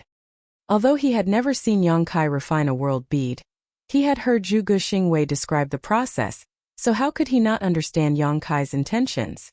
His heart was filled with joy. From the start, he had been reluctant to abandon Swallowing Sea's sect's heritage that had been passed down for generations, but he was helpless regarding this matter. Now, when Yang Kai wanted to refine it into the world bead, all his worries were easily resolved. Hearing this, Wang Xianyi only nodded in agreement, also thinking that Yang Kai was refining Swallowing Sea's sect's spirit province into a world bead. Nonetheless, he failed to understand why Yang Kai was doing this. The Swallowing Sea's sect disciples were already set to evacuate, leaving just an empty spirit province behind. The Black Ink clan would probably not be interested in it, so there was no need to bring it along. Ah! Yang Qing suddenly cried out as piercing pain filled his heart. And why would it not? The glorious spirit province in front of him suddenly collapsed into at least 100 fragments. Each and every one of them was almost the same size. Obviously Yang Kai had done this on purpose, demonstrating extreme power and control. Yang Qing wanted to cry, but had no tears to shed. If they could not bring the spirit province with them, then so be it. Swallowing Sea sect still had a chance to return and rebuild their sect after defeating the Black Ink clan. But all his hopes had been shattered to pieces, just like this spirit province. His initial joy quickly disappeared as he couldn't understand why Yang Kai was doing this. Nevertheless, he didn't dare to ask any questions. He just consoled himself that Yang Kai's actions must have a deeper meaning. Soon Yang Kai reached out and grabbed towards the distorted void. Every time he did so, an asteroid would disappear, and soon all of them were collected. After silently working at something for a while, Yang Kai appeared on the deck where Wang Xianyi was using instantaneous movement. He then handed him over 100 newly refined world beads before instructing, each of these world beads contains 10,000 small stone race soldiers. If you run into a Black Ink Clan army, use them to defend yourselves. Wang Xianyi's eyes lit up when he heard this. Are these small stone race soldiers the ones who were attacking the Black Ink Clan before? Previously, he had also witnessed the two small stone race armies brutally attacking the Black Ink Clan outside Swallowing Sea's sect. Although these strange creatures seemed simple, even somewhat stupid, they were perfect for dealing with the Black Ink Clan as they seemed to be able to ignore the corrosion of the Black Ink's strength. So, when Yang Kai mentioned this, Wang Xianyi immediately understood. Yang Kai nodded his agreement. He himself couldn't escort these people all the way to Emosha territory, but it was no problem for him to pack up a small stone race army and send them with these people. Even if Wang Xianyi and the others couldn't control the small stone race, all they needed to do was toss them out when they encountered the Black Ink Clan, and the small stone race members would immediately attack. The reason why Yang Kai had divided the million-strong army into 100 smaller groups was because he had also considered how difficult it would be to retrieve the small stone race after a battle. As Wang Xianyi and the others didn't have the Great Sun and Great Moon marks, the small stone race would not obey their orders, and if they really released them, there was a high chance they would simply run off. 1,000,000 small stone race soldiers was enough to protect them from any kind of threat. Also, they would be of great help even to the other cultivators in Emosha territory. With 1,000,000 small stone race soldiers escorting them, their journey to the star boundary would be much safer. Many thanks, Division Commander Yang. Wang Xianyi bowed in gratitude, amazed by Yang Kai's generosity. He had never seen or heard of the small stone race before, but now Yang Kai had gifted him 1,000,000 of them in one go. That was truly generous. Their warship had already been destroyed, which had greatly affected their squad's combat and defensive strength, but 1,000,000-strong small stone race army was more than enough to make up for that. Yang Kai added, I only recently obtained these small stone race soldiers, so I haven't been able to figure out how to control them effectively. Their characteristics are that their intelligence is extremely low, and they rely mostly on their instincts to act. If any of you is proficient in beast taming techniques, I suggest you experiment and try to find a way to control them. It was not probably impossible to control the small stone race using beast taming techniques, but as Yang Kai wasn't versed in any good beast taming techniques, he couldn't run these tests himself. Wang Xianyi's eyes lit up after hearing this and repeatedly nodded. Understood. Many cultivators more or less knew a beast taming technique, though the quality and profundity varied wildly. If they could find a feasible method, it would give them far better control over the small stone race in battle. Go, Yang Kai waved off. Wang Xianyi cupped his fist and bid his goodbye. Take care, Division Commander Yang. Having said his farewell, he gave a shout as the fleet of 100 or so flight-type artifacts filled with cultivators led by Swallowing Sea's sect's largest ship flew towards the territory gate, rushing towards Emosha territory. On the lead ship, Wang Xianyi looked back, but Yang Kai was nowhere to be seen. Calming himself down, he gathered a group of sect masters and sixth-order open heaven realm masters from the various sects and gave each of them a world bead with an army of 10,000 small stone race members. Then, following Yang Kai's instruction, he asked them to look for cultivators who were proficient in beast taming to begin searching for an effective method to control the small stone race soldiers. All of them were overjoyed after obtaining the army of 10,000 small stone race members. Wang Xianyi then deployed them to various ships to guard the fleet. Like this, all the cultivators in Swallowing Sea's territory began to evacuate. At the same time, fleets from every great territory were rushing towards the great territories where the various cave heavens and paradises were located. Some of the evacuation went completely smoothly. After all, the Black Ink Clan would need some time to invade all the great territories of the 3,000 worlds, so if the cultivators could gather before the Black Ink Clan reached their lands and immediately rush to the designated Universe Temple, they would encounter no dangers. Other great territories were less fortunate though, and were invaded by the Black Ink Clan army before they could evacuate. Many sects were occupied by the Black Ink Clan, and their cultivators all transformed into Black Ink disciples. There were other instances where Black Ink Clan armies pursued fleeing evacuation fleets, leading to battles of different scales breaking out across the 3,000 world, throwing everything into chaos. After parting from Wang Xianyi's group, Yang Kai immediately rushed to the adjacent Great Territory. This Great Territory was still under the jurisdiction of Emosha Cave Heaven, and the situation here was similar to Swallowing Sea's territory. The Black Ink clan had already invaded, but the cultivators of the various sects were still desperately resisting. Just like Wang Xianyi's squad, there was also a human race squad in this great territory, responsible for coordinating the evacuation. When Yang Kai arrived, he easily eliminated all of the Black Ink clan invaders, and then sent away the fleet. He also gave them 100 or so world beads containing small stone race troops. After that, he began refining the universe worlds where the human race lived. He knew that he couldn't save everyone as the Black Ink clan's invasion was happening everywhere. He could save the humans of a few great territories, but there were more than 1,000 great territories in the 3,000 worlds, so how could he possibly save them all by himself? All he could do was try his best. At first, the situation in the great territories Yang Kai arrived at were still manageable. For example, in the Swallowing Seas territory, he had refined a total of 14 universe worlds into world beads, saving almost all the humans living there. But as time passed, the situation of the great territories deteriorated rapidly. After the order was issued, all the cultivators of various great territories were forced to evacuate, leaving behind only weaker cultivators and mortals who were unable to break free from their universe world's shackles. These people were completely powerless to resist the Black Ink clan's invasion. The further Yang Kai walked, the more heartbroken he became. Some of the universe worlds already had Black Ink nests planted on them, absorbing the world force of the entire world. Rich Black Ink strength enveloped such universe worlds, corrupting all the living beings inside.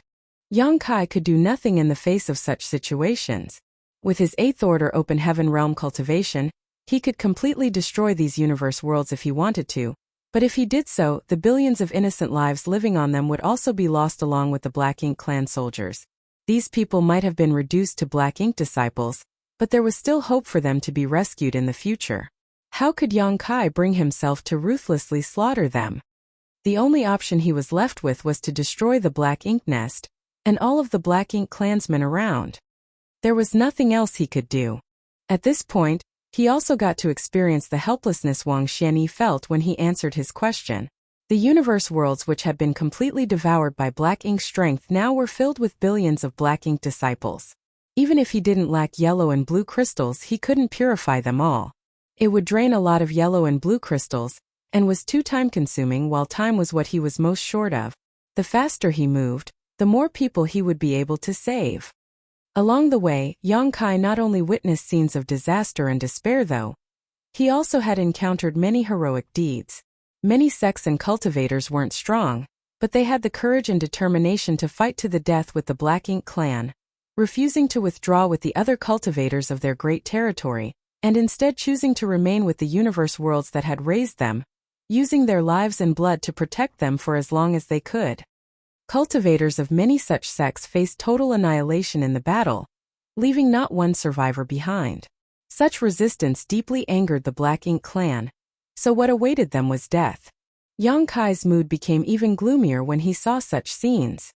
The order to retreat was not given because they were timid or cowardly, but because it was the best course of action in this situation.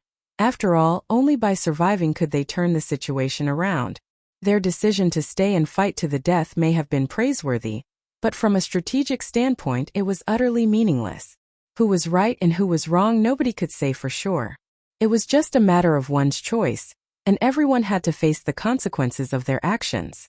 Just like Yang Kai, who had chosen to roam various great territories and refine universe worlds into world beads to save more lives, causing him to bear witness to far too many tragedies.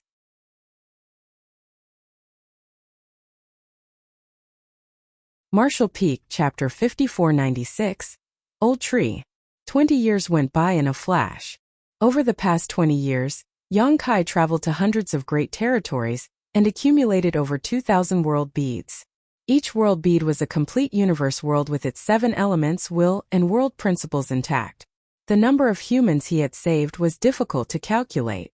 But this was already the limit.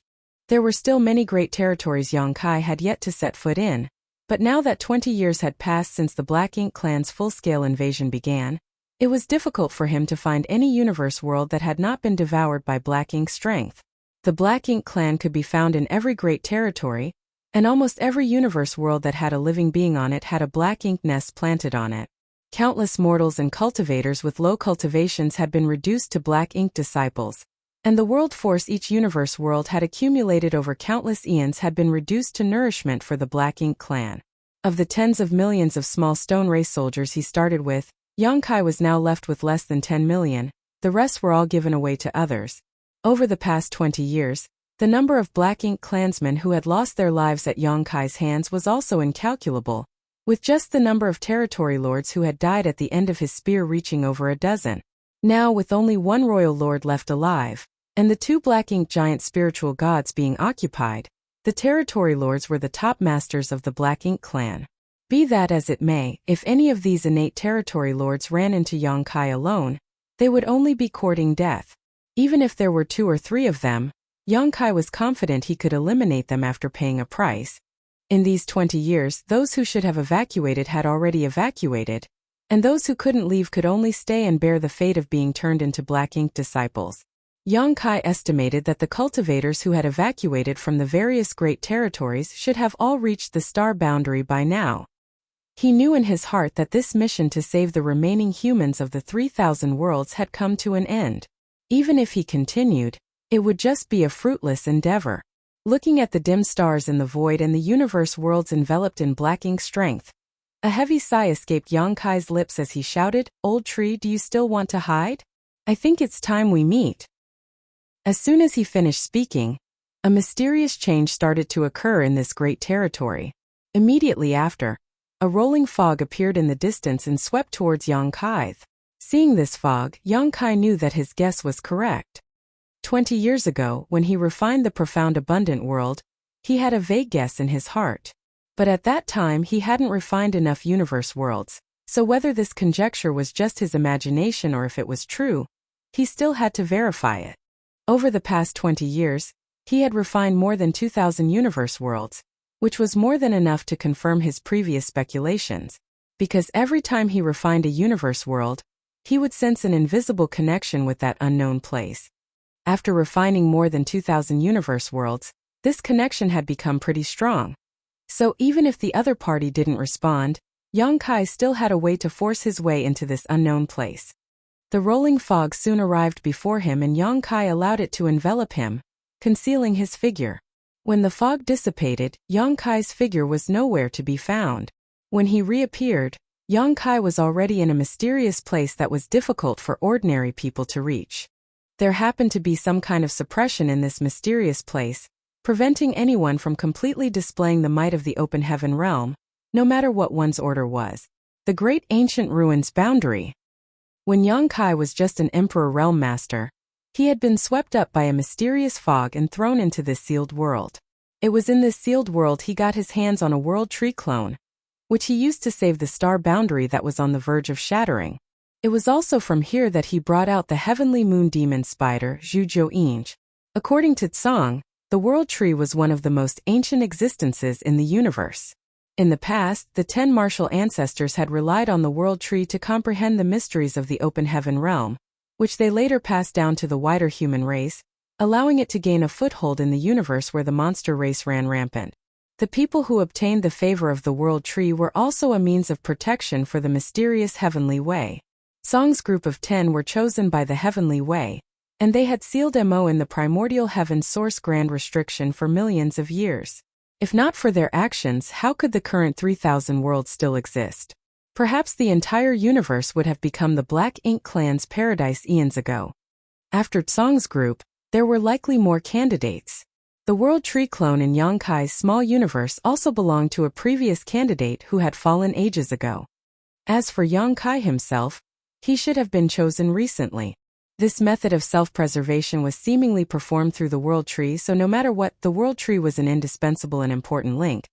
Mo had said that the old tree had always been hiding from it, afraid of it. In the past, Yonkai didn't know what Mo meant by this. Both of them were among the most ancient of existences, so although Mo's strength was hard to imagine, how could it be that the world tree was weak? Why would it hide? Now Yonkai finally understood.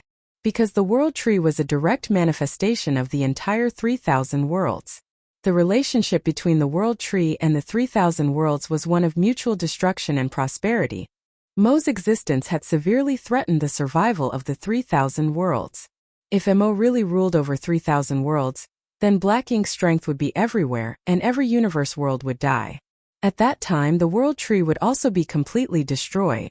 Inside the great ancient ruins boundary, Yang Kai, who was swept up by the rolling fog, looked up and saw a towering tree in front of him. Compared to the world tree Yang Kai had seen in the past, this one was far larger and more majestic. The tree was absolutely filled with world fruits. But different from the past, the current world tree seemed to be seriously ill, looking very weak and sickly. Many of the world fruits hanging on the world tree were gray, as if they had rotted. Yang Kai could even feel black ink's strength coming from these fruits. He had actually witnessed this scene before. When he used his sun and moon divine will just outside the Great Sea celestial phenomenon, space and time became chaotic, allowing Yang Kai to glimpse into the future. One of the scenes was of him holding the head of the royal lord, and the other scene was of a large sickly tree filled with rotting fruits. Yang Kai stared blankly for a long time before a sigh escaped his lips. "Old tree, you're quite pitiful." The world tree's body swayed slightly as its huge leaves rustled, looking like it was protesting Yang Kai's ridicule. Yang Kai quickly stated, "Don't get agitated.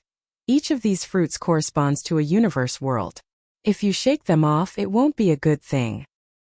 When he first came here, Yang Kai's strength, vision, and insight were all too shallow, so he only knew that the world fruits could help a person break through to the next order of the open heaven realm. He was totally oblivious to the true mysteries of these world fruits. Now, after reaching the 8th order, having refined more than 2,000 universe worlds scattered across hundreds of great territories, and coming into contact with ancient supreme masters like Mo and Song, how could Yang Kai not see the profundities of these fruits? As he had just said, each of these world fruits corresponded to a universe world in some great territory, and was the source of those very universe worlds. It could be said that the world tree was connected to all the universe worlds in the 3,000 worlds. It was precisely the convergence of these universe worlds that had given birth to the world tree. Now that these universe worlds had been devoured by black ink's strength and occupied by the black ink clan, it had affected the world tree, making it and those world fruits appear sick. If a certain universe world was completely destroyed, the corresponding world fruit would also cease to exist. Vice versa, if a new universe world was born, the world tree would bear a new fruit. Yang Kai finally understood why the world fruits had such potent effects. This was because these world fruits contained the mysteries and essences of an entire universe world. A low-rank world fruit corresponded to a world with a low level of martial Tao, a mid-rank world fruit corresponded to a world with a mid-grade martial Tao, and a high-rank world fruit corresponded to a high-grade universe world, the best possible. Such universe worlds might be where the various cave heavens and paradises resided. If someone were to pick a world fruit and swallow it, what they were actually eating was not the fruit itself but the essence of the universe world. So naturally, this would rapidly increase their strength and even increase their order. But as a result of this, the martial Tao of the corresponding universe world and even the perfection of its world principles would be greatly affected, taking thousands, if not tens of thousands of years to recover. A universe world with sufficient martial Tao would have its own principles and will. These wills could be said to have come from the universe world itself, but they could also be considered the wisps of the world tree's consciousness. The great emperors of every universe world had obtained the acknowledgement of their respective world's wills, but at its root, it was really the world tree who had acknowledged them. As such, every time Yang Kai refined a universe world, he would gain the approval of the world tree, allowing him to sense the latter's existence. Yang Kai had not understood these mysteries previously, but now he got the complete picture. If 3,000 worlds were completely occupied by the Black Ink clan, the world tree would definitely perish. Currently, only about 20% of the fruits on the tree remained intact, with most of them corresponding to the world beads Yang Kai had refined. After pondering for a moment, Yang Kai waved his hand as over 100 world beads refined from universe worlds flew out. Each of the world beads looked like a glorious pearl. A magnificent sight indeed. As soon as these world beads appeared, each of them resonated with a world fruit and disappeared into them. The world bead had not really disappeared, but had instead become one with the fruit. It did not affect the living beings inside the world beads either, and when peace had returned to the 3,000 worlds once more, when the Black Ink clan was eliminated, The World Tree would be able to send these world beads back to the corresponding Great Territory, so that they could regain their former prosperity. Yang Kai was just giving it a try. After all, it was quite troublesome and risky to carry so many world beads on him. The world beads might look small, but as each world was formed from a universe world, they were actually quite massive in size. It was impossible for him to store them into his small universe or space ring, so Yang Kai could only sew together a huge backpack to carry them that way. All these years, Yang Kai had been carrying a bag filled with world beads on his back, which was extremely inconvenient. Now that he had discovered that these world fruits could accommodate the corresponding universe world, it naturally saved him a lot of trouble.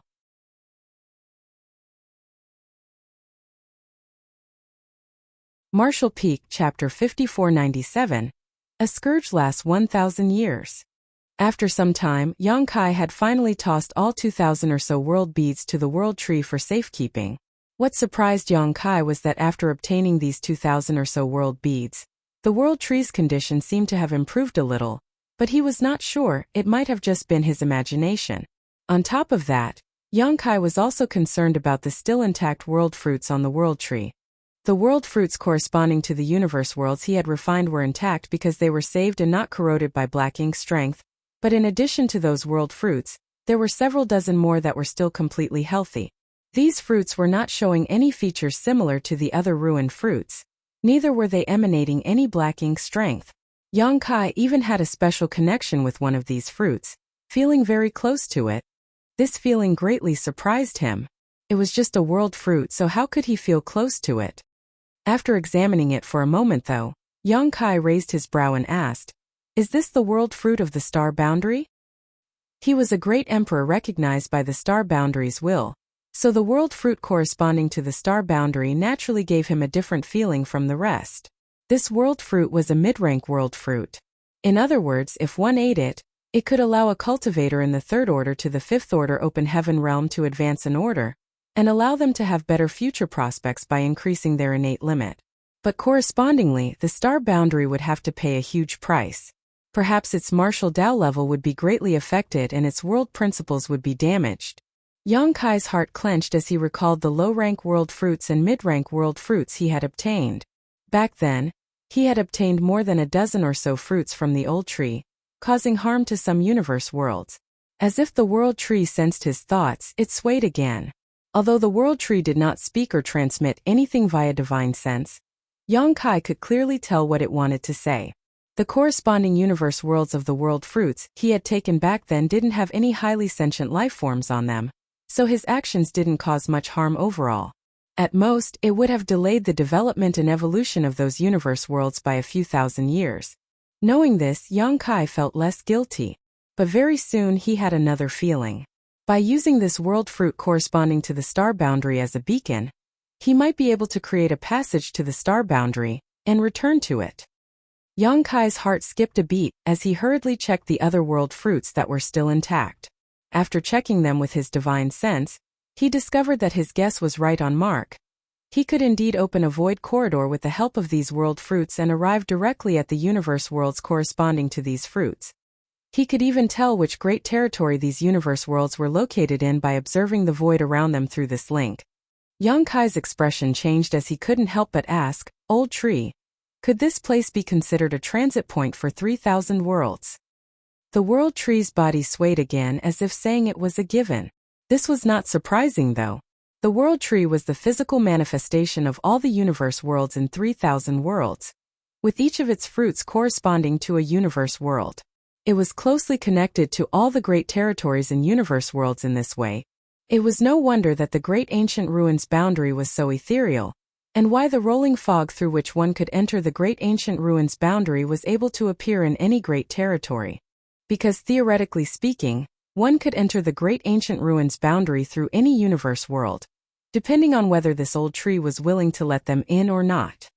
With this discovery, Yang Kai's interest was immediately piqued as he carefully examined the intact world fruits. These fruits corresponded to the universe worlds in the star boundary's territory, while another dozen or so were linked to the universe worlds in New Great Territory which was adjacent to the star boundary. The New Great Territory was something Yang Kai had inadvertently discovered when he was fighting with Zuoquan Hui of Thousand Cranes Paradise. No one from the 3,000 worlds had stepped foot in it before. The small stone race was also brought out from the new Great Territory. Apart from those, there were about 30 more intact world fruits, which meant that there were an equal number of universe worlds in 3,000 worlds that had not been occupied by the Black Ink clan, scattered across various great territories. Realizing this, Yang Kai quickly requested, "Old tree, please assist me." Saying so, Yang Kai's figure flickered as he shot towards one of the world fruits. This fruit was only the size of a baby's fist, but at this moment, it suddenly enlarged in Yang Kai's eyes, allowing him to enter. The moment he entered the world fruit, Yang Kai immediately sensed the corresponding universe world's location. Space principles flared and a void corridor leading to a distant great territory was opened with help from the world tree. In a flash, Yang Kai shuttled through the void and appeared in the vicinity of the universe world. The universe world was both big and beautiful, but it probably hadn't been long since it was born. Its environment could not be considered good either. It was suitable for inhabitation, but its principles were still relatively lacking. In other words, if the martial Tao evolved here, its level would be extremely low. Scanning it with his divine sense, Yang Kai didn't find any humans, just some low-level creatures. He took out his universe chart and checked its location, soon concluding that the reason it was not occupied by the Black Ink clan even after 20 years was because it was located in a remote region. It was quite likely that the Black Ink clan had simply not discovered its existence, which had allowed this place to escape disaster. Otherwise, the Black Ink clan would have definitely not let go of a universe world like this. Without further delay, Yang Kai quickly began refining it. After having refined over 2,000 universe worlds, he was now quite familiar with this process. After a couple of days, this universe world was refined into a world bead and collected by Yang Kai. This time, he didn't even have to ask the old tree to pick him up. Rather, Yang Kai opened a void corridor with the help of the connection between the world bead and world tree before stepping inside. When he reappeared, he was already standing beneath the world tree. Yang Kai didn't even stop to catch his breath. He simply handed the new world bead he had refined to the world tree for safekeeping before identifying another intact world fruit and setting off. At this moment, he couldn't help but feel a little frustrated. Had he known that the world tree could connect to the various great territories and universe worlds, he would have contacted it long ago. He could have easily traveled to other great territories with the help of world tree, saving him massive amounts of time. Had he done so earlier, he might have been able to save even more universe worlds. It was just that he had no idea about the world tree's stance, so he didn't dare to rashly disturb it. It was only after he had refined more than 2,000 universe worlds and was closely connected to the world tree that he called out to it. 30 universe worlds were not that many, and Yang Kai could refine a universe world in just a few days now. These universe worlds were all quite remotely located, which was why they were never discovered by the Black Ink clan and thus avoided being poisoned by Black Ink's strength. Most of the universe worlds did not have any humans, only 7 or 8 in total, but their martial Daos were not very high. Even when Yang Kai was refining the entire universe world, the human inhabitants never noticed a thing. Today, Yang Kai arrived in the vicinity of another universe world with the help of the world tree. But just as he started refining it and reached a critical point, he noticed fluctuations of battle coming from the distance. Yang Kai was quite taken aback by this discovery, and could not understand why someone was fighting in such a remote location. Logically speaking, the humans had already evacuated from the greater 3,000 worlds. Those who should have left had already left, and those who hadn't were doomed. There should not be anyone in such a remote place, but the commotion caused by the battle was quite obvious. Furthermore, the person who was fighting was quite strong, at least in the 7th Order Open Heaven realm. Who could it be? Yang Kai's heart was filled with suspicion. Although he was alone, he wasn't worried about being disturbed. After all, he still had some 10 million small stone race soldiers on him.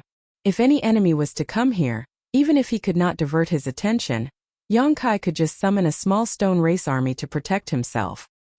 He paid no heed to the battle and decided to only take a look after he had refined the universe world before him. But contrary to his plans, the battle was getting closer and closer. As if both sides of the battle were approaching him, Yang Kai still ignored it.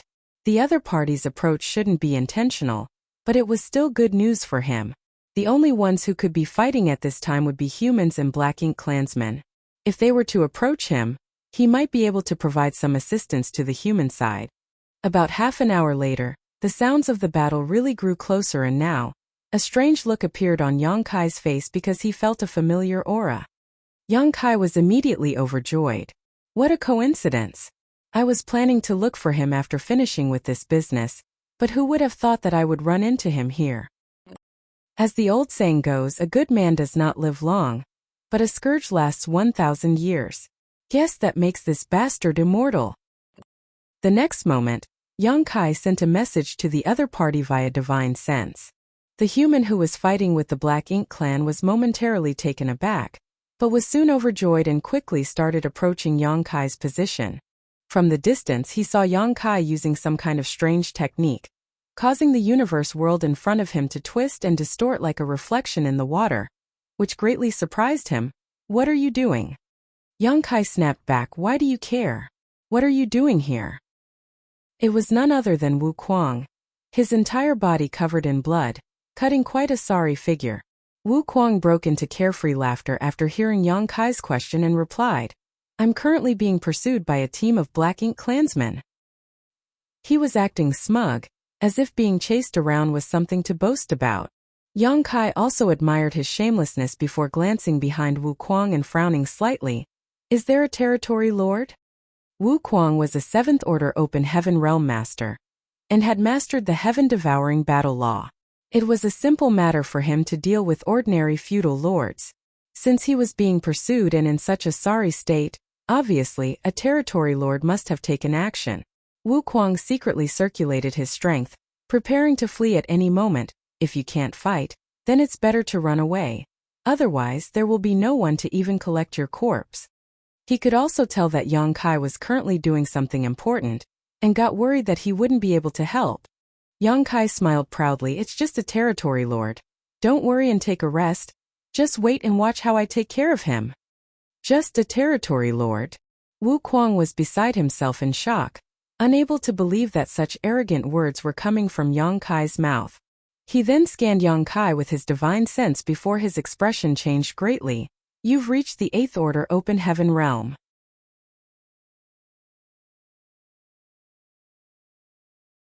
Martial Peak, Chapter 5498, Old Thief, Don't touch my small stone race soldiers. Wu Kuang and Bloodcrow had talked quite a bit while fighting in the barren territory battlefield, so Wu Kuang had learned a lot about Yang Kai and knew that the latter had long since broken through to the 7th Order Open Heaven Realm, and had even killed a number of territory lords. However, Yang Kai had disappeared after the battle outside the Primordial Heaven Source Grand Restriction, with no one knowing if he was dead or alive. So Wu Kuang also had no idea. In truth, he didn't care much about Yang Kai's life or death, so it was a huge surprise to actually run into each other in this place. Furthermore, Yang Kai was already an 8th Order Open Heaven Realm Master. Wu Kuang's heart was filled with bitterness. He knew that he would not lose to anyone in this world when it came to cultivation speed. After all, the heaven-devouring battle law was both exquisite and ingenious. It was definitely the best cultivation technique in existence. Even Bloodcrow, who cultivated the Grand Evolution Immortal Blood Light Scripture, was forced to admit defeat before him. Yet, it had not been long since Yang Kai had advanced to the 7th Order, so how could he already have reached the 8th Order so quickly? Did you secretly cultivate the heaven-devouring battle law? Wu Kuang made a wild guess. Yang Kai sneered. Do you think I use it so haphazardly like you? Wu Kuang sized him up before vigorously shaking his head left and right. Then this doesn't make sense. If he hadn't cultivated the heaven-devouring battle law, how could his cultivation increase so rapidly? Yang Kai wasn't like him, so he would only be dooming himself if he cultivated the heaven-devouring battle law without the flawless purifying golden lotus. Yang Kai disdainfully sneered. This king's aptitude is not something you can fathom. Wu Kuang could not wait to slap him to death. No one had ever dared act so arrogantly in front of him. While the two were bickering, an army of about 100,000 Black Ink clansmen had already arrived, led by a territory lord and a dozen or so feudal lords. Wu Kuang still maintained a ready-to-flee posture, and was no longer in the mood to bicker with Yang Kai. If you have any tricks up your sleeve, hurry up and use them. If you delay anymore, I'm afraid we'll both die here today. Yang Kai snorted lightly before opening a portal to his small universe. The next moment, a 1,000-meter-tall small stone race member stepped out, followed closely by another. He had collected millions and millions of small stone race members from the chaotic dead territory back then, and these 1,000-meter-tall small stone race members were all comparable to 8th Order Open Heaven Realm Masters. In the beginning, Yang Kai had over 100 of these 1,000-meter-tall giants, but after distributing most of the small stone race army to the evacuating human forces as protectors, he was left with just 10 million small stone race soldiers, of which just 2 were 1,000 meter tall. On one side was an innate territory lord, while on the other was 2 1,000 meter tall small stone race masters. It was a fairly even match. Right behind these 1,000 meter tall small stone race members though was a densely packed army of the small stone race. In an instant, hundreds of thousands charged out of Yang Kai's small universe, and more were still appearing. Wu Kuang gawked, faintly feeling these creatures were a little familiar. He had spent some time in New Great Territory in the past and had seen ordinary small stone race members. However, the small stone race he had seen was the most primitive of beings, so how could they possibly give off the same awe-inspiring aura as the ones right before him? The small stone race army instantly detected black ink strength after stepping out of Yang Kai's small universe. The 2 leading 1,000-meter-tall small stone race masters furiously roared towards the sky before leading their army towards the Black Ink clan, as if they had just seen an absolutely irreconcilable enemy. The territory lord on the opposite side couldn't help but be dumbfounded. They had come here chasing a 7th Order Open Heaven Realm human, but now they were suddenly attacked by a massive army. He was caught a little off guard. But soon, the territory lord recognized these small stone race members. Over the past 20 years, the Black Ink clan had encountered armies of similar creatures when they were pursuing the humans through the various great territories. These creatures were extremely valiant when they fought with Black Ink clan army, causing them to suffer defeat many times at their hands. More importantly though, these creatures didn't fear the corrosion of Black Ink's strength at all, which gave the Black Ink clan a serious headache. Apart from directly killing them, the Black Ink clan had yet to find an effective method to deal with them. The territory lord had never imagined that he would encounter such a formidable enemy here. Moreover, the enemy's numbers were several times greater than his own. On top of all that, there was even an 8th Order Open Heaven Realm human staring at them with hostility. The territory lord instantly wanted to retreat, but before he could do so, the 2 1,000-meter small stone race members had already surrounded him. Helpless, the territory lord could only retreat while fighting. As for his own army, he couldn't give a damn about them right now. In this situation, his life was naturally more important. The sudden appearance of the small stone race army had thrown the Black Ink clan pursuers into disarray. Wu Kuang, on the other hand, was in high spirits. He was chased by this Black Ink clan army for several months already, during which time he had several brushes with death. In short, he was dead tired. Any other 7th Order Open Heaven Realm Master would have long succumbed to exhaustion. It was only thanks to the wonders of the heaven-devouring battle law that he was able to keep his life. Since the tables had turned with Yang Kai's help, how could he just sit back and watch? Of course, Wu Kuang wanted to take revenge. Activating the heaven-devouring battle law across a wide area, Wu Kuang began drawing everything into himself. Not only did he devour the Black Ink clan's Black Ink strength, but he also devoured the energy of the small stone race. If it had only happened once or twice, it could have been explained as an accident, but after tasting the benefits contained in these small stone race, Wu Kuang became more unrestrained, and the heaven-devouring battle law's range enlarged. Not only did the Black Ink clan endlessly cry out in grievance, but even the small stone race army suffered numerous casualties. The small stone race in Yang Kai's hands had all evolved with the help of the burning light and serene glimmer. So to Wu Kuang, their energy was far more beneficial than Black Ink's strength. Yang Kai saw this and immediately cursed, "Old thief, don't touch my small stone race soldiers." It was only because he had reached a critical juncture in his refinement of the universe world that he couldn't handle other matters. Otherwise, he would definitely beat Wu Kuang up. Wu Kuang assured, laughing loudly, "It was a mistake, a mistake. Don't worry about it." But at least after that, he acted with some discretion. Yang Kai quickly concentrated on refining the universe world, and half a day later, He stretched out his hand and made a scooping gesture in the void, as if he was trying to pluck the moon's reflection from a lake. The next moment, the universe world disappeared and a world bead appeared in his hand. Having finished, Yongkai arrived in front of the territory lord who was being attacked by the two 1,000-meter small stone race members in a flash. Not even using his azure dragon spear, he just unleashed a simple punch. However, this one punch made the territory lord's chest cave in as he spurted a mouthful of blood. The territory lord was already struggling under the two-pronged attacks of the two small stone race giants. So how could he resist Yongkai's sudden attack? It wasn't that he didn't want to escape, but the 1,000-meter tall small stone race members' attacks were too strong and fearsome, giving him no room for escape. The Black Ink clan army under him had suffered continuous casualties at the hands of the small stone race, dropping to around 30,000 in total from an original 100,000. Now, with the Eighth Order Master joining in, he knew that his death had come. Driven into desperation, the territory lord became ruthless.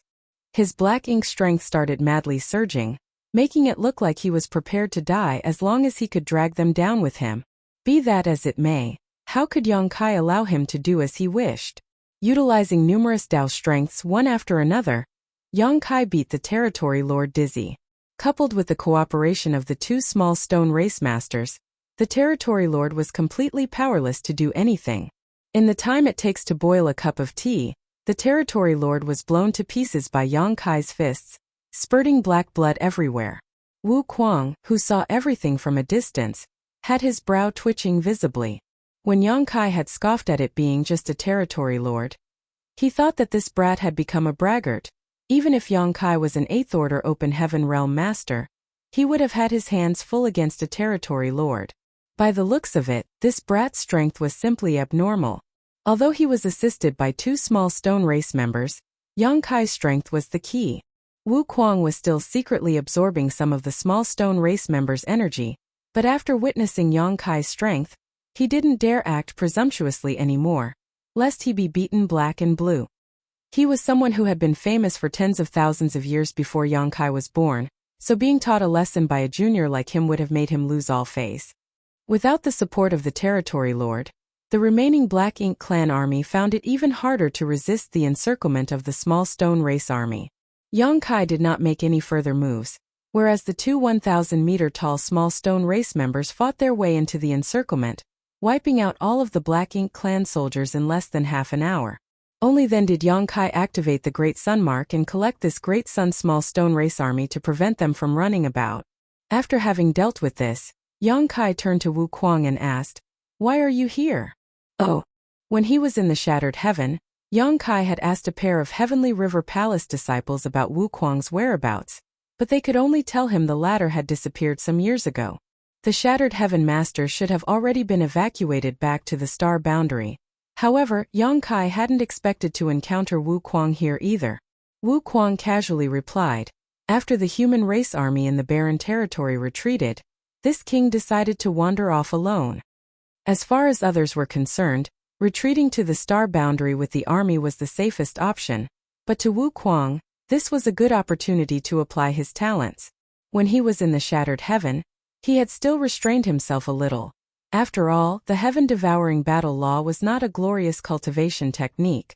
If some master from one of the cave heavens or paradises decided to exterminate evil and uphold righteousness, they might just kill him. Even when he was extra careful, Wu Kuang still managed to provoke Withering Flame Divine Monarch and was hunted all the way to the Shattered Ruins. By some chance and coincidence, he entered the Divine Spirit Ancestral Land, and then followed a group of divine spirits to the Barren Territory battlefield. When he arrived at the Barren Territory battlefield, Wu Kuang finally let himself loose. There, no one would care what kind of cultivation method one used. So long as one could kill the Black Ink clan, they would be comrades. On the Barren Territory battlefield, Wu Kuang had obtained quite a harvest and his cultivation had also risen rapidly.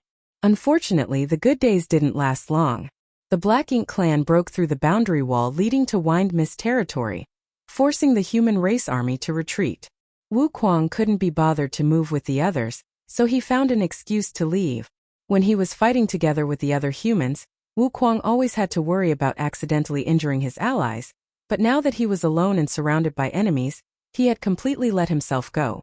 Not only did he devour many Black Ink clansmen, he even dared to devour the energy from universe worlds occupied by the Black Ink clan. Along the way, his cultivation rose at an astonishing pace, but this also provoked the Black Ink clan, who started pursuing him. Wu Kuang would really have been in danger if he hadn't met Yang Kai here today. It was also because of this encounter that Wu Kuang faintly felt that his strength was still too low. Although the Black Ink clan could no longer deploy royal lords to the battlefield, they still had plenty of territory lords. As a 7th Order Open Heaven Realm Master, Wu Kuang was still a little lacking when facing a territory lord. Only after advancing to the 8th Order Open Heaven Realm could he truly act without restraint. Unfortunately, even with the heaven-devouring battle law, it was not easy to break through to the 8th Order. The fact that Yang Kai was already an 8th Order master made him quite envious.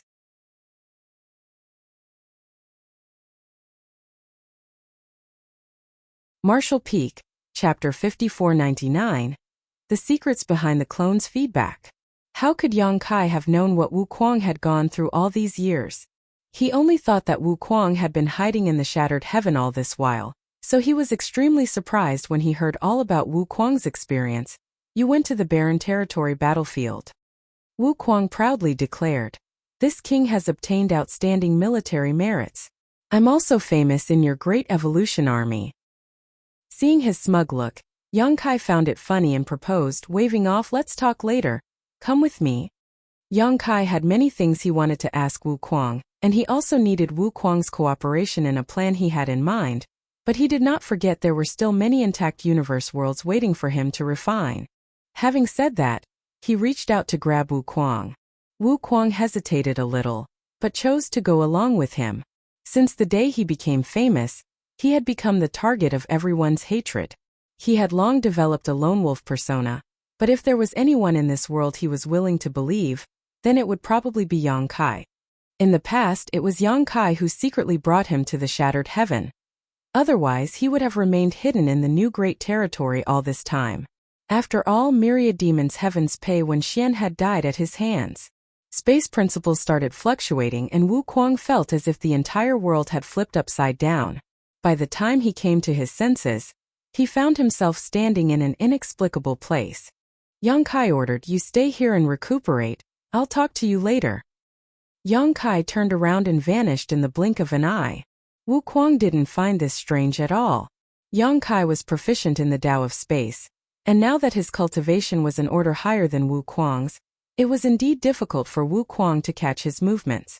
Wu Kuang started looking around and soon had his attention focused on a huge, towering tree in front of him. The tree seemed to be ailed by some kind of illness as it looked sickly and most of its fruits were even rotten. Wu Kuang furrowed his brow as he kept staring at the tree. He vaguely found the towering tree a little familiar, as if he had seen it somewhere before.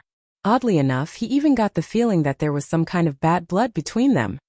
In another place, Yang Kai once again arrived outside a completely intact universe world, and this time the refining process was quite smooth. After refining that universe world into a world bead, Yang Kai returned to the great ancient ruins boundary, and saw Wu Kuang sitting cross-legged in front of the world tree, staring at it. He didn't pay the sight any heed and continued using the world tree as a transit point to head towards the next universe world. After several more trips, he finally finished refining all of the still intact universe worlds. When Yang Kai returned to the great ancient ruins boundary for the last time, he was beside himself in shock at the sight before him. The towering world tree was nowhere to be seen, while Wu Kuang was hugging the lower half of a short, stubby old man. By the looks of it, he was pestering the old man, begging for something. The dense and thick hair on the old man's head looked like branches, and countless fruits were growing on them. The old man's lower body did not have any legs either, and was instead something weird that looked like it was composed of countless roots. Although Yang Kai had never seen this old man before, he could tell that he was the world tree at a glance. After all, the branches on his head and the roots on his lower body were too obvious. What surprised him was that the world tree could actually transform into such an appearance, something he had never seen before. The old man was also holding a walking stick in his hand, and looked completely incensed as he beat Wu Kuang's head with it. Wu Kuang appeared to be in quite a sorry state. bleeding from his head with red liquid pouring down his face. Even so, Wu Kuang was still tightly holding onto the old man's lower body, refusing to let go. Yang Kai could even sense him using the heaven-devouring battle law. Wu Kuang was pleasantly surprised after seeing Yang Kai appear, and shouted, "Young boy, this is the world tree. Quickly help me refine it." It had taken him a long time to recognize that this was the legendary world tree. But once he had, how could Wu Kuang resist the temptation of such a precious treasure? Over the past few years, he did not even let off black ink strength, so Wu Kuang immediately expressed his desire to refine the world tree with practical actions. If he really succeeded in refining it, he would definitely be able to reach the heavens in a single bound. At that time, not to mention territory lords, he would be able to devour even royal lords with ease. Had he still been able to use his 7th order open heaven realm cultivation, he wouldn't be in such a sorry state. But this was the great ancient ruins boundary where no matter what one's order was, it was difficult for him or her to mobilize the world force of their small universe. At most, one could only display the strength of the Emperor Realm. A mere Emperor Realm Master couldn't do anything against the world tree. The old tree kept bashing Wu Kuang's head with the walking stick to the point that Wu Kuang had started to feel dizzy. Be that as it may, Wu Kuang held on, seemingly willing to die for his great cause. The roots of the old tree's lower body also kept lashing him like thousands of whips, tearing his skin and flesh. While they were entangled with each other, Yang Kai walked over. Old tree immediately voiced his grievance. "Boy, why did you bring someone like him here?" The old tree was not just angry, he was also exasperated and even a little frightened. For this was actually not the first time something like this had happened.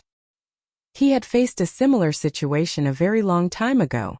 At that time, when that fellow named Sure saw him, he had also acted in such a manner, clamoring to refine him, making him panicked. What's more, at that time the secret art Sure had used was exactly the same as the one in front of him was using. The old tree immediately understood that the fellow in front of him was definitely connected to Sure somehow. Otherwise, how could he come to possess the same secret art? Yang Kai was also rendered speechless by the scene before him. He quickly stepped forward and grabbed Wu Kuang by the neck, lifting him up with a little force. Having escaped from Wu Kuang, the old tree quickly hid far away and breathed a sigh of relief. Wu Kuang, who was being held by Yang Kai, turned to the latter before stoically and indifferently stating, "This king is still your senior. Is this how you treat me? Put me down." Apparently, he was more ashamed of being held like this than anything else.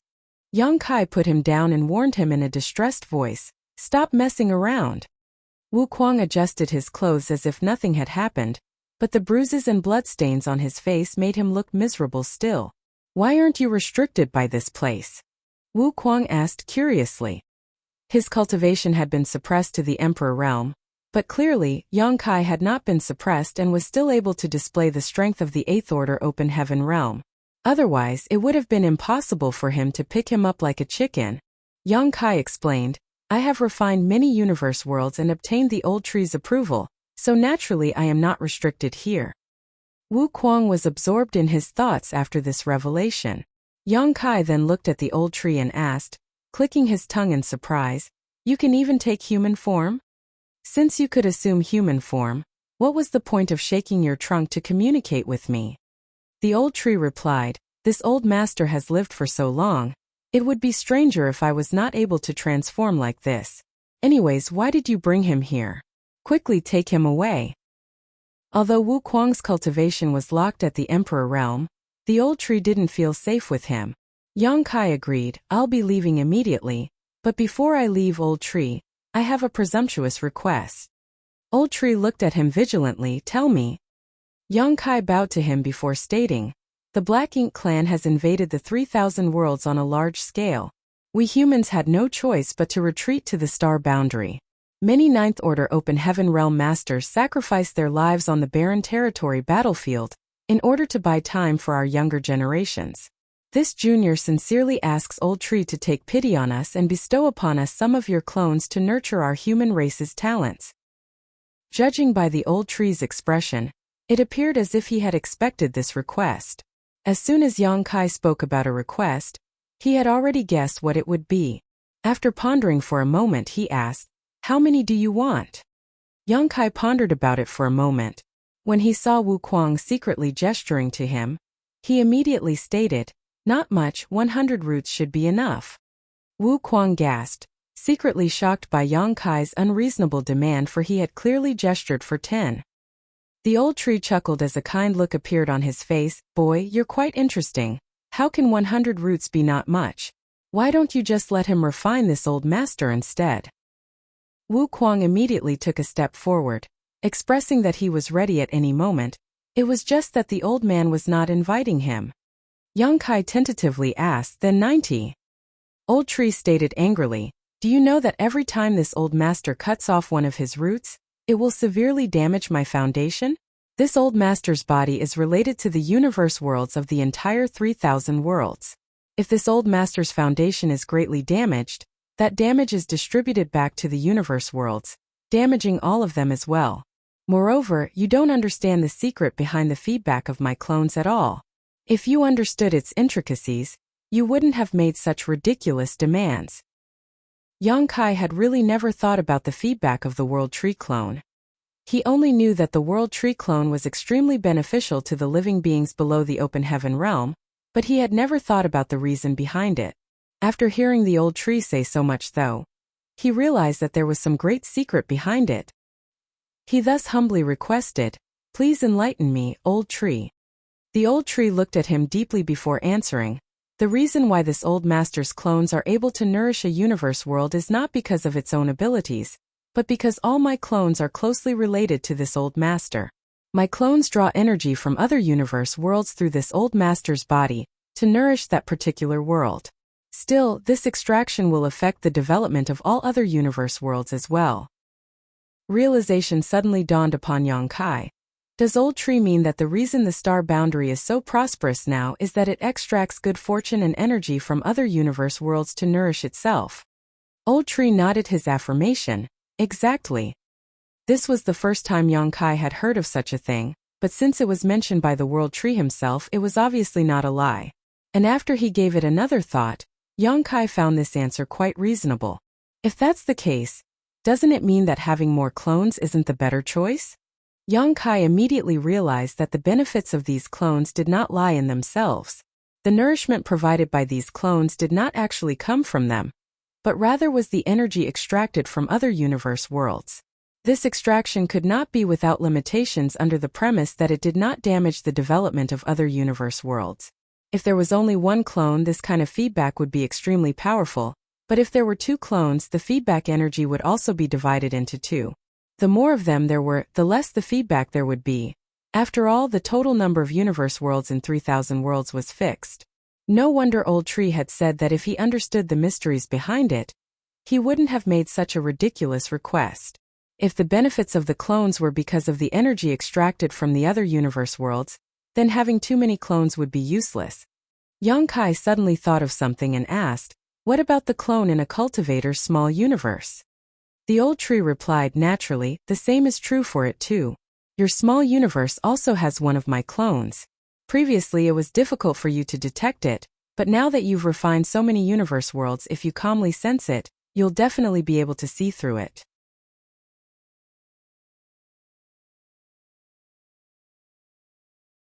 Martial Peak. Chapter 5500. Acknowledge me as your master.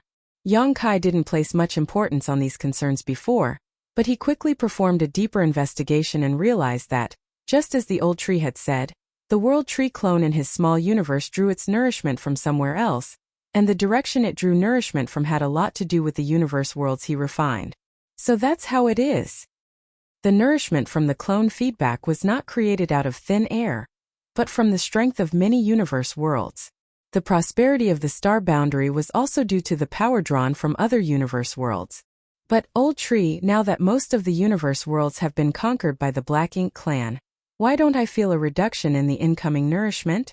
Yang Kai was a little puzzled. If what the Old Tree claimed was true, only the 2,000 or so universe worlds that he refined among the rest remained intact, whereas the rest were conquered by the Black Ink clan. Most of the universe worlds conquered by the Black Ink clan already had a black ink nest planted on them, consuming their world force clean. There were far fewer universe worlds now, which should have meant less nourishment from the World Tree clones. However, Yongkai did not feel that was the case.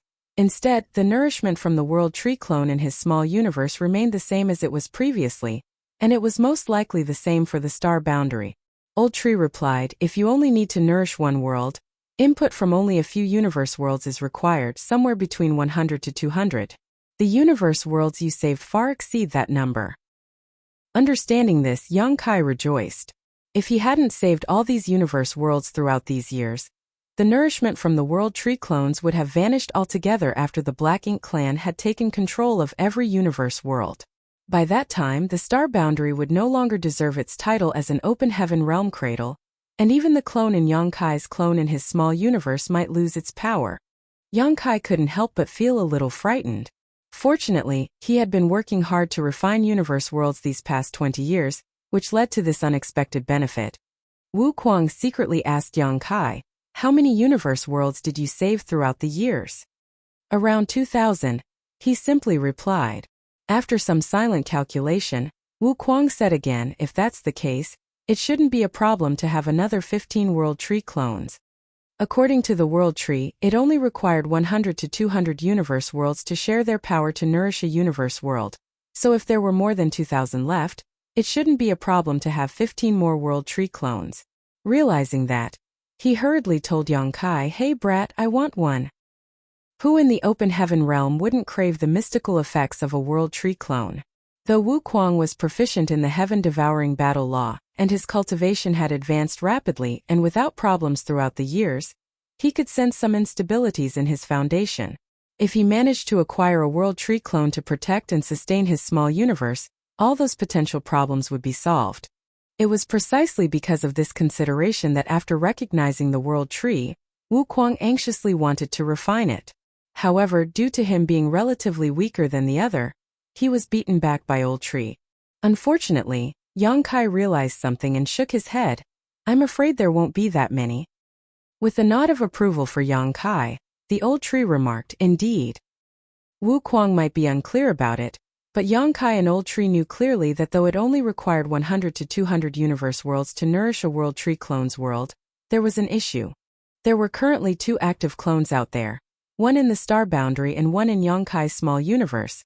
However, the latter required an immense number of universe worlds as time flowed significantly faster there than in the outside world. Understanding this, Yongkai respectfully asked, Old Tree, how many more can you offer? After a moment of deep consideration, the Old Tree tapped the walking stick in his hand and sighed. Only 3 more. Anything more than that will affect the strength of nourishment. Wu Kuang's expression turned dark. If there are 15 more, he may be able to get one, but if it was just 3, Yongkai might not be willing. After all, he wasn't that close to Yongkai. Without trying to negotiate, as he knew it would be pointless, Yongkai bowed and said while cupping his fist, Old Tree, please give me 3 of your clones. The continuance of the World Tree was linked to the survival of 3,000 worlds, so Yongkai believed that at times like this, Old Tree would not be stingy. 3 World Tree clones was likely the maximum he could offer. The Old Tree gave a light nod, and the numerous roots on its lower body squirmed. 3 of them eventually broke off and sprouted into 3 tiny saplings. Just as Wu Kuang prepared to dash forward to snatch one, space around him froze and he became immobile. He knew clearly that it was Yongkai's doing. This brat who manipulated space principles was stopping him, causing him to squirm and glare at Yongkai. Yongkai naturally ignored him. After carefully putting the 3 clones into his small universe, he thanked the Old Tree. The Old Tree waved his hand. This old man can only do so much. The future of the 3,000 worlds is in the hands of you humans. If you win, I can continue to live. Otherwise, I will inevitably perish as well. Old Tree may rest assured, the human race will not be defeated. However, Junior may come visit you somewhat frequently in the future, stated Yongkai immediately. Now that he could use the World Tree as a transit point to travel around the Great Territories, he would undoubtedly arrive here frequently in the future. However, this method of travel had its limitations.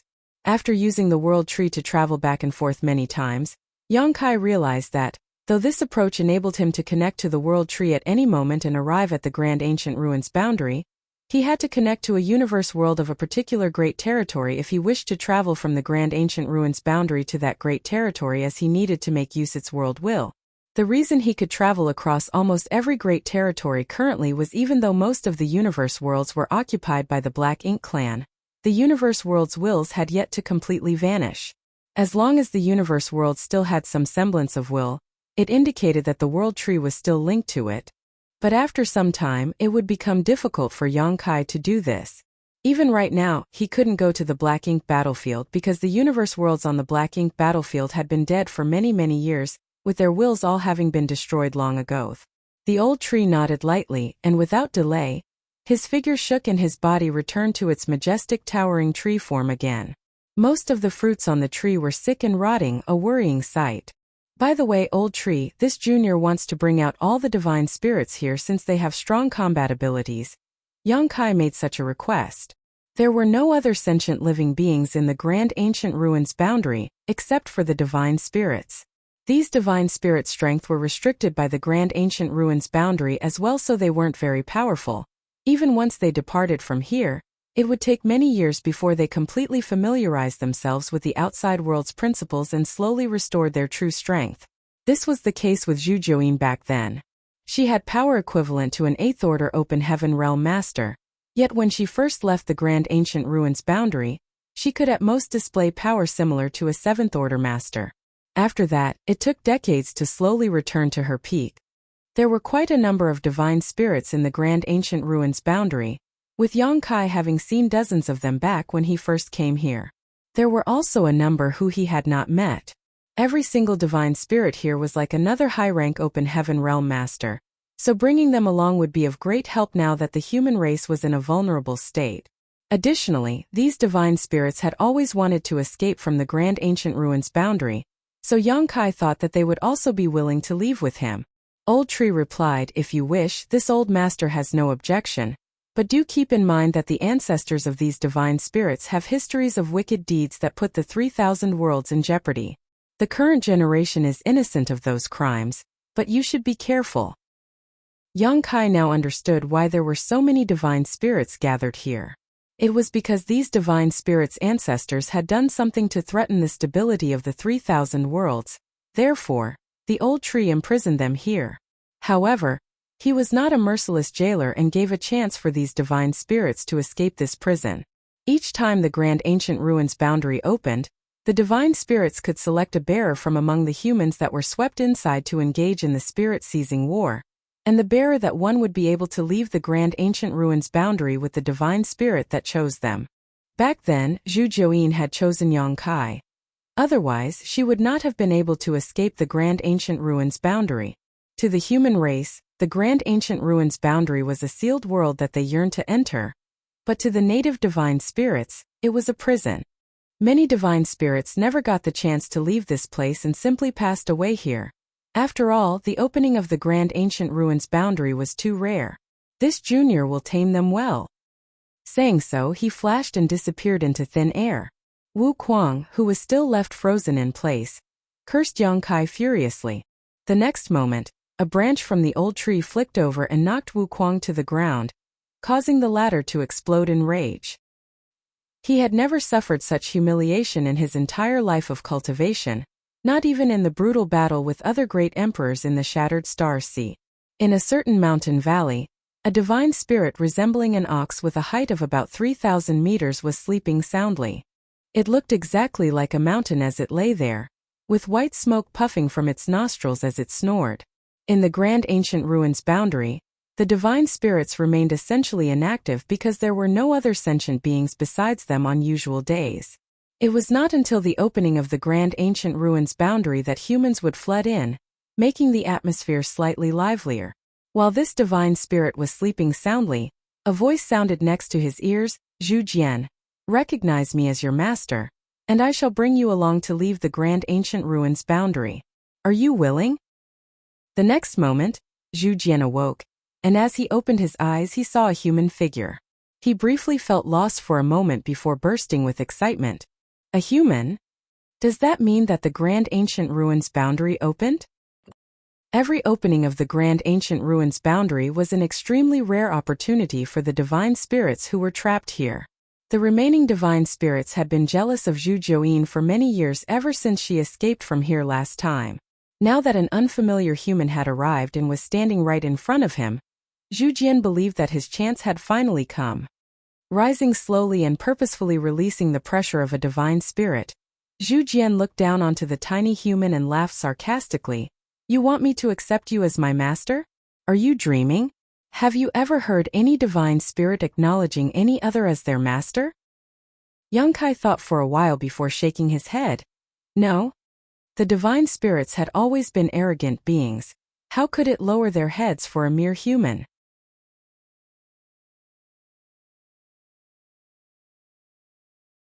Martial Peak. Chapter 5501. Submit to me. There has never been a precedent, but after today there will be many. Yang Kai grinned meaningfully. Zhu Jian couldn't help but laugh. Given your tiny figure, you have quite a big mouth. How would you be able to make this majestic Zhu Jian recognize you as my master? Instead, I will give you some opportunity if you submit to me. The divine spirits of the Grand Ancient Ruins boundary and their chosen bearer had a mutually beneficial relationship. These chosen human cultivators could often benefit from the divine spirit and quickly get stronger. Gu Pan, Chu Huashang, Ning Dao Ran, and other powerful youths from that time were all the same. The divine spirits also wished for these bearers to be as strong as possible, because they would be taking part in the spirit-seizing war. Only when their bearer was powerful would they be able to seize the opportunity to leave this cage. Zhu Jian wasn't lying when he stated he would give Yang Kai opportunities, as he actually planned to do so. The notion was, of course, that Yang Kai must pass some of his assessments. Zhu Jian would not want to waste his time if this human was mediocre. Saying so, Zhu Jian raised a hoof and pressed it down at Yang Kai. Though his movements weren't particularly fast, the pressure of a divine spirit became stronger with every meter it descended. Zhu Jian could almost foresee the sight of the human trembling under his majestic self. He had done this many times before, and each time, those humans would submit and become well-behaved. However, this time was destined to be an exception. Yang Kai simply lifted his hand and stopped Zhu Jian's hoof dead in its tracks. The sight was akin to an ant lifting its limb and holding up an elephant's foot. "I'm short on time, so let's stop the nonsense and get right to the point." Just as the voice of the human sounded in Zhu Jian's ears, he immediately found himself lifted before being slammed down onto the floor. There was a huge explosion as it seemed like the entire Grand Ancient Ruins boundary shook. The mountain valley cracked, with spider web-like fissures spreading out from a massive depression that had just been opened up at its center. From inside the crater, Zhu Jian's figure could be vaguely seen through the dust and debris. Zhu Jian was so flabbergasted, he didn't even get angry from being smashed to the ground. In the Grand Ancient Ruins boundary, Zhu Jian could unleash strength equivalent to a second-order open heaven realm master, which, while powerful, was a huge gap from his true strength.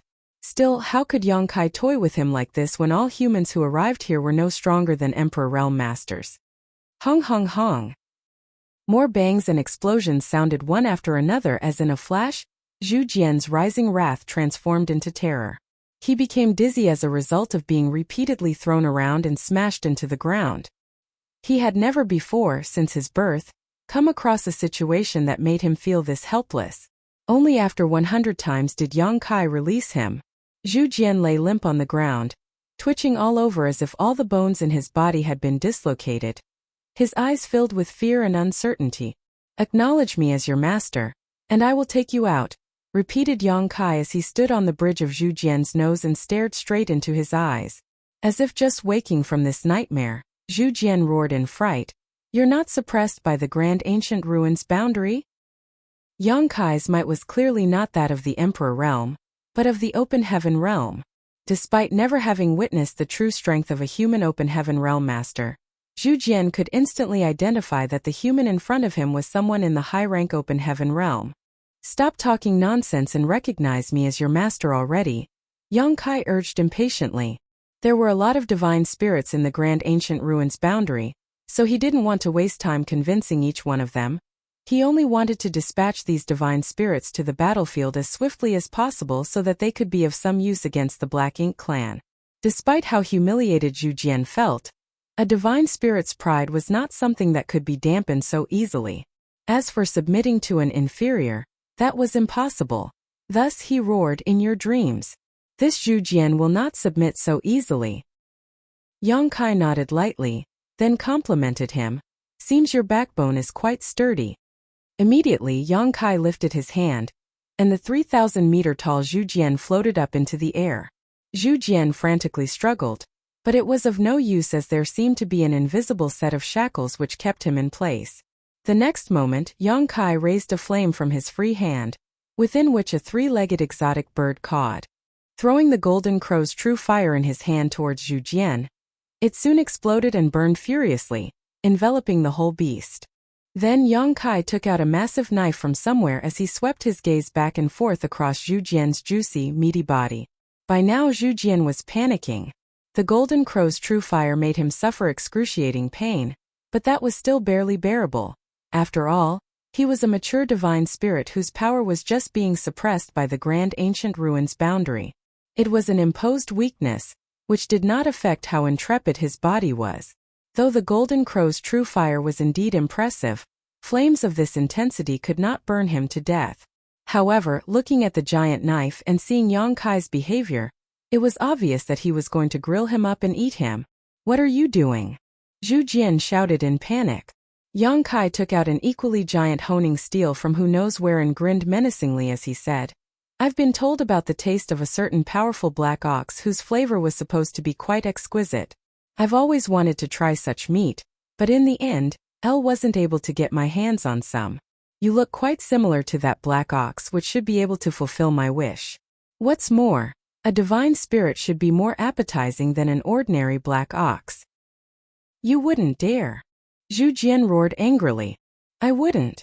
With a snort, Yang Kai approached Zhu Jian with the now gleaming knife in hand, eyeing Zhu Jian's rib roast section, lifting his blade as if preparing to slice off a piece. When Zhu Jian saw this human was being serious, he couldn't bear it anymore, so he hurriedly cried out, Wait. We can talk this out.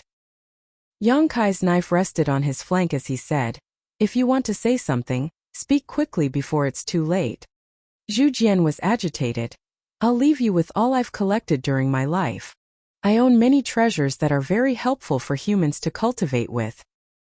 Yang Kai sneered, Your treasures are all useless to me. Zhu Jian tried again. Then I will give you some of my source strength. With it, you will have the opportunity to comprehend the innate divine ability of my clan. Upon hearing that, Yang Kai frowned and asked, What is the bloodline talent of your clan? He was oblivious to it previously, but during his trip to the no-return past to cultivate, he had come to understand that every divine spirit clan had their own bloodline talent which would awaken once they matured thanks to their bloodline inheritance. For example, the Dragon clan's bloodline talent was the Tao of Time while the Phoenix clan's was the Tao of Space. Since he didn't interact with other divine spirits much, Yang Kai didn't know much about them. Seeing that his interest was piqued, Zhu Jian immediately continued, The bloodline talent of my clan is one of strength. If you comprehend this innate divine ability, your physical strength will be boundless. Garbage. Yang Kai immediately lost all interest. When it came to raw physical strength, none exceeded the Dragon clan. It was a purely useless bloodline talent for Yang Kai. Zhu Jian felt like breaking down. How could he have offered some of his source strength if he hadn't been forced into a dead end? The loss of even a bit of his source strength would have a significant detrimental effect on him. Yet, such huge sacrifices were dismissed as garbage by this human. If you have anything else for me in exchange for your life, speak up. Or else I will start my meal, Yang Kai threatened. Zhu Jian sighed, appearing to accept his fate. What more do I have when you don't even seem pleased by my source strength? Forget it. This is my fate. Please start. Even if you die, you still won't recognize me as your master? Yang Kai questioned. Zhu Jian was greatly humiliated. Even so, his words oozed contempt as he spoke. Trivial human. It will bring shame to all divine spirits for this Zhu Jian to submit to you. Instead, death will be a relief for me as I will finally be able to escape this prison. What if I wasn't a human? Yang Kai asked. Zhu Jian's heart tightened as he saw Yang Kai step onto his nose once again and gave him a stern look. When those words came out, even though Yang Kai's figure remained the same, the phantom image of a dragon head appeared behind him and intense dragon pressure erupted forth. "You're from the dragon clan?" Zhu Jian asked in shock. As a divine spirit, Zhu Jian could naturally feel the extremely pure dragon pressure that washed over him in that instant, something that only a true dragon could possess. Under this dragon pressure, even a divine spirit like him couldn't help but feel inferior. The dragon head disappeared as Yang Kai nodded and declared, "Indeed, I am from the dragon clan." "Why didn't you expose your true identity first if you are from the dragon clan?" Zhu Jian almost wept. Still, the next moment he attempted to sound intimidating by declaring, "Even if you are a true dragon, I won't recognize you as my master." The way he spoke, nonetheless, was not nearly as forceful as it had been before. Clearly, Yang Kai's revelation of his identity caused Zhu Jian to reconsider his decision. Of course, Yang Kai, on the other hand, knew what he was thinking. Thus, he tempted him again. "I can bring you out of the Grand Ancient Ruins boundary." Zhu Jian looked at him for a while, then shook his head and said, "Impossible. All divine spirits that have entered the Grand Ancient Ruins boundary will never have a chance to leave unless they win that fleeting opportunity. This applies to those in the Dragon Clan as well." Yang Kai only replied nonchalantly at this statement, "If I say I can do it, I can do it. Just because all of you can't leave doesn't mean that I can't." For a brief while, Zhu Jian pondered before asking, "Do you dare to swear upon your bloodline?" Yang Kai raised his eyebrows. "Why would I not?" At this point, Zhu Jian no longer had any doubts. To any divine spirit, an oath sworn on one's source was binding, while one sworn on their bloodline was of even greater significance. Violating a bloodline oath would result in a bloodline backlash. In like cases, their bloodline would forever be destroyed, whereas in the worst case they would lose their life. Worse yet, a bloodline oath concerned not just an individual, but an entire clan, meaning it was a matter of honor to one's whole race and would be enforced with a corresponding level of intensity. This was one of the most ancient oaths in existence. "How are you going to get out of the Grand Ancient Ruins boundary?" Zhu Jian inquired while frowning. Yang Kai shook his head. "Of course, I have my own means. You don't need to ask. Even if you are from the Dragon Clan, I can't possibly acknowledge you as my master. Even so, I can swear loyalty to you," Zhu Jian stated after giving it some thought. "What's the difference?" Yang Kai thought. However, seeing how Zhu Jian would rather die than agree to his original request, proved how the divine spirits indeed exhibited unyielding pride and arrogance. This level of conviction was unbreakable, even in the face of death. "That works too." Yang Kai nodded, not actually intending to enslave the divine spirits here, just to bring them out to fight against the Black Ink clan. Recognizing him as a master was for nothing but to give it an easy title to understand. When Zhu Jian cautiously turned to look at Yang Kai, he added, "This type of loyalty needs to be limited to 100 ya." It was clear from what he observed that Yang Kai was not someone who could not be reasoned with. Thus, he intended to negotiate and gain some advantages for himself. 3,000 years. "You will swear loyalty to me for 3,000 years and I will swear to release you when that time is up." Yang Kai cut him off and firmly declared.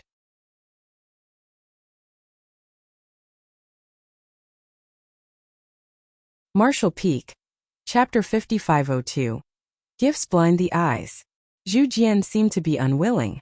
Even for a divine spirit like him, 3,000 years was a long time, but before he could even speak, Yang Kai interjected, "There's no need for any further discussion if you can't even guarantee 3,000 years.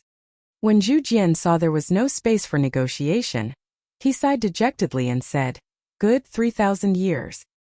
It was only then that Yang Kai put him down and retrieved the Golden Crow's true fire. This was followed by both sides swearing oaths upon their bloodlines. In that oath, Zhu Jian swore loyalty to Yang Kai for 3,000 years after Yang Kai brought him out of the Grand Ancient Ruins boundary. "Lead me to the other divine spirits," Yang Kai ordered. Zhu Jian understood instantly that this human did not only intend to subjugate him, but all the other divine spirits in the Great Ancient Ruins boundary as well. No one could escape from him. However, this matter was not necessarily a bad thing for the divine spirits of the Grand Ancient Ruins boundary. They had always wanted to escape from here, so now that there was such an opportunity, nobody would be willing to pass it up. Understanding this, Zhu Jian stopped being long-winded and immediately led Yang Kai to the closest divine spirit. After an hour in front of a cave, Yang Kai waited patiently for Zhu Jian to discuss with the divine spirit inside. Sometime later, a three-headed, 3,000-meter-long snake emerged from the caves and looked down at Yang Kai while keeping his head high up. At a glance, Yang Kai recognized that this was Fei Yi, who had Chu Huashang as his bearer. The middle head of Fei Yi's three heads asked, "You are able to take me out of the grand ancient ruins boundary?" Yang Kai nodded. "I dare not go against my bloodline oath." Fei Yi nodded. "If that's the case, I can work under you for 3,000 years. Yang Kai was spared a great deal of hassle thanks to Zhu Jian's mediation. The two parties once more swore an oath, just like Yang Kai did with Zhu Jian. For the next half a month, Yang Kai wandered around the grand ancient ruins boundary and met one divine spirit after another. The subdued divine spirits helped convince the new ones, making things simpler. As Zhu Jian was the first to surrender to Yang Kai, he played a vital role in the subsequent subjugation process, so he also subconsciously took on the role of leader.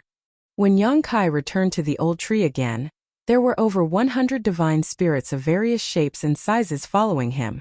These divine spirits had a wide range of strength, but the one undeniable fact was that all of them were at least on par with 7th Order Open Heaven Realm Masters. The 100 or so formed quite a strong force.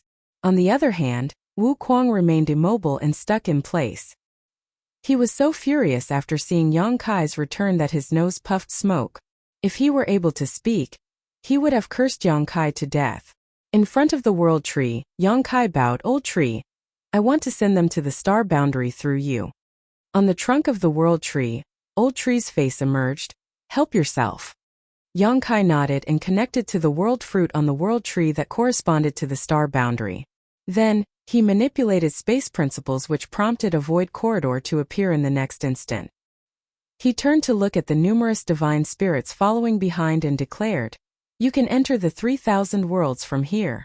Now that the 3,000 worlds are at war, we need you to help us in our fight against our enemies. Go to the star boundary's high heaven palace and search for a woman named Hua Qingxi. Tell her that I sent all of you as reinforcements. Remember, you must obey her commands when I am not around. If you dare to commit crimes or disobey her orders, I have plenty of ways to make you suffer." Oh. Many divine spirits felt the foreign aura coming from the portal, making them thrilled. Despite Yang Kai's repeated assurances that he would lead them out of the grand ancient ruins boundary, it wasn't until they saw his ability in action that they were able to completely trust him. After going through this portal, they could finally escape the restrictions of the grand ancient ruins boundary and restore their power as true divine spirits. Zhu Jian cupped his fist and said, "Sir, may rest assured, since we have established a bloodline oath, we dare not violate it. Go." Yang Kai responded with a nod and a wave. The first to rush towards the portal was Zhu Jian, who was soon followed by several more divine spirits. They all shrunk their figures to travel through the portal, disappearing one after another. It was only after all of the 100 or so divine spirits crossed the portal that Yang Kai shut it. There would certainly be a disturbance with the arrival of 100+ divine spirits at the star boundary, but that was not Yang Kai's concern now. Grabbing Wu Kuang, Yang Kai addressed the world tree. "Old tree, I need to go to Black Territory. May I ask you for guidance?"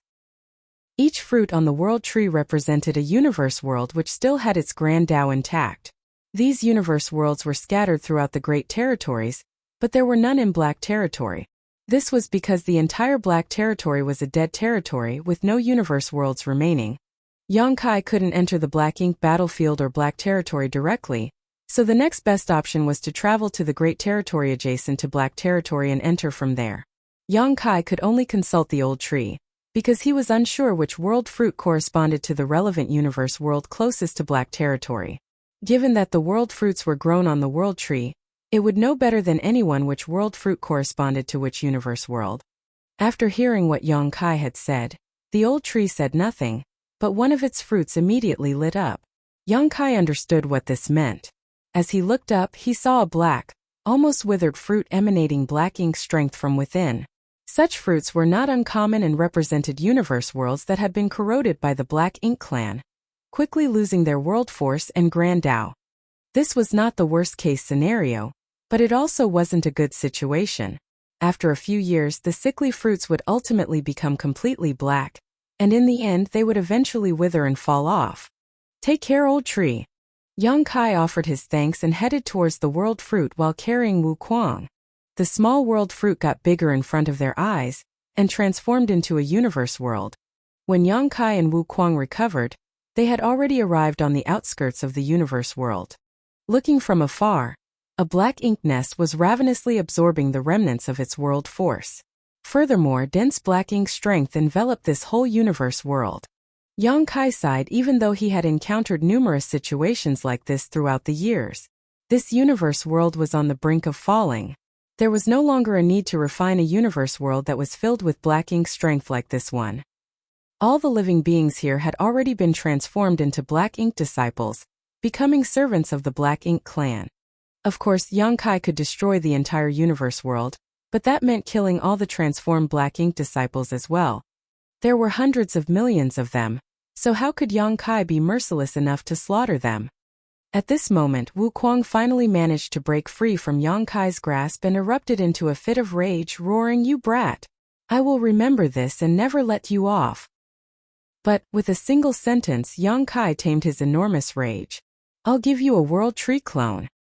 Wu Kuang was momentarily stunned, his anger fizzling out as he asked in disbelief, "Really?" Yang Kai had obtained 3 clones from the world tree. Though Wu Kuang desperately wanted one, he knew Yang Kai wouldn't be willing to give it to him. If it wasn't because he was weaker than Yang Kai, he would have already snatched one away. Unexpectedly, Yang Kai offered a clone to him willingly, which made him both shocked and delighted. If he were given this clone, which would stabilize and fortify his small universe, Wu Kuang would not need to worry about signs of his small universe being unstable due to any sudden increase in strength. He could also maximize the effects of his heaven-devouring battle law, with no need to worry about any kind of side effects in the future. Yang Kai then replied, "But you'll have to follow me somewhere." Wu Kuang became alert at once. "Where?" "Don't ask so much. You'll know when we arrive." Saying so, Yang Kai simply took out a world tree clone and threw it to Wu Kuang. Wu Kuang quickly accepted it and made sure that it was real before becoming overjoyed. As soon as he put it in his small universe, he felt that his aura grew somewhat denser. He could feel that his small universe started getting perfected after he had placed the world tree clone inside, and in time Wu Kunag was confident there would be even more benefits as the world tree clone grew. He also learned about the mystery of the world tree clone from the world tree, like how it absorbed the power of other universes' worlds. With this world tree clone, he would be able to save many years of cultivation and ascend to the 9th order open heaven realm in no time. Unlike other cultivators, Wu Kuang was not bound by the restrictions of the open heaven realm. Nobody knew how or why, but after acquiring the body of great demon god Mo Shang, he directly ascended to the 5th order open heaven realm. Logically speaking, the 7th order open heaven realm should be his limit. Wu Kuang was currently in the 7th order open heaven realm already, but despite that, he felt that his martial Tao had not reached its peak. He could still ascend to the 8th order open heaven realm, or even the 9th order open heaven realm. Over the years, Wu Kuang had thought about this matter a lot, and in the end, he concluded that the heaven-devouring battle law he created was so exceptional that it broke the innate restrictions of the open heaven realm. On the other hand, it was unfortunate that the heaven-devouring battle law could only be safely cultivated by him.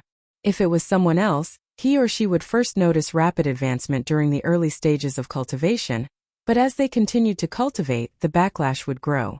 Furthermore, there was only one solution to this: the flawless purifying golden lotus.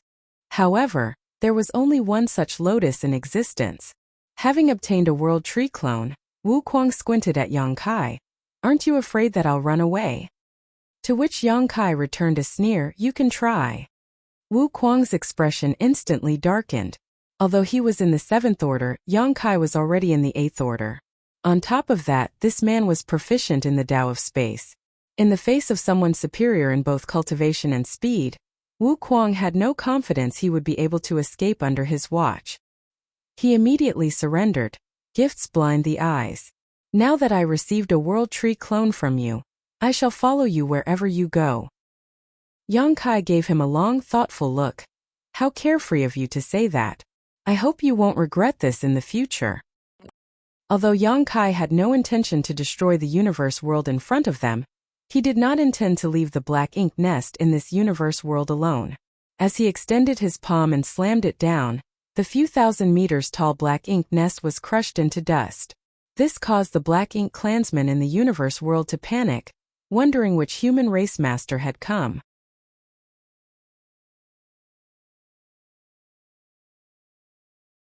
Marshall Peak. Chapter 5503, to solve the problem at its source. Universe worlds were beginning to fall, all of them with black ink nests planted on them. The dense black ink strength permeated throughout the universe worlds, transforming countless living beings into black ink disciples. As Yang Kai and Wu Kuang traveled, what they witnessed and heard shocked them. Yang Kai would not hesitate to eliminate any targets that could be rapidly removed along the way, but he was not focused on removing those black ink nests. His current task was more pressing. After a few days, the two came across a universe world that had a black ink nest on it. One could tell that it hadn't been here for long by the sparse black ink strength and by how much of the world force remained. Yang Kai examined it and asked, "Now that you also have a world tree clone to stabilize and protect your small universe, do you want to keep some living beings inside? If there are living beings living and breeding in your small universe, it can greatly help you with your cultivation." Of course, Wu Kuang desired it. The small universe of a high-rank open heaven realm master had already evolved from immaterial to material, capable of hosting living beings in it. However, owing to how often one would engage in battles, and how detrimental that would be to a small universe, few high-rank masters would ever raise living beings in their body.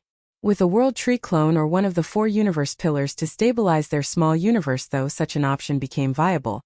The safety of the living beings within Wu Kuang's small universe could only be ensured if it remained unaffected by external shocks. Wu Kuang already wanted to house some living beings when Yang Kai first handed him the world tree clone. It was just that he was short on time and had no source of such beings. Once Yang Kai asked, though, he understood what Yang Kai meant and thought that this brat was quite a good friend for bringing him to a universe world like this one. Immediately he nodded and said, "I'll go in and look around." Saying so, he rushed towards the universe world. If Yang Kai and Wu Kuang chose to ignore this universe world, the living beings within it would all transform into black ink disciples after a few years. This universe world's world force would be completely gone and it would break apart and die soon enough as well. In this vast universe there were countless universe worlds like this one. When Wu Kuang entered the universe world, he recklessly took in all the living beings he could find. Yang Kai was able to see clearly how Wu Kuang immediately incorporated all of the busy, packed cities of living beings into his small universe. Even the Black Ink Nest and the Black Ink Clan that were plundering this universe world were not spared. Wu Kuang's heaven-devouring battle law could consume everything and anything, so while it might be difficult to take in and resolve Black Ink strength for others, to Wu Kuang, it was just another method to enrich his heritage. In less than 10 days there were no more living beings in this universe world, they had all been taken into Wu Kuang's small universe.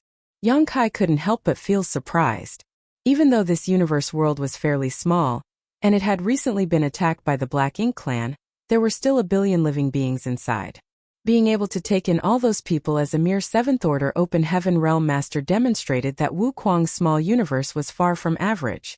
When Wu Kuang returned happily, Yang Kai purged all the black ink strength from this universe world and began to refine it. This confused Wu Kuang. There are no longer living beings in this universe world and its world force is also close to being completely depleted.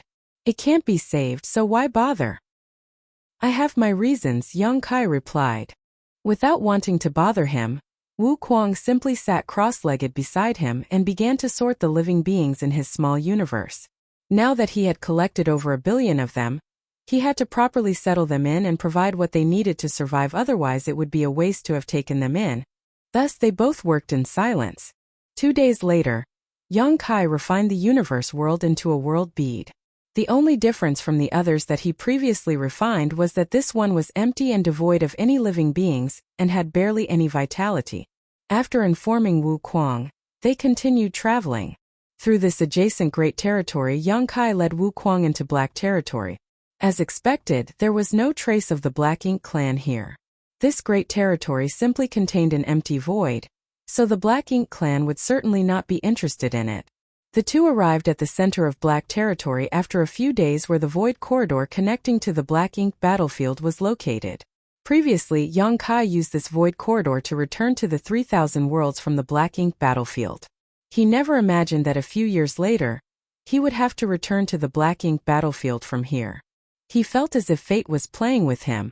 After pondering for a while, Yang Kai turned his head and looked at Wu Kuang. Do you mind entering my small universe? Since he was in the 8th order and Wu Kuang was in the 7th order, it would not be a problem for Yang Kai to keep the latter in the small universe, as doing so would be more convenient for the next leg of their journey.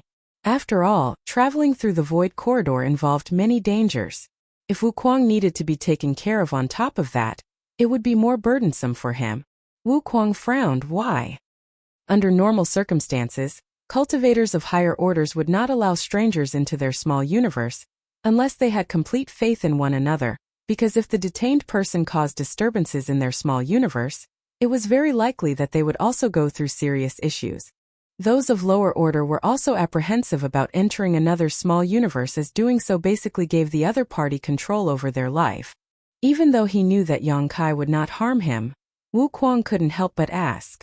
After Yang Kai explained the reason, Wu Kuang nodded. Why should I be afraid if you're not? Come on then.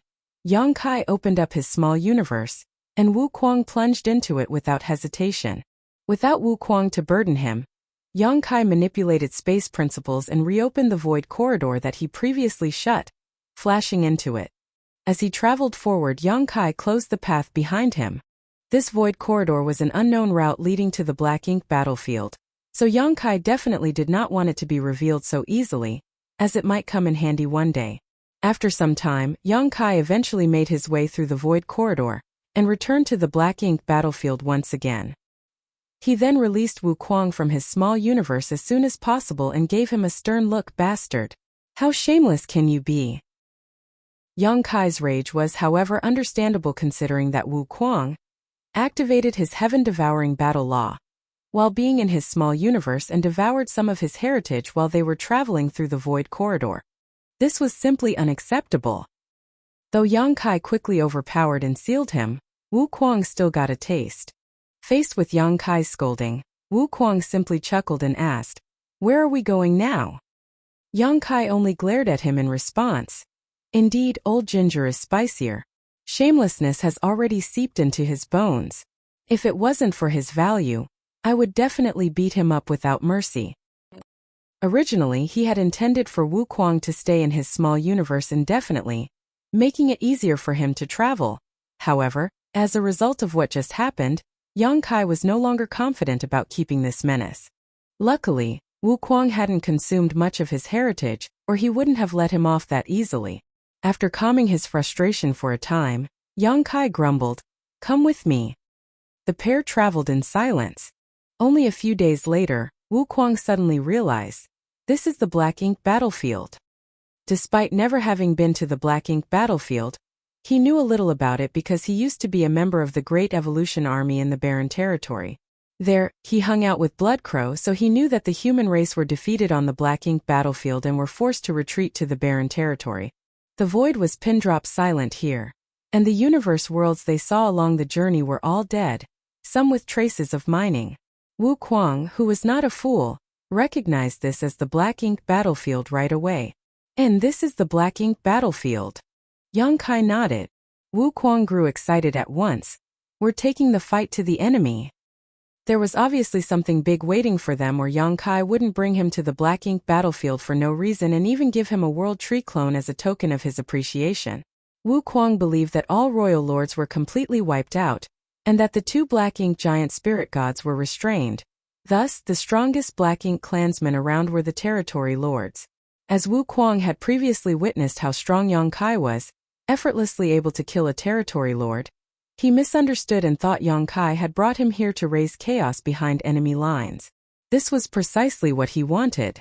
When Yang Kai killed the territory lord earlier, He didn't dare to simply consume the remnant strength since his strength had advanced too quickly over recent years, and he needed to stabilize his cultivation. But with the World Tree clone, Wu Kuang's small universe had now been completely perfected, and he could even vividly perceive how his world force was constantly being refined and purified by it. Now that his foundation would consolidate itself all on its own, the more strength he devoured, the better it would be. Yang Kai glanced at him suddenly, nodded and said, "And we're going to solve the problem at its source."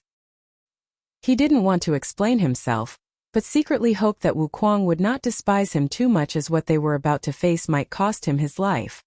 The pair flew forward while Yang Kai left a trail of space beacons behind. The placing of space beacons could save Yang Kai a lot of time when he returned. Wu Kuang, who had originally been eagerly anticipating being able to have a sumptuous meal, eventually came to realize that something was wrong as the days passed. They hadn't even come across a single Black Ink clansman along the way, only the never-ending void. After he asked Yang Kai multiple times, the latter simply said that the Black Ink battlefield was too vast and that the Black Ink clansmen were all assembled around the No Return Pass right now, so the two of them still had a long way to go. Of course, Wu Kuang had no idea where the No Return Pass was. He only heard from others that the No Return Pass was originally the only route connecting the 3,000 worlds to the Black Ink battlefield. Initially, it was guarded by the Dragon Clan and Phoenix Clan, but now the pass had fallen into enemy hands. Therefore, Wu Kuang could only follow Yang Kai obediently, despite the fact that he still had some doubts in his heart. He also dared not leave on his own since they had already gone far, and this place was devoid of anything that could be used as a landmark for him to find his way back. Anyone unfamiliar with Black Ink battlefield would undoubtedly become lost in this never-ending void. It took a few years, but the pair eventually reached the late ancient era battlefield. Wu Kuang immediately realized the dangers of this place and soon after bore witness to the magnificence of the celestial phenomena, something that absolutely could not be witnessed in the 3,000 worlds. It took his breath away. The late ancient era battlefield contained not only the remains of the late ancient era, but also the remnants of the human race army as they retreated from the primordial heaven's source grand restriction hundreds of years ago. Yang Kai even spotted a lot of shattered warship debris along the way. When the human race army was retreating from primordial heaven's source grand restriction to the No Return Pass, he was being chased by the sheep-headed royal lord, so he did not know how the human race army was defeated while they were evacuating. However, after viewing the remnants of the battle, he could imagine the valiant struggle of his allies at that time.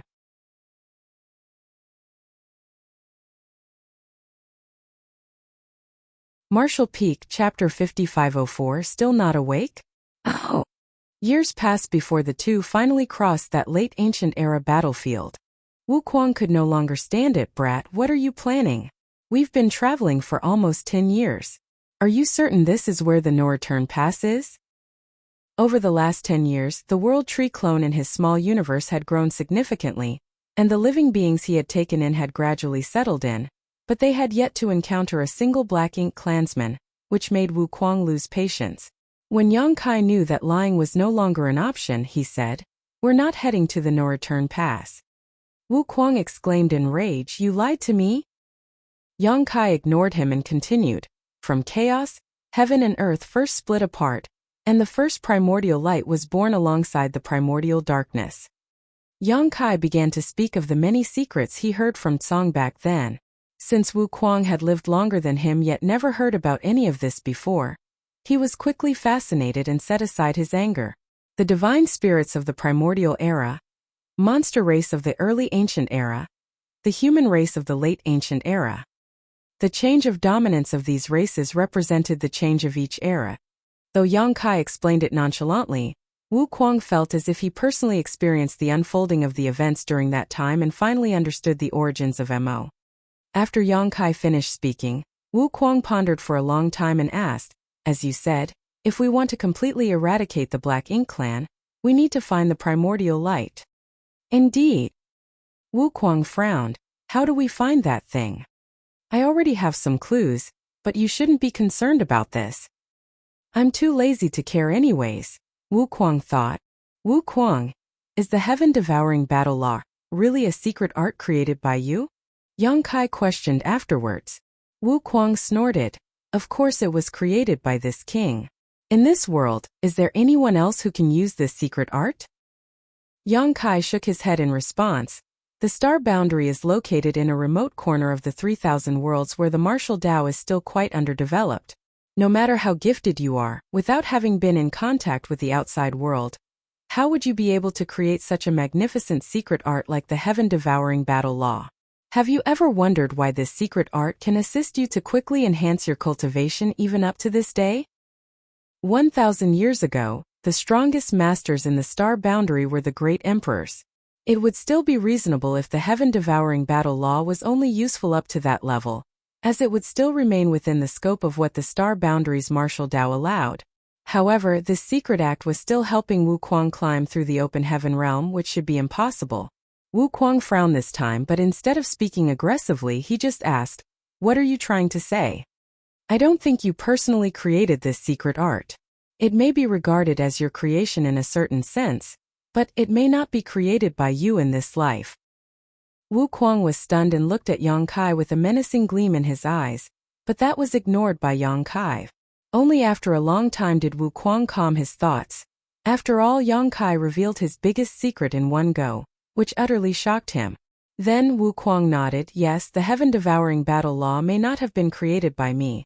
However, when I was young, I frequently dreamed of some fragments of this secret art in my sleep, which is the foundation of the heaven-devouring battle law. If I cultivated according to it, my strength grew steadily, and the heaven-devouring battle law was fully perfected once I became a great emperor." It was not as if Wu Kuang hadn't given this matter any thought. He understood why he had dreams about the secret art and knew that with it, he could become a great emperor. It was because, in his previous life, he was already one. In the Shattered Star Sea, he killed multiple great emperors all on his own thanks to the heaven-devouring battle law. Over the years, as his cultivation strengthened, Wu Kuang frequently saw visions that he had never experienced before and vaguely suspected that there was more to his origin than met the eye. Wu Kuang had also come into contact with the theory of reincarnation, even suspecting that he was such a case, but he had no evidence either way. It was just that he did not expect nor wish for all of this to be revealed by Yang Kai so suddenly. "Is there something that made you aware of this?" Wu Kuang asked solemnly. Yang Kai remained silent and just led him forward. After a short pause, Wu Kuang stopped asking. He knew that Yang Kai would tell him when it was time. If he refused to say anything now, then it was not time yet. Half a year passed before Yang Kai finally stopped and Wu Kuang hurriedly halted as well. Just as he was going to ask, he felt something, looked up, and his pupils immediately shrank. A massive void filled with warship debris and innumerable dismembered black ink clansmen could be seen in front of them. Wu Kuang even caught a glimpse of a magnificent great pass that was seemingly ripped apart by some overwhelming force. This was a grand battlefield. Wu Kuang quickly came to his senses. This must be a recent battlefield, as the warship seemed familiar to Wu Kuang, like the ones the humans used when he was fighting with the Great Evaluation Army in the Barren Territory. This is... He turned to look at Yang Kai. Yang Kai kept his silence before saying, "The battlefield outside the primordial heaven source grand restriction. This is where the human race's crusade force first arrived, and where we met our first defeat." Wu Kuang immediately understood, as he had heard about the battle at the primordial heaven source grand restriction too. He just did not expect that he had followed Yang Kai all the way here, traveling for 10 years straight. Yang Kai then pointed forward. "Beyond this battlefield is the primordial heaven source grand restriction, which is also the origin of the Black Ink clan. There, the true body of Mo is sealed." Wu Kuang experienced a startling surge of emotion. The origin of the Black Ink clan was already not a secret. The royal lords, territory lords, feudal lords, and even the Black Ink giant spirit gods were all created by Mo, showing how powerful Mo was. At the end of the late ancient era, the 10 martial ancestors received enlightenment from the world tree to comprehend the open heaven realm. It was under the instructions of the heavenly way. Those 10 were well aware of the dangers Missouri posed, and they worked extremely hard to set up this primordial heaven source grand restriction to seal it. Though they were able to seal Mo, they were unable to completely destroy it. After millions of years guarding this place, they passed away one after another, leaving only one in the end. When the human race army arrived here, we met an individual who called himself Song. It was also through him that the human race learned about the secrets of the past. Unfortunately, Song also passed away during the battle here. Currently, this place is no longer guarded, though Mo is still in a deep sleep thanks to the final trick left behind by another master. No one knows when it will awaken. If no one stands guard over this place, no one will be able to stop it, and the 3,000 worlds will be unable to resist. Fortunately, before Tsong passed away, he gave me something. Now, I will hand it over to you. Saying so, Yang Kai stretched out a finger towards Wu Kuang. Instinctively, Wu Kuang wanted to dodge, but that was impossible in the face of Yang Kai's vastly superior strength. As space principles inundated, he was made immobile. Wu Kuang could only watch helplessly as Yang Kai tapped a golden light onto his forehead with his fingertips. In an instant, Wu Kuang trembled hard and his vision went blank. "Sure, are you still not awake?" Yang Kai said in a deep voice. Although his voice was soft, it rang like a bell in Wu Kuang's head. Following the burst of the golden light that Yang Kai placed on him, memories of the past flooded Wu Kuang. That golden light was actually a piece of Wu Kuang's past life soul, which had preserved all of his memories. Back then, when Song activated the heaven-devouring battle law in front of him, Yang Kai immediately recognized it and hit the mark with a single comment. Song was equally as shocked. After all, an old friend of his created this secret art millions of years ago. However, Yang Kai was able to recognize the heaven-devouring battle law at a glance, which revealed a lot to him. After talking with Yang Kai, Song learned that there was a man named Wu Kuang in this world who also cultivated the heaven-devouring battle law. Since then, Song concluded that Wu Kuang was the reincarnation of his friend, because the heaven-devouring battle law was a secret act created by Shi. For precisely these reasons, Song offered Yang Kai the part of Shi's soul that the latter had left in his keeping. Yang Kai wasn't aware of what he had been given at the time. Still, a royal lord pursued him all the way to the Great Sea celestial phenomenon for it. Over the years, Yang Kai had also come to understand the importance of the mission Song had given to him before he passed away. Subsequently, he began to inquire about Wu Kuang when he was in the shattered heaven, hoping to find him. In the end, by fate, Yang Kai met Wu Kuang in a random great territory, as ordained by heaven's will. Now that he had returned that soul wisp, completing the mission entrusted to him by Tsong, Yang Kai heaved a sigh of relief while turning to stare at the primordial heaven's source grand restriction. Though Wu Kuang was the reincarnation of that martial ancestor, he was not sure himself. Before Shi was about to pass away, he sent another piece of his soul away, hoping to be reincarnated, in an effort to find a solution to destroy Mo after his death. After so many years without any news, Song thought Shi had failed. Now that Wu Kuang was brought back by Yang Kai and given back the preserved bit of Shi's soul, Yang Kai wasn't sure if Wu Kuang would do as Tsong wished. The primordial heaven's source grand restriction needed to be guarded. Otherwise, once Mo woke up, it could not be held captive. The best person to guard this place was none other than Wu Kuang. Yang Kai secretly made up his mind that if Wu Kuang was unwilling, he would beat him until he was willing. After all, Wu Kuang was currently not his opponent, so doing so would not be hard. The soul fragment exploded, and information about Shi filled Wu Kuang's mind, causing his expression to continuously change. Several days later, Wu Kuang regained consciousness and was plainly lost in thought. Rather than the free and unfettered heaven-devouring great emperor, he was now unexpectedly burdened with tremendous responsibility, which made him feel somewhat uncomfortable. After observing him in silence for some time, Yang Kai asked, "Do you now understand everything?" Wu Kuang nodded. Many questions in this life had now been answered, including how he was able to acquire the heaven-devouring battle law in his dreams when he was a child, and why there were no restrictions when he broke through, even in the open heaven realm. Although he only directly ascended to the 5th order, he felt that he had the potential to reach the 9th order. After he received that bit of soul left by Shi, Wu Kuang now possessed vastly more knowledge than Yang Kai. Now Wu Kuang couldn't even tell if he was the heaven-devouring great emperor or Shi.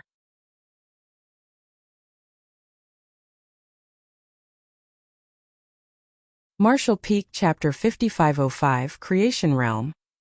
Now that you understand, you should know the reason why I brought you here, so make a decision. Whether you stay here and guard this place for Tsang, or leave this place and be free, Yang Kai commented. Wu Kuang glanced at the azure dragon spear that Yang Kai was playing with and his brow twitched. If I say no, are you going to stab me to death? Yang Kai shook his head. How could I? Sure is sure and you are you. You are both separate individuals. Sure is one of the martial ancestors who guarded the primordial heaven source grand restriction, every day with the world in mind. Even when he died, he did so for the human race. He is a true role model. You, on the other hand, are an infamous bandit. Your story is used as a lesson for misbehaving children in the star boundary. I can understand if you say you don't want to stay. Considering that guarding this place is not a matter of a day or two but a matter of thousands or even tens of thousands of years. Not everyone can endure such solitude. Even as Yang Kai spoke such words though, the azure dragon spear glinted an icy light. Sneering, Wu Kuang said, "Stop speaking nonsense. Took you more than 10 years to bring me here. I'm afraid that if I say one wrong word, I'll die on the spot." You misunderstand me deeply, Yang Kai stated firmly. Yang Kai received a cold snort in response before Wu Kuang turned and glanced in the direction of the primordial heaven source grand restriction. But, there is no need for you to threaten me. I will guard this place from now on. Yang Kai raised his brow. This matter is not forced on you. Wu Kuang shook his head and said, I'm not forced. If I did not want to, I would rather you kill me than stay. This is my own choice. With a serious expression, Yang Kai retrieved the azure dragon spear and lowered his head to Wu Kuang. Senior is indeed kind and understanding. This Yang Kai would like to thank Senior on behalf of the 3,000 worlds in Song. If MO can be destroyed in the future, much credit will belong to Senior. Wu Kuang snorted coldly at his words. When Yang Kai did not need help from him, he would only address him by his name. Now that he had needed help though, he was suddenly Senior. This brat's skin was just too thick. Yang Kai added, May I ask Senior, why are you willing to endure thousands of years of loneliness to guard the primordial heaven source grand restriction? Wu Kuang glanced at him, knowing that this brat was still not assured about him. After all, everything was just a verbal promise at this point. When Yang Kai left, he would have the chance to leave this place. Thus, he explained, rest assured. Though I am in the 7th order open heaven realm, I am still not strong enough. You know more about the characteristics of the heaven-devouring battle law than anyone other than me. The heaven-devouring battle law can help me to greatly enhance my cultivation, and in the vast universe, there is no place I can benefit more from than this primordial heaven source grand restriction. Yang Kai instantly understood. You're planning to devour the black ink strength here. The black ink strength here is many times denser and purer than in any black ink clansman. If I can consume the black ink strength here, it will be much more beneficial than killing a few feudal lords outside. Wu Kuang laughed wickedly. Senior, you're indeed wise. Don't pat my ass, it's pointless. Yang Kai continued, although Mo is now in a deep slumber, I don't know when it will awaken. Senior is currently only in the 7th order open heaven realm. Are you even strong enough to guard the primordial heaven source grand restriction? This was a legitimate concern. It was possible that Wu Kuang, who was currently in the 7th order, wouldn't be able to exert even 1% of the primordial heaven source grand restriction's power, in which case he might not be able to restrict Mo. Wu Kuang gushed with pride. Within 3,000 years, this king can ascend to the 9th order open heaven realm. As long as Mo does not wake up before then, there will be no problem. Nobody else in this world except for Wu Kuang dared to boast about being able to cross from the 7th order to the 9th order in a mere 3,000 years. It was, however, true that Wu Kuang, who cultivated the heaven-devouring battle law, could borrow the power of the primordial heaven source grand restriction to rapidly enhance his strength. This was something he was absolutely confident about. Once Wu Kuang really ascended to the 9th order open heaven realm, he would be able to somewhat control the primordial heaven source grand restriction. After all, he was not any ordinary master but the reincarnation of Shi. He and his 9 old friends created the primordial heaven source grand restriction, so naturally he was more familiar with this place than anyone else currently alive. Still, 3,000 years was a steep hurdle to vault. If Wu Kuang found it hard, what more needs to be said about the entire human race? After 3,000 years, Even if Wu Kuang ascended to the Ninth Order Open Heaven realm and completely took control of the primordial heaven source grand restriction, there was still no way to resolve MO if the human race did not have sufficient strength to fight back and did not find the primordial light. Yang Kai nodded and said, "Then, I hope Senior's path in the Great Martial Tao is as you wish." About the primordial light, Wu Kuang frowned. "Did you ask the burning light and serene glimmer already?" Previously, when he asked about the primordial light, all Yang Kai said was that searching for it wasn't his concern. But now that Wu Kuang obtained that part of Shi's soul, and recalling his current life's experiences, it was no surprise that Wu Kuang guessed that the burning light and serene glimmer had some relationship with the primordial light. "I did." "What did they say?" Yang Kai shook his head. They couldn't explain it clearly. Right now, the only thing that can be said with certainty is that those two do indeed have some connection to the primordial light. They might be a part of it but were separated from it somehow. They even did as I asked and tried to fuse together, but it was to no avail. We are still missing a key component. Wu Kuang frowned. The key was missing. If they couldn't find out what the one missing key was, they would never be able to locate the primordial light. Turning his head to look in the direction of primordial heaven's source grand restriction, Wu Kuang paused and said, "Do you know why Shi took the risk of reincarnation when he hadn't reached his predestined time of death? If he hadn't done so with the heaven-devouring battle law, he would still have been able to live on for many years, yet he chose to give that all up." Yang Kai instantly felt more energized. Despite hearing many ancient secrets from Tsang, he had never personally lived during that period. He had a slight feeling that he might have learned a big secret when Wu Kuang asked this out of the blue.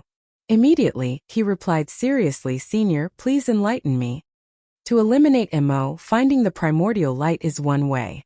It was just that Shi sensed that the primordial light might not be able to be found, so we could only try the second option. He turned to look at Yang Kai and said in a deeper voice, "To reach the same realm as MO or surpass it, and crush it with absolute power."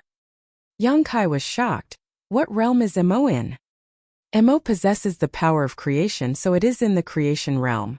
This realm is also the realm that Shi and the other 9 had been pursuing, but it is a pity that none were able to achieve it.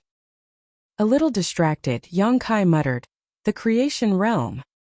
He still remembered that when he and the Ninth Order Open Heaven realm old ancestors visited Song, they inquired about that realm from him. Song only chuckled and claimed that he was only in the Ninth Order Open Heaven realm, just further along that path than others.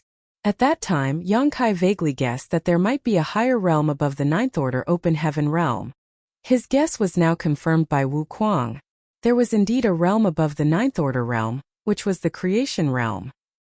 Being in the creation realm, MO could create royal lords, territory lords, and even black ink giant spirit gods. This was the might of the creation realm. Back when Mu dove deep into the primordial heaven source grand restriction, she witnessed MO use hints of power that should only belong to the creation realm. Through that, she knew that its breakthrough to the creation realm was just a matter of time. Due to the characteristics of black ink's strength, MO was born with an innate advantage. So not long after she returned from inside the grand restriction, she sacrificed her life to the restriction to fortify it, leaving behind one last trump card for Tsang to play, which must be the reason why MO is in deep sleep right now. Wu Kuang recalled the past while seemingly sifting through his new memories. Although Mu was an unparalleled talent, she was still a woman, which made her hesitate and act more conservatively. That trump card she left behind can only temporarily keep MO in check.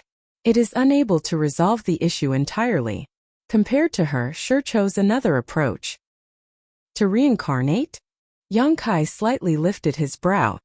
Wu Kuang gave a nod. Shi and the other 9 used the power of the world tree to reach the open heaven realm, but it was also due to this that they couldn't go beyond the open heaven realm. No matter how high they climbed, they would never surmount the Ninth Order. One needs other means to break this shackle, so Shi chose to reincarnate, hoping to find a way to break through the Ninth Order in his next life. Is there any chance for Senior to do so now? Yang Kai inquired. Wu Kuang smiled and said, "The Ninth Order Open Heaven Realm Masters have consistently been the most powerful supreme masters of the human race since ancient times. The Ninth Order Open Heaven Realm is the limit.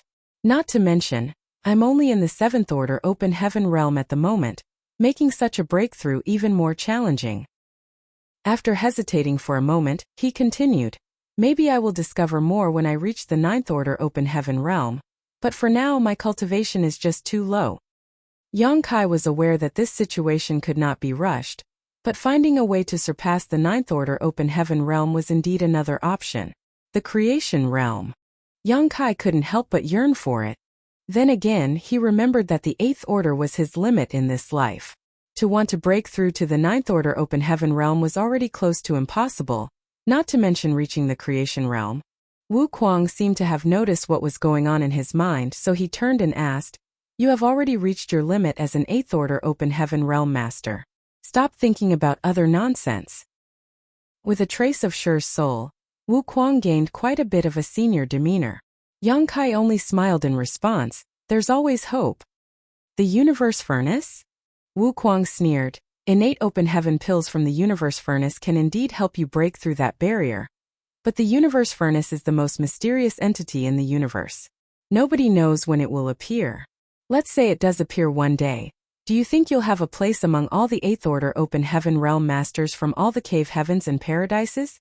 Do keep in mind that the number of open heaven pills that a furnace produces is limited." Yang Kai thought secretly in his heart, if the universe furnace shows up one day, and the human race manages to obtain its innate open heaven pills, I should be able to take some for my breakthrough. After all, I have always fought with those above my realm. To allow me to ascend to the ninth order open heaven realm is a better choice than any other. The only issue was that the universe furnace was nowhere to be found, and no one knew when or where it would appear. Other than the universe furnace, there is actually another way. Wu Kuang smirked. Yang Kai's eyes lit up and he immediately bowed again. "Senior, please enlighten me once more."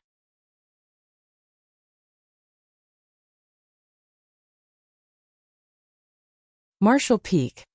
Chapter 5506. Go All Out. Wu Kuang didn't explain the method to him directly. Instead, he said slowly as he recalled, at that time, Song and the other 9 each had their own accomplishments. Even though Mu was the only female among them, she was undoubtedly the strongest. Due to this, the other 9 were willing to listen and follow her requests. Let's not talk about what the other 9 are skilled at. Do you know what Shi is best at? How would I know anything about something so long ago? Yang Kai muttered in his heart, but he kept his expression completely neutral and simply shook his head. Wu Kuang did not intend to keep him waiting and simply explained, Shi was unmatched when it came to developing techniques. Many secret techniques and arts in the 3000 worlds stem from Shi's creations. For example, the Grand Evolution Immortal Bloodlight scripture cultivated by Bloodcrow is a semi-finished product created by Shi, one he came up with when trying to develop the heaven-devouring battle law. Therefore, these two are quite similar. Honestly, what Shi was first deducing was the Bloodlight scripture. It was after he gained more comprehension that the heaven-devouring battle law was created. Yang Kai's heart skipped a beat at those words.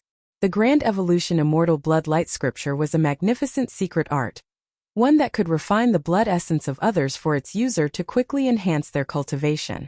Previously, he also felt that the Grand Evolution Immortal Bloodlight scripture had many similarities with the heaven-devouring battle law. Both had the ability to refine the energy of others, but the heaven-devouring battle law was unquestionably superior as it could devour anything and everything rather than just blood. Yang Kai had no doubts about Wu Kuang's claim when he said that Shi was best at deducing and creating secret arts and techniques. After so many years of cultivation, Yang Kai had never come across any secret art superior to the heaven-devouring battle law. Although it had certain limitations, which was the challenge of cultivating it without the flawless purifying golden lotus, this drawback did not diminish its power. If even such a secret act could be created by Shi, there was absolutely no doubt in his ability to understand or create other secret arts. Yang Kai understood. Shi came up with a secret art to break through to the ninth order open heaven realm back then. It's more of a combination of a secret technique and secret art, but yes. Do you want to learn it? Wu Kuang nodded. Of course, Yang Kai responded immediately, yes. Then I'll teach it to you.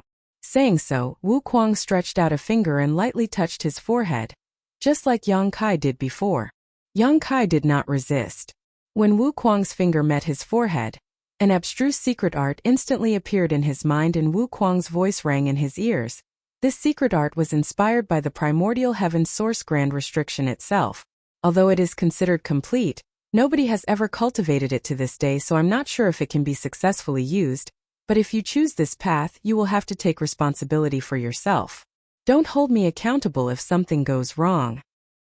Yang Kai remained silent as he processed the profundities of this secret art, and eventually, he understood why Wu Kuang had chosen to give it to him. This was because he knew that Yang Kai carried the soul-warming lotus. Though it was not essential for this secret art, it provided great convenience. There might not be anyone who was better qualified than Yang Kai to cultivate this secret art. Realizing this, Yang Kai couldn't help feeling a little sad. He thought that if this secret art could help the human race to break through the innate limits of the open heaven realm, it could dramatically increase their strength in short order. There were numerous peak 8th order open heaven realm masters in the many cave heavens and paradises, but they were all stuck there due to their natural limits. If this secret art could be popularized, many 9th order open heaven realm masters could quickly be created. There were only 2 9th orders old ancestors currently, but if there were even a few more, it would not take long before the Black Ink clan that invaded the 3,000 worlds could be driven back. They might even be able to deal with the Black Ink giant spirit gods with just 10 more 9th order masters. However, this dream was simply not meant to be. After all, the first step to cultivating this secret art was a life-threatening gamble.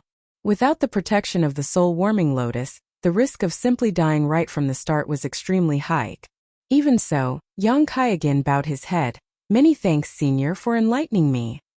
After Wu Kuang received his gratitude, he spun around and hurried into the battlefield. From afar, his voice could be heard. "If the human race does not defeat the Black Ink clan within 3,000 years, our race will face extinction. Brat, you're on your own now." Yang Kai sighed softly as he watched Wu Kuang's figure vanish into the primordial heaven source grand restriction.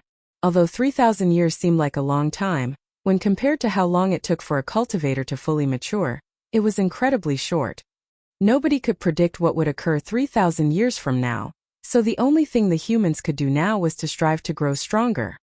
Soon after, Yang Kai took out a world bead, the one he refined on the way here. It was from the yet-to-be-destroyed universe world, which had its living beings extracted by Wu Kuang. Wu Kuang had no idea what he was doing at that time trying to refine this universe world. After all, there didn't seem to be a point. Although such a world was falling apart, Yang Kai halted its collapse as he intended to use it as a marker. He could go from one universe world to another by using the world tree as a transit point. If he left this world bead here, he would undoubtedly save years of arduous traveling when he returned in the future. The primordial heaven source grand restriction was a crucial location, and since it was challenging to transmit any news back to the 3,000 worlds from here, leaving a world bead behind in the vicinity would be more convenient for Yang Kai to travel back and forth between in the future. What's more, because this universe world had lost almost all its world force, it gave off barely aura, so it was almost impossible to detect. If Yang Kai had fully restored this universe world, it might attract the attention of the Black Ink clan, which could lead to trouble if they visited this place and found out what was going on. After finding a concealed location, Yang Kai set the world bead down and attempted to use it to link to the world tree. Confirming that there was no problem, he felt relieved. He then turned around instead of going back to the old tree, following the direction of the trail of space beacons he left on his way here. When he was coming here, he left a lot of space beacons along the way, and with them, he could easily find his way back to the void corridor leading to Black Territory. 3 months later, Yang Kai passed through the spiritless land and the late ancient era battlefield, arriving at the void corridor. It took him more than 10 years to travel one way but just 3 months to return. This was the benefit of the space beacons. Without stopping though, he continued on. His target was not Black Territory. Several months later, several majestic great passes came into Yang Kai's vision as he arrived at his destination, the No-Return Pass. This was the 3rd time Yang Kai came to the No-Return Pass. The first time he visited here was on orders of old ancestor Xiao Xiao to attend the grand ceremony of the Dragon Clan, which helped him to successfully become an ancient dragon. It was also during that time that he completely lost his identity as a human and transformed into a pure-blooded Dragon Clan member. The second time was to bring Ouyang Lai and the group of remnant soldiers to the barren territory. During that time, Yong-kai had taken out the corpse of Azure Void Pass Old Ancestor and the Black Ox to fight against the Royal Lord. To this day, the words of the Black Ox, "Go quickly. Nyo will stop them," still rung in his ears. This was the third time. This time, Yong-kai came for no other reason than to raise havoc. The No Return Pass, the only publicly known passage connecting the Black Ink battlefield to the 3,000 Worlds, was originally guarded by the Dragon and Phoenix clans. Now it had been taken over by the Black Ink clan, who made this place into their central base of operations. When the Black Ink clan and the humans were battling on the Barren Territory battlefield, it was from here that the Black Ink clan sent reinforcements and supplies, but Yong-kai put a stop to that after he sealed the territory gate. When he came here last time, Yong-kai discovered that there were many high-rank Black Ink nests and even more mid-rank Black Ink nests. In the present 3,000 worlds and in every great territory, countless Black Ink nests were planted on the many universe worlds. The majority of them were low-rank Black Ink nests, and these nests were capable of devouring the world force of those universe worlds and enveloping them in Black Ink strength. Of course, Yong-kai could easily destroy a couple low-rank Black Ink nests, but going around to each individual universe world to do so was far too inefficient. Instead, he intended to solve the issue at its roots. There was an intrinsic connection between lower-ranked Black Ink nests and the Black Ink nest it was spawned from. The lower-ranked nest simply could not survive without the higher-ranked nest it belonged to. Subsequently, destroying one high-ranked Black Ink nest was far better than squashing 100 low-ranked nests. Once a high-ranked Black Ink nest was destroyed, the mid-rank and low-ranked Black Ink nests spawned from it would all wither and die. Yong-kai decided to go all out. His targets this time were those high-rank Black Ink nests. No matter how many mid-rank and low-rank Black Ink nests were destroyed, the Black Ink clan could replace them eventually with enough resources. On the other hand, since the Primordial Heaven Source Grand Restriction had been shut and MO was now in a deep slumber, the number of high-rank Black Ink nests was fixed. Destroying one high-rank nest would mean there was permanently one less high-rank nest. If all those high-rank Black Ink nests could be destroyed, no new Black Ink clansmen could be born. Of course, Yong-kai was well aware that this was unrealistic as there was a royal lord guarding the No Return Pass. As an 8th Order Open Heaven Realm Master, he could easily cause chaos, but to destroy every single high-rank Black Ink nest was impossible. The best he could do was to destroy as many as possible. Outside the No Return Pass, numerous great passes could be seen hovering the void. These great passes had been smashed and broken. Some were even completely destroyed, all bearing traces of battle between mighty masters. However, many of them were still partially intact. All of these were left behind when the human race army retreated as due to the incredible mass of each great pass, they could not be stored inside a small universe easily, not even the small universe of an old ancestor. This was humiliating for the human race. Furthermore, many universe fragments were floating outside the No Return Pass. Those universe fragments were undoubtedly remnants of universe worlds that had been dragged back here from various locations on the Black Ink battlefield by the Black Ink clan. There were some universe fragments here when Yong-kai last visited, but there were many more today, which should be the result of the Black Ink clan's action. Whether it was the great passes left by the human race or the many universe fragments though, they were all covered in Black Ink nests. Countless Black Ink clansmen flooded in and out of these Black Ink nests, delivering resources that had been mined from various places. The entire No Return Pass was bustling. For several days, Yong-kai kept a quiet vigil but failed to locate the royal lord. Both the human race and the Black Ink clan had lost almost all of their top masters. Every 9th Order Open Heaven Realm Master save for 2, had fallen on the Barren Territory battlefield to bring down all but 2 royal lords. Thanks to the Burning Light and Serene Glimmer, one more royal lord was dead, so currently only one remained.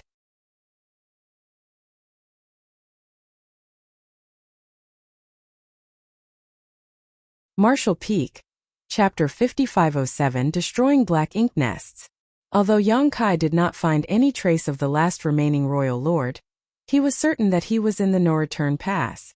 This was currently the most important location for the Black Ink clan, so where else could their only royal lord be if not standing guard there as a precautionary measure? Is he trying to heal from his injuries? Previously, Yong-kai summoned the corpse of Azure Void Pass Old Ancestor, who engaged the royal lord in an intense fight. Even though the old ancestor was already dead, what he left behind before he died was enough to help Yang Kai to hold the royal lord back with the might of a Ninth Order Open Heaven Realm Master. It was impossible for that royal lord to escape without any injuries. The best way for Black Ink clansmen to heal was to rest inside a Black Ink nest. Thus that royal lord was surely inside his Black Ink nest somewhere, as it had only been some 20 or so years since that fight. That being said, Yang Kai had no way of ascertaining which Black Ink nest the royal lord was in. After scouting around for days, he could tell that there were over 100 high-rank Black Ink nests here. This was in line with the reports the human race had previously gathered. A sizable number of royal lords came out of the primordial heaven source grand restrictions, but most of them had been killed, at great cost to the human race. When the battle at the primordial heaven source grand restriction ended, only around 100 royal lords were still alive, which matched with the slightly over 100 high-rank Black Ink nests here. Now nearly all of those royal lords were also dead, but their Black Ink nests had been left behind. These were now ownerless, so if the Black Ink clan were to flourish again in the future, they could use these ownerless Black Ink nests to become royal lords and claim the Black Ink nest for themselves. Every high-rank Black Ink nest that was destroyed was akin to diminishing the chances of a new royal lord coming into existence. After deducing that the royal lord had to be in the midst of tending to his injuries, Yang Kai began scrutinizing the no-return pass even more closely. It would take a lot of energy to help the royal lord recover, which should be something traceable. Yang Kai wanted to locate the royal lord without being noticed, as he didn't want the latter to suddenly pop up when he was in the middle of something. While there were quite a number of Black Ink clansmen in the no-return pass, the place was not closely guarded. This made sense though, as the Black Ink clan had invaded the 3000 worlds and the humans were in a desperate situation, so how would any of them come running over here? Furthermore, one had to pass through barren territory to get to the no-return pass. They would need to reopen the territory gate, not forgetting that there was a Black Ink giant spirit god there. Thus, the human race could not easily get here. It would not have crossed the mind of any of the Black Ink clan that an 8th Order Open Heaven Realm Master was just outside the no-return pass and eyeing them closely. Yang Kai did not try to rush things. He was about to do something exceedingly important, so he had to be prudent and patient. Time flew by in a flash, and soon several months had passed. Following Yang Kai's prolonged observation, he had a fairly good idea about which Black Ink nest the royal lord was in, since a few Black Ink nests were drawing in far more resources compared to the others. The Black Ink clan hauled large amounts of resources into these Black Ink nests every few days. While resources were also brought to the other Black Ink nests, new Black Ink clansmen would also emerge from them at regular intervals. This was true of both the high-rank Black Ink nests and the mid-rank Black Ink nests. Only a few of the high-rank Black Ink nests did not create new Black Ink clansmen. Where did the significant amount of resources go if no new Black Ink clansmen were being created? Obviously, the resources were being used by a powerful Black Ink clansman to heal. Yang Kai memorized the locations of these high-rank Black Ink nests before he started selecting his targets. He was aware that he might not have many chances to attack, and his first move would be the most successful, as the Black Ink clan would not expect an attack from a human race master at this point in time. Thus, the more Black Ink nests he could destroy with his first strike, the better. To accomplish this, Yang Kai switched hiding spots a few times to observe the dispersion of the Black Ink nests from all sides. After many more days passed, he finally settled on a plan of attack. There was a great pass that was approximately 300,000 kilometers away from the no-return pass. Yang Kai did not know exactly which great pass it was, but he chose it because there were 2 high-rank Black Ink nests there. The other remnant great passes had only 1 high-rank Black Ink nest at most, or several mid-rank Black Ink nests instead. He would reap less of a reward by striking those areas. Therefore, as long as he acted swiftly enough, he could at least instantly destroy 2 high-rank Black Ink nests. Furthermore, there were a few universe fragments near this great pass, and one of them had another high-rank Black Ink nest. If luck was on his side, he could destroy 3 high-rank Black Ink nests with his first strike, along with a few mid-rank Black Ink nests. Since Yang Kai had decided on his target, he no longer hesitated. He did not have to do any preparations, and he didn't have to sneak in either. With a flicker of space principles in the blink of an eye, he moved from his hiding spot to the top of that great pass. He had already summoned his Azure Dragon Spear earlier on, and now he smashed down with it. With his 8th Order Open Heaven Realm cultivation, his attack was far from ordinary. As World Force swirled, the looming shadow of the spear seemed to shroud the entire Great Pass. Within the Great Pass, numerous Black Ink clansmen who had only recently emerged from the Black Ink nests and were cultivating with the help of the surrounding Black Ink strength perished. Those who were weaker than feudal lords all died, and even the feudal lords had a hard time defending themselves from the power of that spear. Those that did not die were heavily injured. As for the 2 high-rank Black Ink nests, they exploded and scattered into countless shattered fragments. All of the Black Ink strength that had been stored inside the Black Ink nests burst out as well. From a distance, the Great Pass now looked like 2 enormous Black Ink clouds that were rapidly dispersing into the neighboring space. The moment Yonkai's attack succeeded, he rushed to the 3rd high-rank Black Ink nest nearby. At the same time, within a high-rank Black Ink nest inside the No-Return Pass, a formidable will awakened from a deep slumber and an enormous figure several meters tall lunged towards Yonkai. The Royal Lord's reaction had been incredibly fast, far faster than Yonkai had expected. The Royal Lord was already approaching him as soon as he landed his first attack. This meant that although the Royal Lord was still injured, it was not a serious wound. Otherwise, he would not have been able to react so quickly. A flash of imposing aura locked onto Yonkai, and before the Royal Lord even arrived, waves of a powerful divine sense surged towards him. It was clear that the Royal Lord was trying to use his divine sense to suppress Yonkai. An ordinary 8th Order Open Heaven Realm Master would at the very least be stalled by such an attack if he was lucky enough. However, a flash of coldness emerged in Yonkai's mind, and that was enough to entirely rid him of that Royal Lord's influence. He did not stop moving, and in the blink of an eye, he was in front of the 3rd Black Ink nest. The Royal Lord took this in from afar and roared, "Feeble ant, you court death. I will rip your corpse apart." One look and he could tell that the 8th Order Open Heaven Realm Master, who suddenly appeared in the No-Return Pass, was the one who emerged from the depths of the Black Ink battlefield several decades ago. This was the same one who charged back from the barren territory battlefield and sealed off the territory gate. The memory of Yonkai was seared into his mind, as it was rare for a Royal Lord to suffer this much at the hands of an 8th Order Open Heaven Realm Master. Over the past few years, the Royal Lord had sent Black Ink clansmen into the Black Ink battlefield to search for signs of Yonkai, but sadly, they found nothing. The Royal Lord had no idea that when Yonkai escaped from the No-Return Pass back then, he took Jilao San with him through a secret void corridor and returned to Black territory. Thus, the Royal Lord thought that Yonkai was still hiding somewhere on the Black Ink battlefield. He never thought that this 8th Order Open Heaven Realm Master would appear yet again and destroy 2 high-rank Black Ink nests as soon as he did. It even looked as if he was about to destroy a 3rd one. How could the Royal Lord allow that to happen? The high-rank Black Ink nests at the No-Return Pass were the Black Ink clan's final pillar to rely on. The destruction of any one of them was an unquantifiable loss, as it was not merely the loss of a high-rank Black Ink nest, but the loss of all the mid-rank and low-rank Black Ink nests that were and could be created from it as well. The Royal Lord had not fully recovered from his injuries yet, but his wounds no longer affected him much. Thus, when he realized who Yonkai was, he immediately attacked with his powerful divine sense. However, what happened next floored him. The human seemed completely unaffected, and the attack that was supposed to have caught him off guard and injured him did nothing at all. In the blink of an eye, Yonkai was above the 3rd Black Ink nest.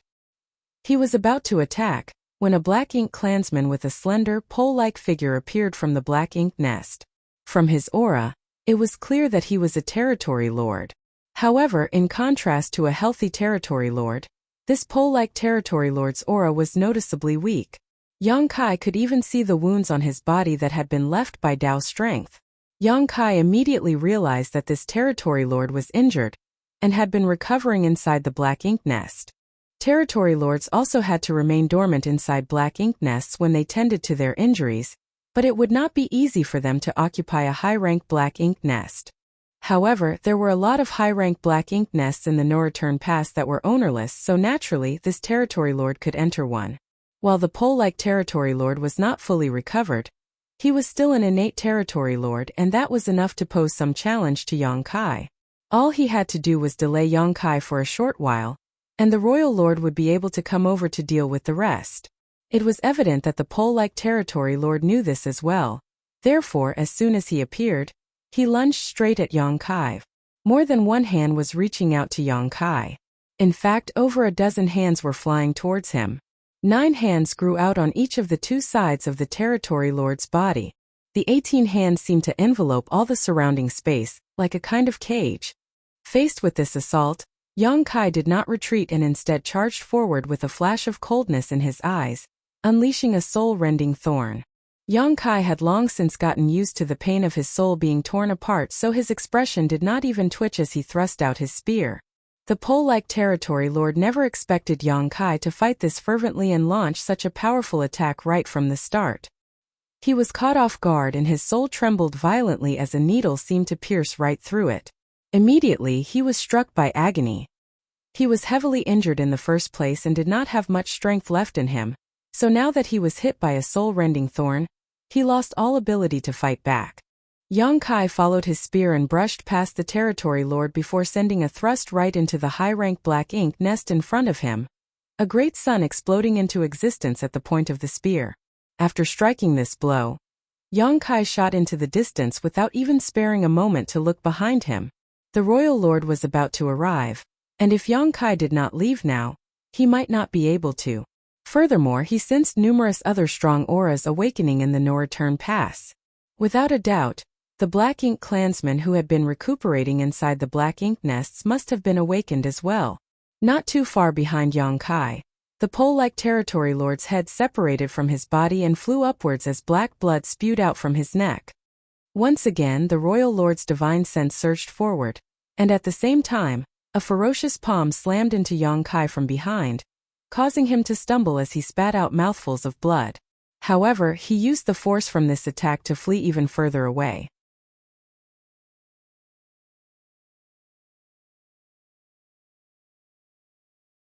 Martial Peak. Chapter 5508. Luring the tiger away from the mountain. Yang Kai intended to use the great sun and moon marks to disrupt the royal lord's aura lock on him, but another thought occurred to him and he swiftly changed his mind. Instead, he dragged his injured self further and further away in an attempt to flee. By using purifying light, he could still use instantaneous movement and escape from the royal lord at a moment's notice. He was no stranger to performing such a feat back when he was under the attack of the sheep-headed royal lord. He had used this very trick to widen the gap between him and his foe, and in the end, he managed to flee into the Great Sea Celestial phenomenon. Today, Yang Kai succeeded in destroying 3 high-rank Black Ink nests and killing an innate territory lord along with tens of thousands of lower-rank Black Ink clansmen, so everything had been worthwhile. However, right now, Yang Kai was being doggedly chased down by an enraged royal lord.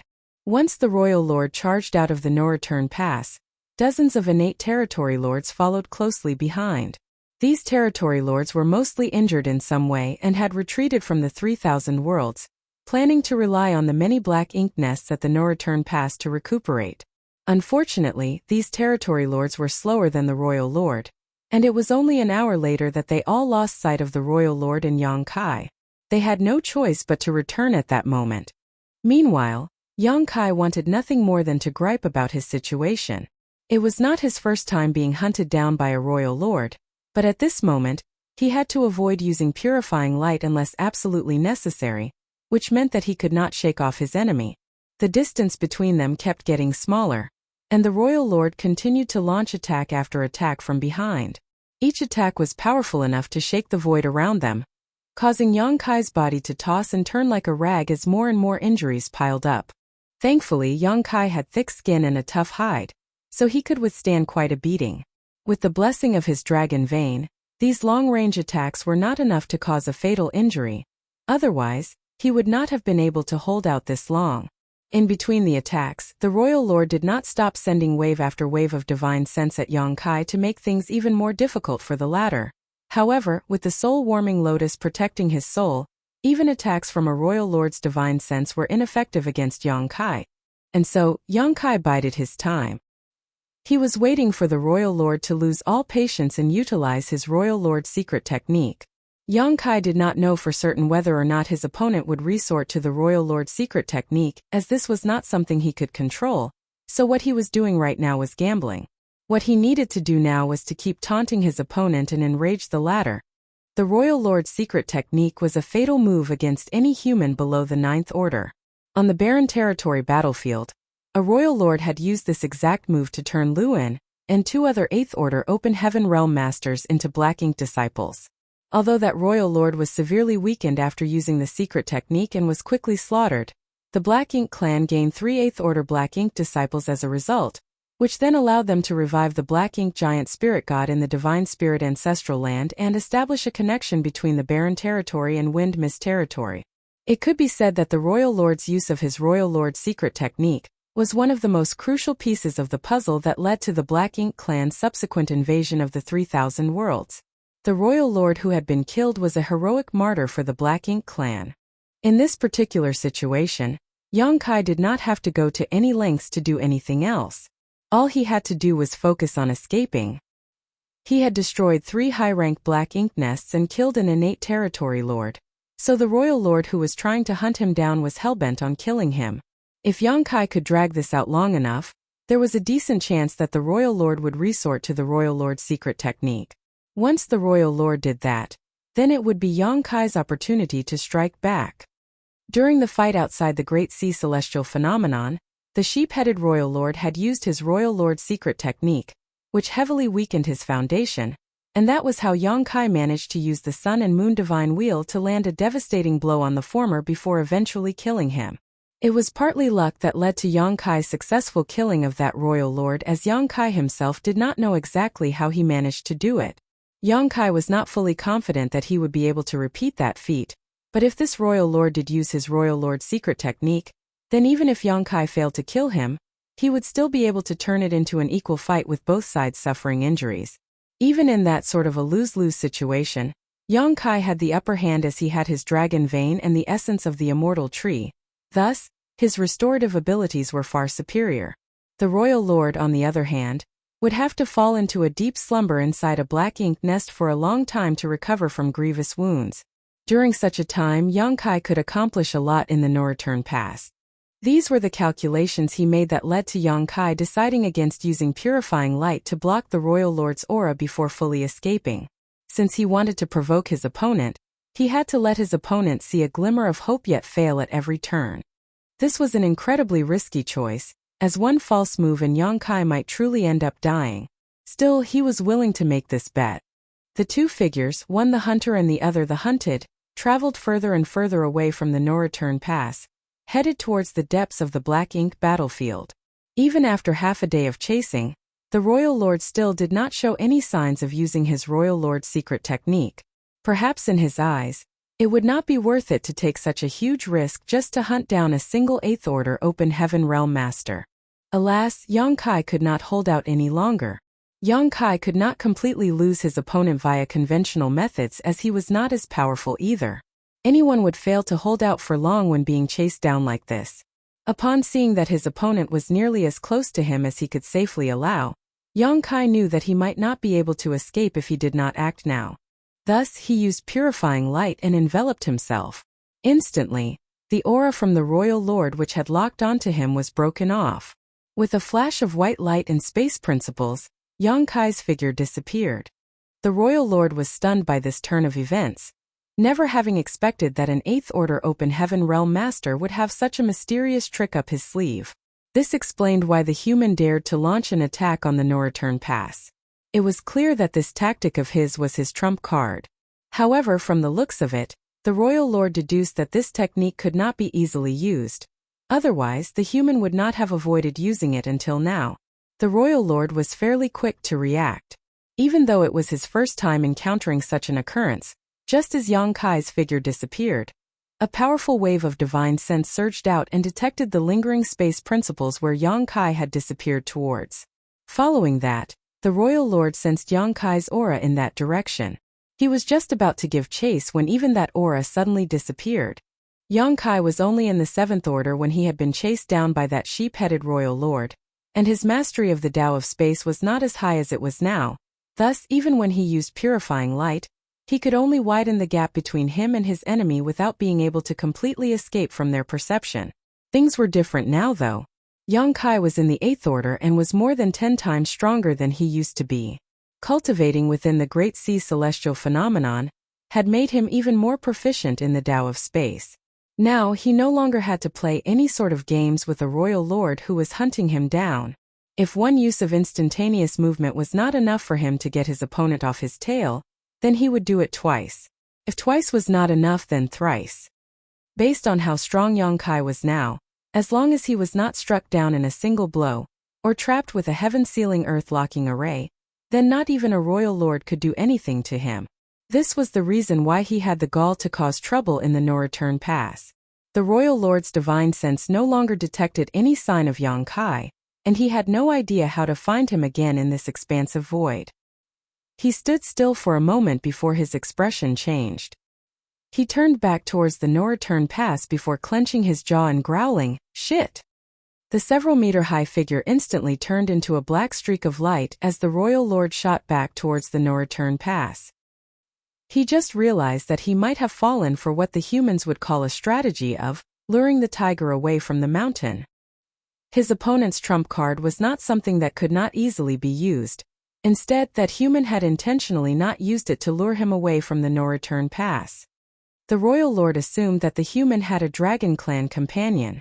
Considering the human strength and the dragon clansmen who had been taken hostage by the Black Ink clan all those years ago, it would be easy enough for the two of them to work together to destroy a few more high-ranked Black Ink nests. Anxiety filled the royal lord up as he pushed his speed as high as it could go. At the same time, Yang Kai was stuffing handfuls of spirit pills into his mouth and refining them. He had suffered some serious injuries during the chase. The royal lord thought that he had a dragon clan companion, which was Ji Lao San, whom Yang Kai had rescued from the no-return pass back then, but the royal lord had no idea that Ji Lao San was not on the Black Ink battlefield anymore. Yang Kai was acting alone. However, it was true that Yang Kai was trying to lure the tiger away from the mountain. Yang Kai had prepared 2 plans during this chase. If the royal lord did become enraged enough to use his royal lord secret technique, then Yang Kai would make sure that neither one of them left without being heavily injured. If the royal lord did not give him the opportunity for that, then he had no choice but to drag his opponent as far out as possible before doubling back to launch another attack. Yang Kai did not intend to let the injuries he suffered be for nothing. By repeatedly using instantaneous movement, Yang Kai was a lot faster than the royal lord. Unfortunately, during his attempt to flee earlier, he could not leave any space beacons behind, or else he would have been able to travel even faster. Still, in less than an hour, Yang Kai could already spot the no-return pass in the distance, but he did not charge over right away. After everything he had done today, all those stationed at the no-return pass had gone onto high alert. The Black Ink clansmen were sweeping the surrounding area in their divine senses, forming a large invisible web around the no-return pass. Several Black Ink clan squads also patrolled the local space, checking for signs of suspicious activity. Evidently, the loss of 3 high-ranked Black Ink nests was hard for the Black Ink clan to stomach. Yang Kai stayed out of the Black Ink clan's surveillance range around the no-return pass, and found a secluded spot to sit down and tend to his injuries. He had led the royal lord on a chase that lasted half a day, and had arrived back at the no-return pass in just 1 hour. Even going all out, it would take the royal lord at least another 8 hours to return. Yang Kai could use this reprieve to recover from some of his injuries, though he did not have a lot of time to spare and would not be able to recover fully. However, under the circumstances, he would take whatever he could. The stronger he was, the better. I need to find some divine medicines that can rapidly heal injuries, Yang Kai thought to himself. The healing pills he had on hand were the ones he exchanged for military merits back in Great Evolution Pass all those years ago. They were not low quality by any means, but they were not the best there were either. The effects of these healing pills were especially limited when in a time crunch. Yang Kai quieted down as he focused on refining the medicinal efficacies of the pills and stimulating his dragon vein to heal the wounds on his body. Within his knowledge sea, the soul-warming lotus also kept releasing a clear and cool sensation that swiftly restored his damaged soul. He did not dare to waste too much time. 4 hours later, Yang Kai stood up and turned towards the no-return pass, and with a flash of space principles he charged forward again.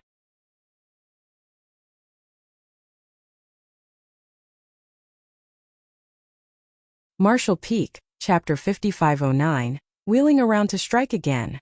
Territory lords with varying degrees of injury were standing vigilantly around the no-return pass, their divine senses interlaced together. Half a day earlier, an Eighth-Order human surprise attack had completely humiliated them. Not only did that human destroy 3 high-rank black ink nests, he even killed a territory lord as well. Their royal lord had personally chased after the attacker, but they did not know what the situation was like over there. That being said, they all believed that there was very little chance for the Eighth Order Open Heaven Realm Master to survive. After all, there was a huge disparity between an Eighth Order human and a royal lord. Right now, what they were wary of was the possibility of that human having a partner. The royal lord was preoccupied elsewhere, and even though there were a large number of territory lords at the no-return pass, 80% of them were those who had returned from the 3,000 worlds to recuperate. Less than 10 territory lords here were uninjured. They could very well suffer a serious loss if a large number of human masters attacked them now. Yet, after waiting around for half the day and seeing no sign of any incoming attack, the territory lords let their guards down for the most part. After all, the Black Ink clan had taken control of the no-return pass and the humans had long since retreated to the 3,000 worlds. It was unlikely for a large number of human race masters to appear. Some of the more heavily injured territory lords had already returned to the black ink nests to continue slumbering away in recovery. The remaining territory lords were still standing guard, but they were not as vigilant as they were at the beginning. Just then, a familiar aura suddenly appeared in their midst. The territory lords were alarmed as they quickly turned in that direction. One look and they saw a human figure manifest out of the blue above a high-rank black ink nest as a great sun rose into the sky. A ferocious aura of destruction burst forth. The territory lords dashed over at once to attack. The human had somehow managed to evade the royal lord's chase.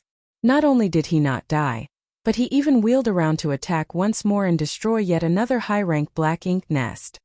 By the time the territory lords rushed to that high-rank black ink nest, there was no longer any sign of their enemy. Once the great sun exploded, the human Eighth Order master that had popped out of nowhere disappeared into thin air. All that was left was the remains of a high-rank black ink nest that had been shattered to pieces and a territory lord who was in a terrible state. This territory lord had been sleeping inside the black ink nest earlier to recuperate, and although his life was not in any danger right now, he had already been heavily injured and after getting caught in Yonkai's attack, his wounds became much more severe. He appeared after the black ink nest was destroyed, and right now he looked as if he was in a state of shock, though he was secretly thankful for being lucky enough to survive. The territory lords were infuriated. They could not believe how arrogant that human was for daring to return even though there were so many of them standing guard. He was clearly disdaining them all. They started wondering where their royal lord was as he had chased after the human, but the human had returned while the royal lord was nowhere to be seen. Alas, before they could figure things out, the same aura erupted from a different direction. Nearly all of the territory lords had gathered in front of the black ink nest that Yonkai had just destroyed, which meant that the other areas were barely protected at all. Yonkai had originally intended to attack just once and leave, but with such a good opportunity in front of him, he could not resist showing himself again. Just as he did before, he used Golden Crow cast the sun and a great sun rose and crashed down onto another high-rank black ink nest. This attack turned the black ink nest into nothing but dust, and a host of black ink clansmen who were in the vicinity died as well. A large crowd of territory lords swiftly began rushing over to the newly destroyed black ink nest, but one of them was quick-witted enough to realize what was happening and he roared, "Spread out quickly! Protect all the black ink nests!" They could not let themselves be dragged around by the nose like this. Their opponent could disappear and reappear on a whim, so even though they had the numerical advantage, their opponent showed no intention of engaging them in a fight. It was clear what this human was trying to do.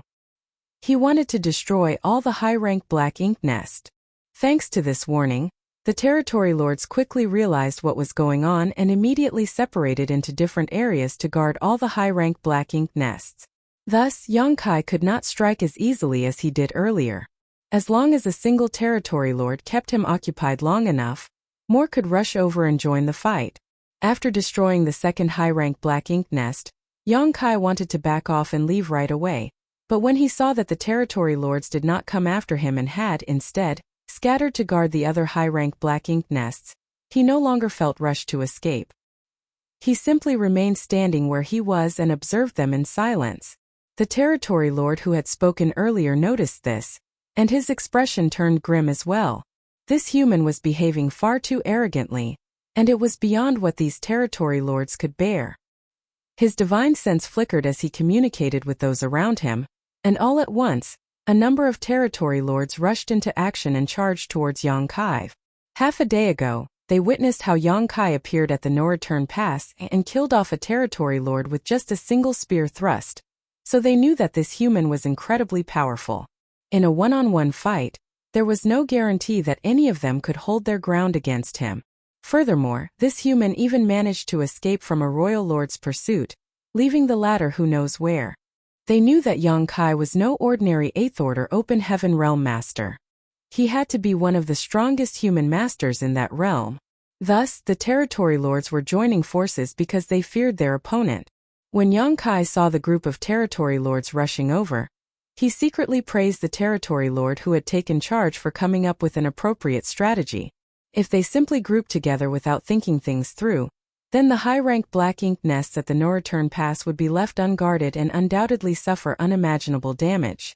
However, the territory lords had split up to guard different areas now, and had even organized a group to subdue him. This was the optimal course of action for them. Yang Kai's situation was less than ideal. He was fairly injured after being chased down by the royal lord for half a day, and although he got to recuperate for 4 hours or so, he was only able to slightly restore himself.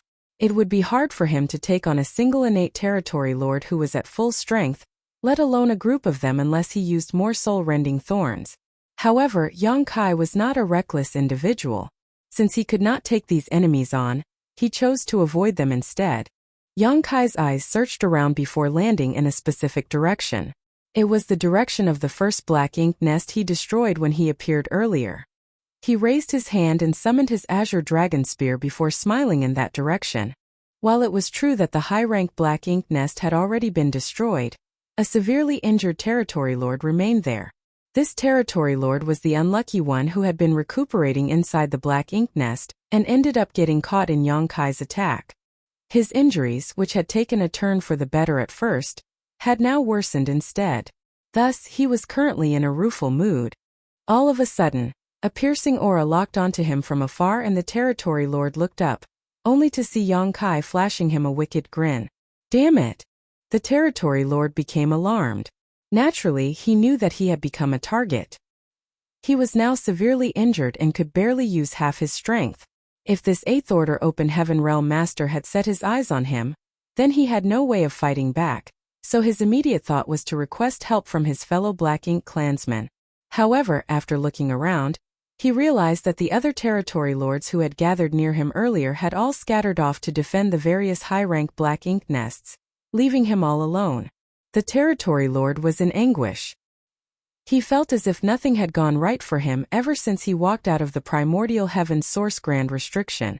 In the next instant, Yang Kai appeared in front of the injured territory lord, and his azure dragon spear pierced straight into the latter's head. Yang Kai had been prepared to use a soul-rending thorn as he was not in a situation to waste much time. Not only would the royal lord return at any moment now, but there were also a large number of territory lords in the no-return pass eager to kill him. He had to kill this territory lord at once before fleeing. However, even as his azure dragon spear pierced through the top of the territory lord's head, the territory lord did not react at all. Yang Kai deduced that it had to be because his opponent's injuries were too severe, which saved him the need to use a soul-rending thorn. By the time a group of territory lords rushed back to this place, there was nothing but a headless corpse with black blood spurting out. These territory lords were crushed by what they saw. They were overcome with a crippling sense of humiliation and felt extremely despondent. It was not just them, as all the other territory lords felt the same. Once again, scores of divine senses surged out from the no-return pass, guarding against Yang Kai, but they no longer detected any trace of that human. After a half cup of tea's time, the royal lord who had given chase earlier finally returned, and the territory lords who had been in a heightened state of anxiety the whole time could finally relax.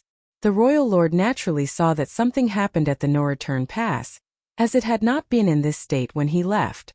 His eyes swept over the place and he quickly assessed the damage. 2 more high-rank black ink nests had been destroyed, and a territory lord had been killed as well. He did figure out that Yongkai lured him away on purpose, so he knew that there would be another attack on the no-return pass, but he still could not accept such an outcome. Clenching his jaw, he roared, "Search everywhere. I don't care how many sacrifices need to be made, just find me that human. I must shred his corpse into 10,000 pieces."